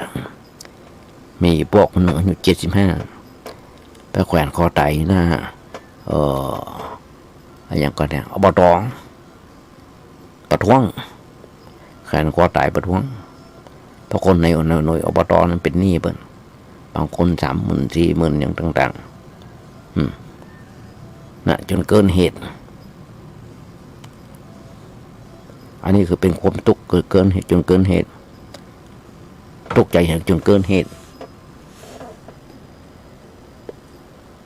มีหลายแง่หลายมุมเลยมาเป็นอันกินอันนอนบางคนแม่จะยืนจะเตี้ยวจะนั่งจะนอนจะบอกว่าจะโยนให้อีเดียวบทใดๆก็ไม่เด็กความร้อนรุ่มคอยแต่วิตกกังวลจนทำมันอย่างมาถูกพอปัญหาบ่หันแก้ไขปัญหามาได้ก็เลยบอกว่าจะแก้ไขปัญหาอย่างไรก็เลยเอาแต่บนบานศาลเจ้าเข้าหาคนทรงหมอดูพ่องกินเหล้าเมายาส่วนสีหากระเปื้อนกระพุงจนกลายเป็นการสะสมปัญหาพอกพูนความทุกข์ไปหนักกว่าเก่า เลยเป็นการยากที่จะแก้ปัญหาแก้ความทุกข์ใจทั้งหมดลงไปได้ส่วนคนที่เคยฝึกคิดอย่างมีสาระย่อมมีมุมมองการคิดที่ดีมีความฉลาดมีความกล้าหาญที่จะเผชิญหน้ากับความทุกข์ที่เกิดขึ้นด้วยหัวใจที่สงบเย็นมีสติสุขุมในการคิดที่จะบอกให้เกิดความทุกข์ขึ้นกับตัวและยังคงคอยเฝ้าต้อนรับกับความทุกข์ต่างๆที่ผ่านเข้ามาในชีวิตอย่างบัสรกสถานเหมือนกับต้นไม้นานาพันธุ์ที่เฝ้ารอการมาเยือนของฤดูกาลอย่างสงบนิ่งญาติโยมไผ่ที่เคยมาอย่างวัดประแดงตอนนี้เป็นฤดูหนาวเป็นฤดูใบไม้ร่วงลูกหลานมาว่าได้กวาดเกือบจะถึงวันเกือบจะกว่าอาทิตย์กวาดกองไว้วัดประแดงนี่มันนิยมเผานิยมมาไว้เป็นปุ๋ยกองไว้ตามต้นไม้อันนี้เป็นนโยบายและเป็นความคิดเห็นของน้ำพุเจ้าวาดและเป็นของหน่วยงานไฟป่าเชิงดอยสุเทพบางที่เพิ่นขายซ้ำไปหรอกญาติโยมทั้งหลายเนี่ยญาติโยมทั้งหลายพระพุทธเจ้าไม่ได้สอนให้หนีโลกอย่างลุงที่ว่าตะเกียบปู่ที่ว่าตะเกียบอายุ75ประกันคอตายอยู่หน้าอบต.ไผ่ก็ยังบอกญาติโยมก็จะต้องมาคิดว่ามาตัดแจ็บมาตัดตาตัวตัดตาเพิ่มไปดีกันของตัดตัวไปดีกันให้ก็ได้หันใจเพิ่นญาติโยมทั้งหลายแต่มาบ่ได้ซ้ำเติมเพิ่นแต่เอาสิ่งดีๆมามาเปรียบให้ญาติโยมฟังว่าพระพุทธเจ้าไม่ได้สอนให้หนีโลกไม่ได้สอนให้ประท้วงแบบนั้น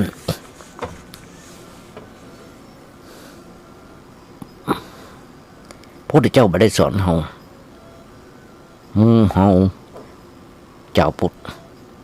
หรือว่าเจ้าอย่างกระจังที่เป็นคนที่เป็นมนุษย์เฮาเป็นมนุษย์เป็นผู้ใจสูงมนุษย์ใจสูงเป็นมนุษย์เป็นสัตว์ที่ประเสริฐคนเฮาทุกคนเป็นสัตว์นั่นอย่าลืมได้แต่เฮาเป็นสัตว์ที่ประเสริฐเฮามันมีปัญหาและบ่เคยสอนให้ทิ้งโลกแต่พระจุดเจ้าเฮาสอนกำหนดพอโลกตามความเป็นจริงกล้าเผชิญหน้ากับความทุกข์ที่เกิดขึ้นอย่างตัดซื่อไปซื่อมากำหนดหูทุกข์กับหูเต่าตันทุกข์ที่เกิดขึ้นเฉพาะหน้าและอย่าไปกำหนดกึศแต่เรื่องการได้การเสียที่มีผลเป็นทรัพย์เป็นยศตำแหน่งหรือว่าชื่อเสียงเพราะสิ่งเหล่านี้มีแต่จะเพิ่มทุกข์เพิ่มโทษขึ้นญาติโยมทั้งหลายน้องกึศให้ว่านายกรัฐมนตรีของเฮาคุณแพทองธารชินวัตรลูกสาวของดร.ทักษิณชินวัตรเปิ้นเป็นอยู่สูงสุดของบรรดาสสบรรดาเจ้าบ้านนัดดินบรรดาอย่างต่างๆผ่านมาเปิ้นสูงยิ่งหนาวมีคนด่าว่ากล่าวเปิ้นทุกวันทุกชั่วโมงเพราะว่าจะไปหรือบ่ไปว่าจะอยู่หรือจะไปมีแต่คนว่าค่อนแค่ว่าเปิ้นด่าเปิ้นอย่างต่างๆเพราะว่าจะเป็นสสท่านใดเพราะว่าเป็นผู้หน่วยราชการใดถูกตำหนิติเตียนทั้งนั้นแต่เปิ้นสอนให้สงบเปิ้นเผชิญหน้ากับความทุกข์ที่เกิดขึ้นอย่างซื่อไปซื่อมาแต่เปิ้นกำหนดหูทุกข์หูเต่าตันทุกข์ที่เกิดขึ้นเฉพาะหน้าเปิ้นมากำหนดหรือคิดถึงการได้การเสียที่มีเป็นคนเป็นทรัพย์หรือว่าชื่อเสียงพอสิ่งมูลเนี่ยที่เปิ้นบอกนะที่จะมาบอกนะว่าจะเพิ่มโทษเพิ่มทุกข์เพิ่มโทษ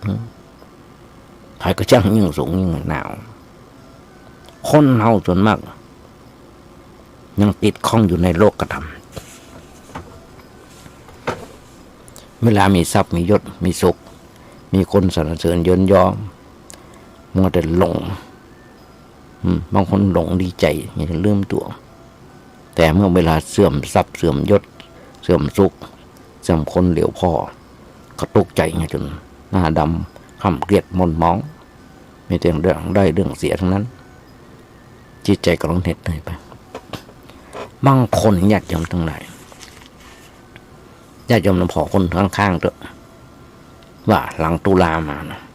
ที่เป็นเกษียณไปแล้วนะมีความห่อเหี่ยวมากน้อยขนาดไหนมาในอดีตที่ผ่านมาเจ้ามาเกิดไปทำงานข้ามมาเกิดเข้าบ้าน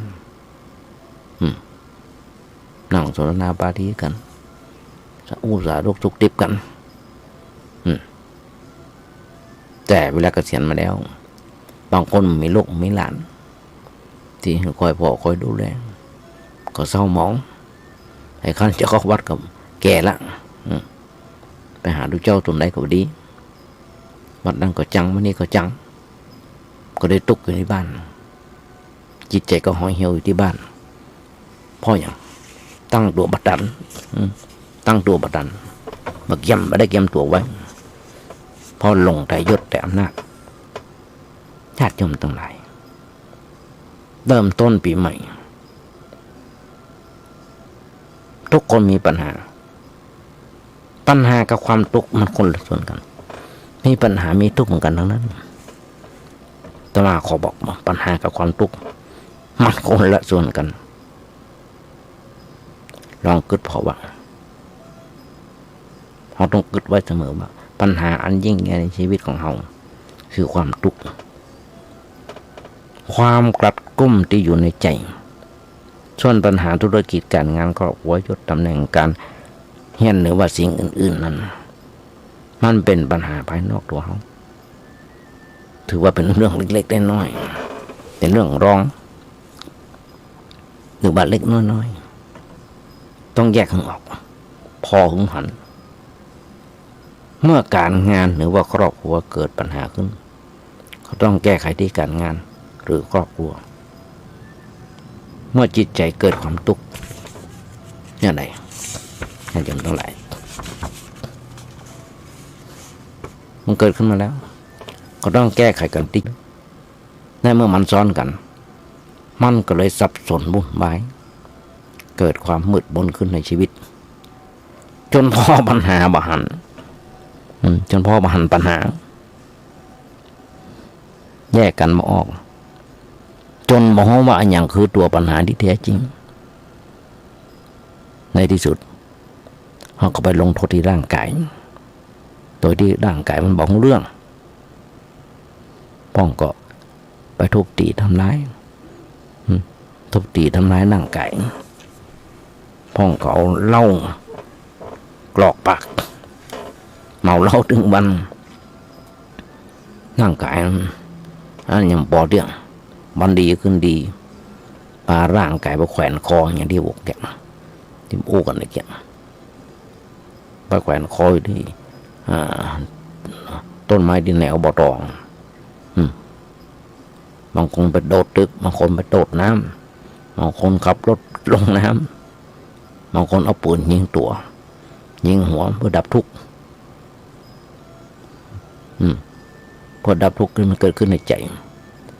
ญาติโยมทั้งหลายร่างกายนั้นมันมาเกี่ยวของเรื่องมันเลยซวยไปมันเลยซวยไปธุรกิจการงานต่างๆเกิดล้มละลายหรือว่าสิ่งอื่นๆเกิดการล้มเหลวแถมซ้ำยังมีหนี้สินท่วมท้นที่ต้องชดใช้เขาเลยเป็นทุกข์ใจกันถ้ามากระดึงบอกญาติโยมทั้งหลายว่าเขาวางไว้ที่2567ปี2568เรื่องมันเนี่ยความทุกข์ต่างๆตั้งหน้าตั้งตาหับในศักราชใหม่หับในปีใหม่ชีวิตของอาจจะดีขึ้นเรื่องปัญหาอย่างต่างๆเนี่ยมีนักหนาพระบ้านที่จะโอ้จะเอ่ยญาติโยมทั้งหลายแต่ว่า คนเฮานั้นต้องกึดกันสักน้อยว่าสิ่งนี้มันจะเป็นอย่างไรเป็นประโยชน์หรือเป็นบ่เป็นประโยชน์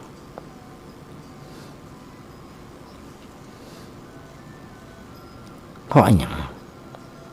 ก็เพราะว่าการฆ่าตัวตายนั้นยังไม่ใช่ตัวตัดสินปัญหายุติปัญหาที่แท้จริงแต่กลับจะเป็นตัวเพิ่มปัญหาทำตัวซ้ำไปเพิ่มปัญหาทำตัวซ้ำไปอยากจงกำลังคุยกัน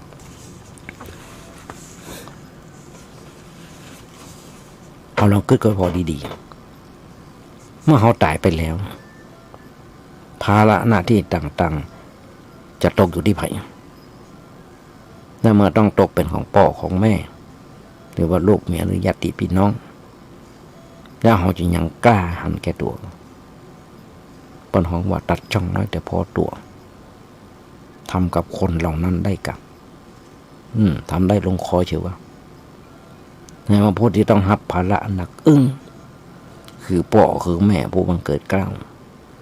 คือลูกคือเมียเป็นที่สุดที่หักของเขาเองแล้วไหนที่เขาเคยบอกว่าหักพ่อหักแม่ก็ไผ่ในโลกนี้แล้วจู่ๆจะมาทิ้งภาระเมื่อเปิ้นเป็นทุกข์ใจหนักใจซึ่งเปิ้นทั้งสองก็ต่างกับเท่าจะแลแก่ชราที่เขาหวังที่เปิ้นหวังจะฝากผีฝากไก่เปิ้นเปรียบเสมือนไม้ใกล้ฝั่งแล้วเขาจะเปิ้นหวังที่สุดก็คือช่วยเขานะปิดตาเมื่อเปิ้นย่ำสิ้นบุญบางคนเคยบอกว่าหักพ่อหักแม่หักพี่หักน้องหักสามีมันหักภรรยาหักลูกหักเต้า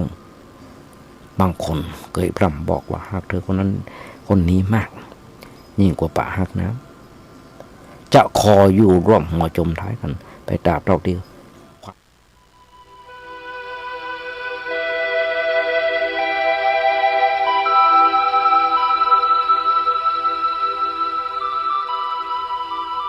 การคณะสงฆ์ที่ใช้การปกครองนำหน้าแล้วให้การศึกษาเผยแผ่ตามหลังนั้นจะพบทาง